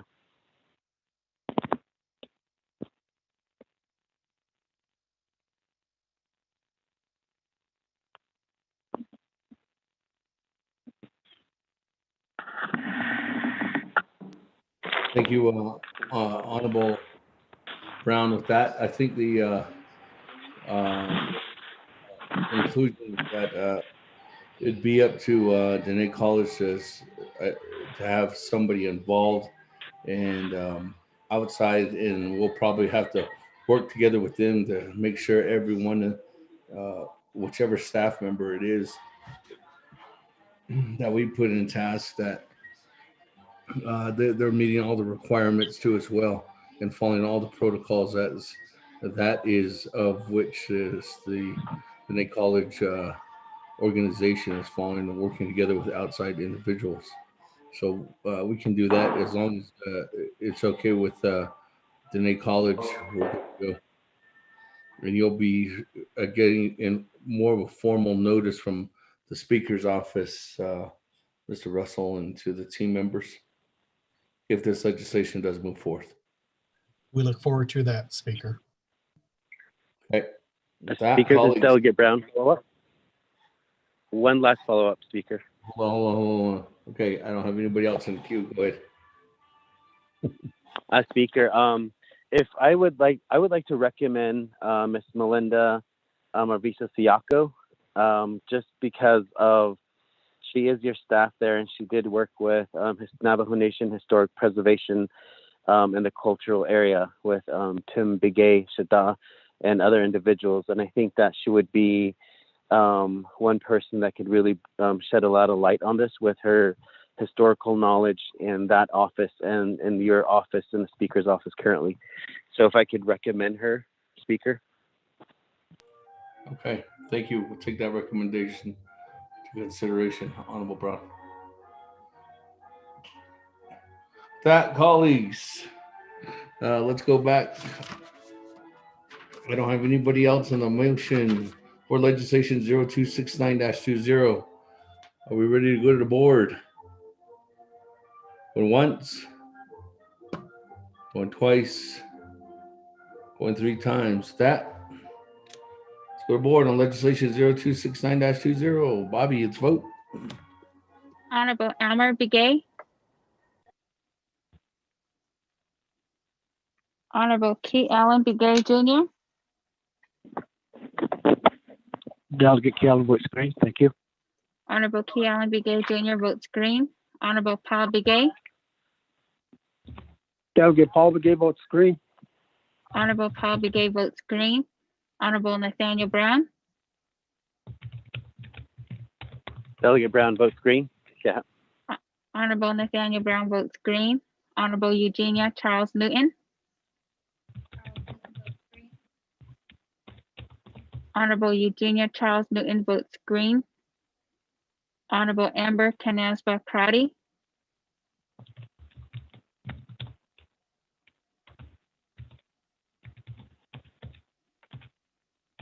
Honorable Herman M. Daniels Jr. Green. Honorable Herman M. Daniels Jr. votes green. Honorable Mark Freeland.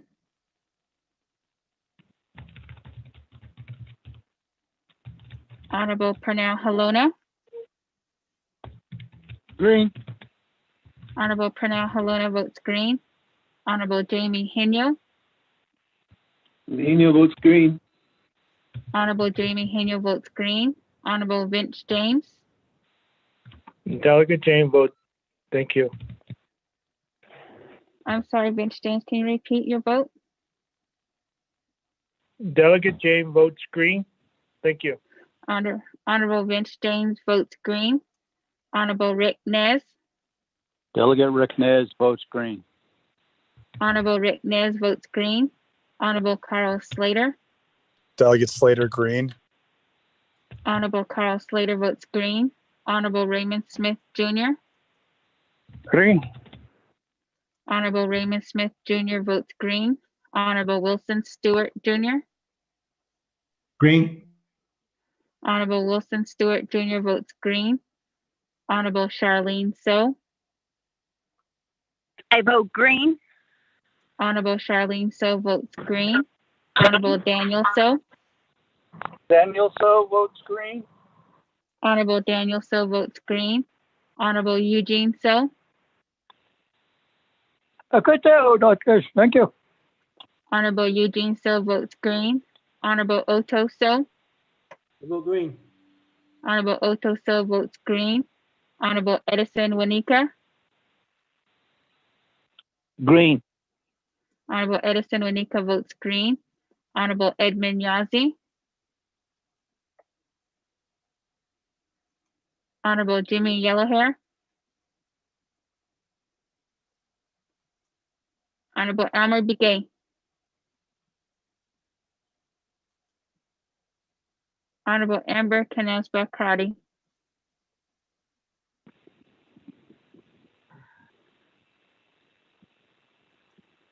Honorable Mark Freeland.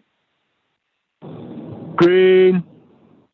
Honorable Mark Freeland votes green. Honorable Edmund Yazzie. Honorable Jimmy Yellowhair. Speaker, with a vote of 18 yeas and 0 nays, and for the record, Ms. Charles Newton is in the office, and Speaker not voting.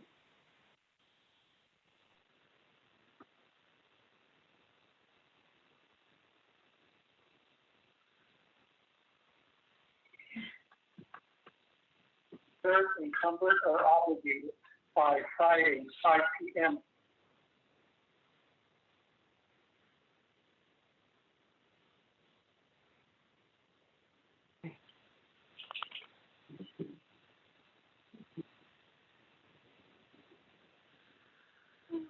Hello, Speaker.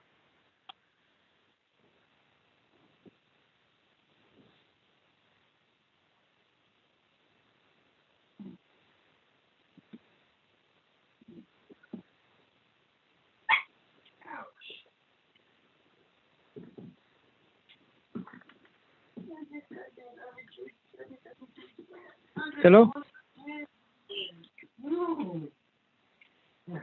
Speaker. Just Delegate Yellowhair.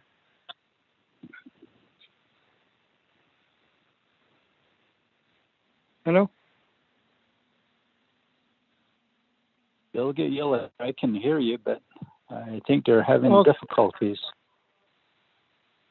Okay.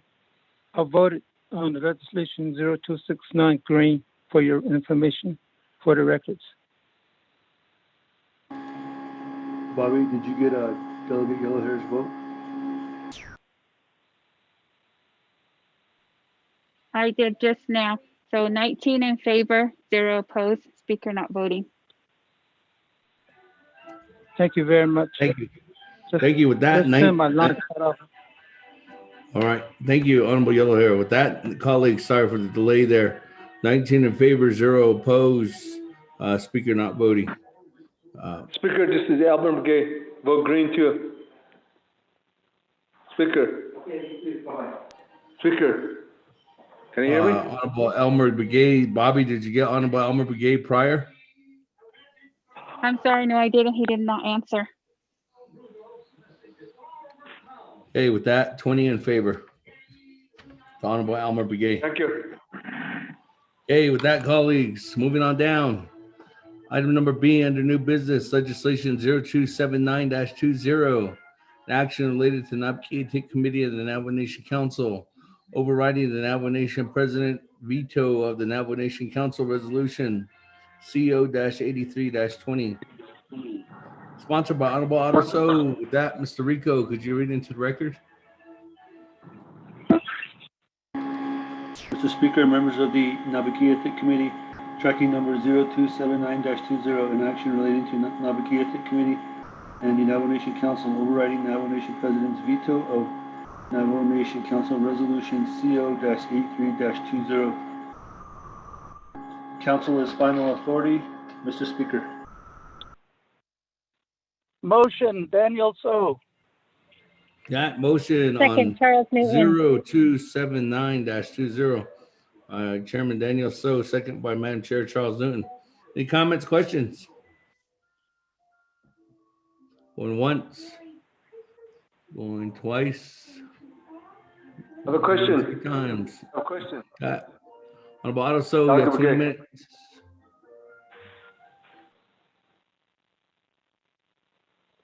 Thank you very much, members of the Navajo Nation Council. This particular legislation is a legislation that we have passed during the fall session of the Navajo Nation Council. And this legislation is pertaining to Council Resolution CO-83-20. And this legislation was particularly speaking to the lapse of the nomination lapse of basically not amending Title 12, Chapter 7 in the appropriations, subsection 820N, appropriation lapse. And there, what language was the Navajo Nation Council, we're basically not allowing any more carryovers for to do away with carryovers in at the end of the fiscal year. And this legislation would allow that, so that these carryovers could go into particularly to fund the Navajo Nation government as a whole. Each year during the comprehensive budget, the Navajo Nation government,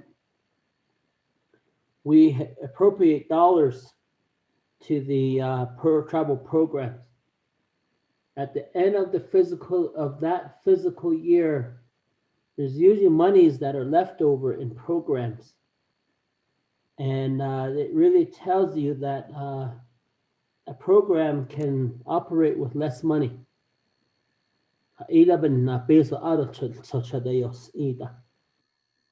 So in a way, you look at that as a savings on behalf of the Navajo government. It saves monies for the Navajo Nation government, and allowing these dollars to be utilized for possible other fundings for next fiscal year. But the dollars, as these lapses happen, there will be no carryovers for all programs, whether it's the legislative branch, executive branch, and the judicial branch. Carryovers. Aron da ya ibihnana tsogi ya bishma saan ya hadit ada sadiki ya wave ileho. Say if a program really is wanting their carry over, the Navajo Nation can waive this provision with a 2/3 vote of the Navajo Nation Council. The Navajo Nation president has vetoed this legislation. Number one, as a prime sponsor of that particular legislation, the president has never reached out to me, nor any of his staff assistant, to sit down to say, Shaw, in the midst and in the faith of Khilna Anish, ego, to did qua ishan idolni, did qua the sash to ya qua get I see that if I bab and not a with a big so. Hajoben hodishn session and ako hajo alkisna annishwal yahike kodo yabe kidnils in a be hadith ako so that ado hadith ada ade shicha hold neta, nor from any of the staff assistants that he has at the office of the president. So go ya not the kids she says Altada chicha ada hojdol neto did that did nature the don me. Then alcohol I see baby shit I bab and nut bab and nut no that ya override with ya adore Nathan so. This legislation had a discussion at Budget and Finance Committee. This legislation had a discussion at Law and Order CO-83-20. Akoko e baba na in koko e ya ti the never peso ti ne ko ala ba yil tio. Ako ti na at the end of the year, the physical year ending. The never peso like for instance, a lot of the carryovers are probably utilized for the Navajo Nation Fair. The Navajo people really don't hear that. You have programs pouring in the travel dollars into these program Navajo Nation Fair to fund whatever festivities are going on there.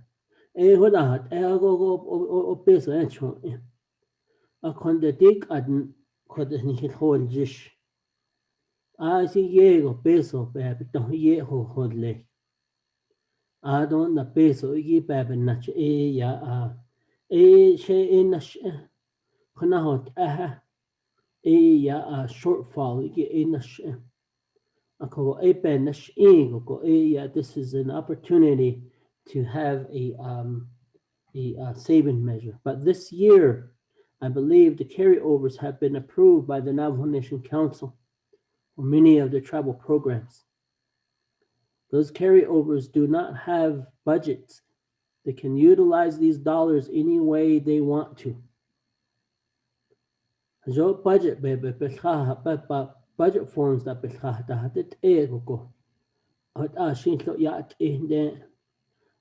under this resolution of CO 83-20, this appropriation lapse will go in effect until September 30th, 2021, and it will affect the 2022 budget.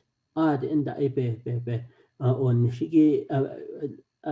want to say effect. Under the 2020 budget.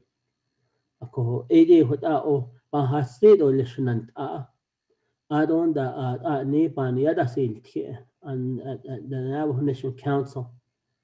Ako epeg ko yakodo and this is only speaking to the Navajo Nation government, not the chapters. Don't mix this up with the chapters carryovers. Asati bebes ani aja bahodlo. Ako yahuda. Huta kodo sabe danahadit ahi kodo ben niyado bahasido lishanant yeah.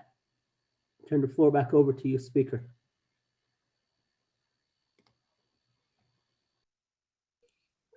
Thank you, Honorable Otto. Speaker, question. On 0279-20, I do have a motion by Chairman Daniel So, second by Madam Chair Charles Newton. With that, we go to Honorable Elmer Begay, and I think that was Honorable Eugene So. Was that? Yeah, I was going to ask a question. I was trying to look at my agenda here. I only have CO 83-20 starts with that one. I don't have the 0279. Thank you. That's all my question.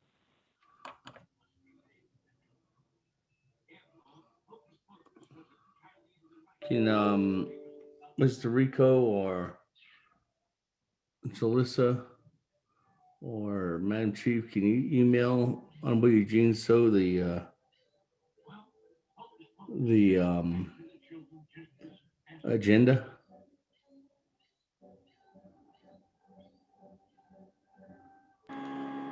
We can email it. Okay, thanks. That, I'm going to go to Honorable Elmer Begay. Okay, Speaker,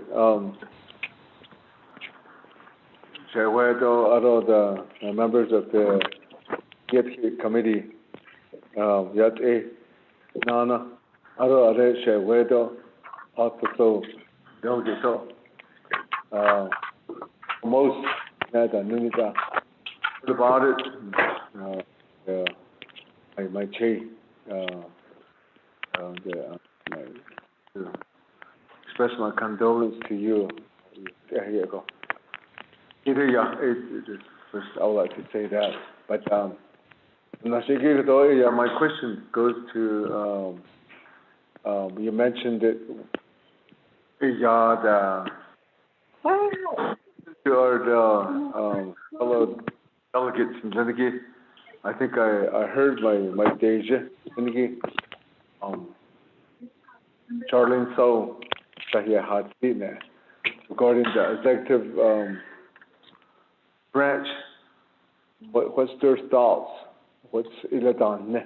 No, I think we need to start collaborating and trying to carry the shared government that was given to us. How do we go about it? She expressed that. So in that sense, even as you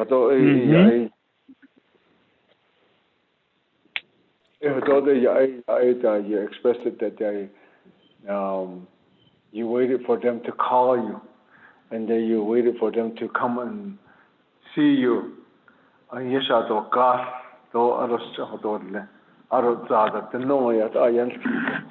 I think we need to make an effort to go across to their. I know that it's hard to do right now. There's no visitation, obviously. So I tried that, but there's ways to do that. Called appointments. I think there are attempts of going over there to try to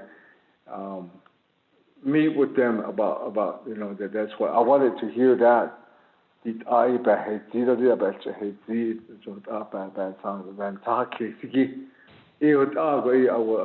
That's what my question is from here. If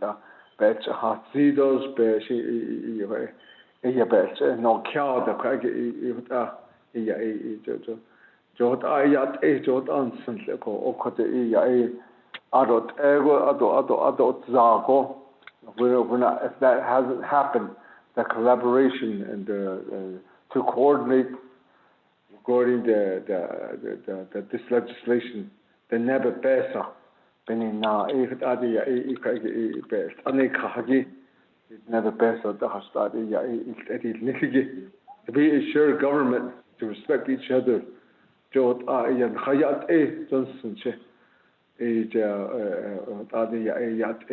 what I would like to hear on some of these overrides that ahida. What are the in Hayadat Ensign? I think we need to. There's some.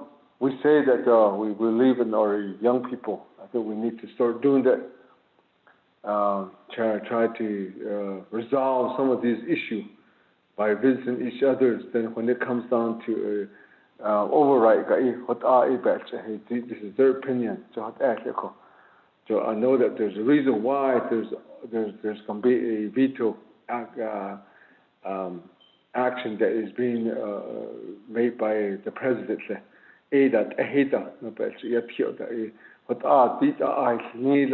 This is what the reason why the reason that there was an override, or the reason why it was veto. So that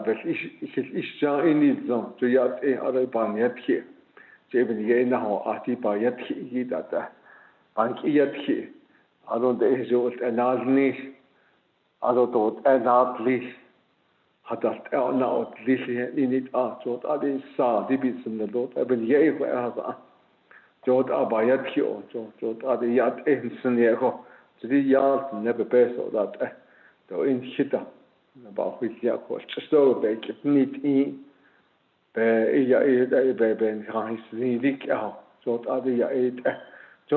this case any attempts are made. That's what I'll look for. I'm starting to look for that about this case.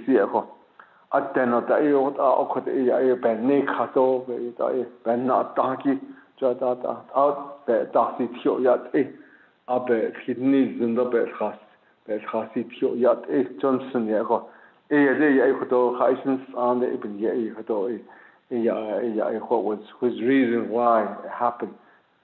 The veto yila other by yat is crash by yat is halit jod other ibans not kiss and things is so other that was my question for speaker.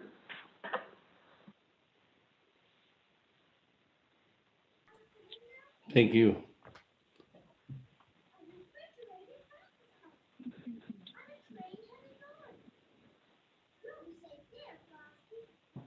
Let me go back to Honorable Otto. So, since I don't have anybody else in the queue at this time. Thank you. Thank you very much, Speaker.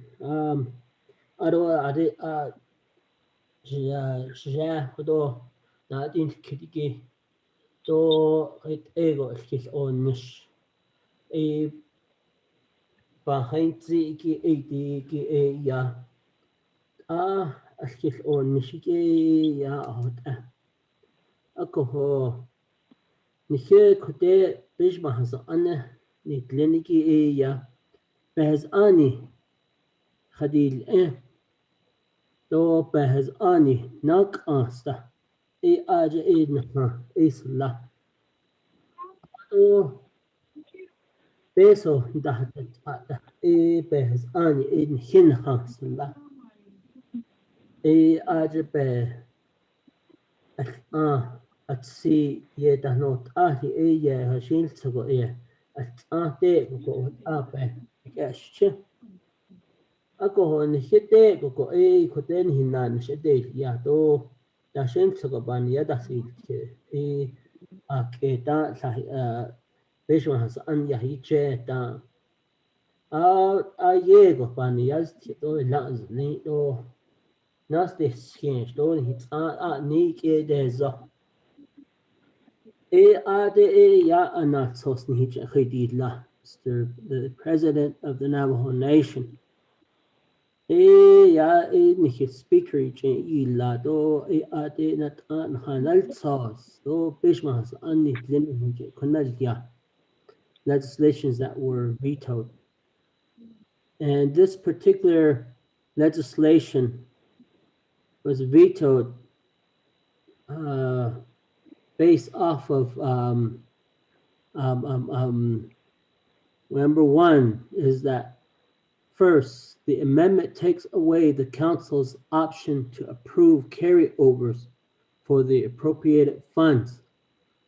Ne bishma hasa an ya ohni pahnati ya do peso carryovers would ye tetna nado tetna hado nin ba yati ki bishma hasa an ka ohni pasalaha di na che khate zo akon de tipa has ani bi kon ya ab pi so ki ya bishma hasa an ni carryovers ye la ba hot the waiver will yahiki they can waiver that provision of the law with the 16 or 2/3 of the vote of the Navajo Nation Council.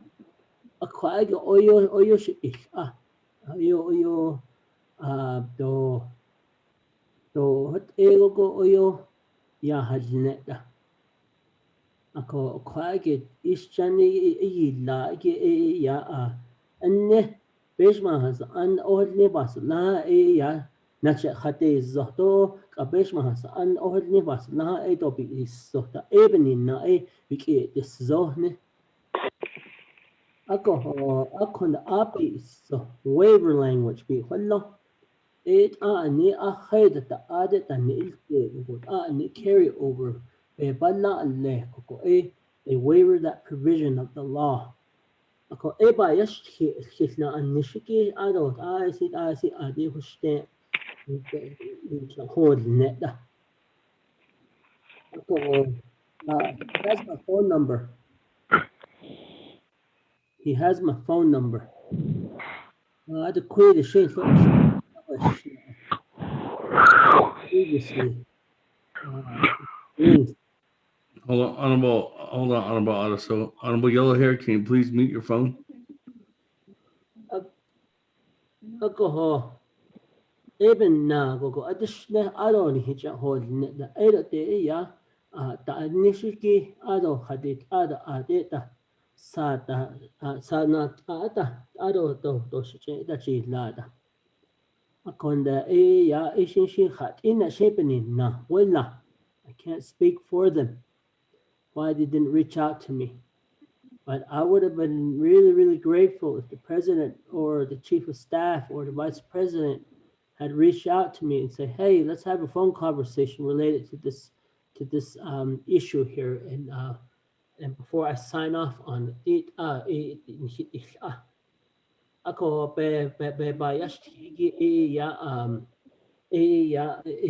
I don't know if the intent is to deny branches, division, departments, programs, and offices an extension of their appropriated funds due to future decrease. The future revenues then by all means may make that clear. Ako eto eta shananta kot hot ego ko ate sadi na yiza ako tseda yego ba shit o nihizade nayo kiskote. Basically, I take it as him saying, the executive branch saying, council is doing this to the branches because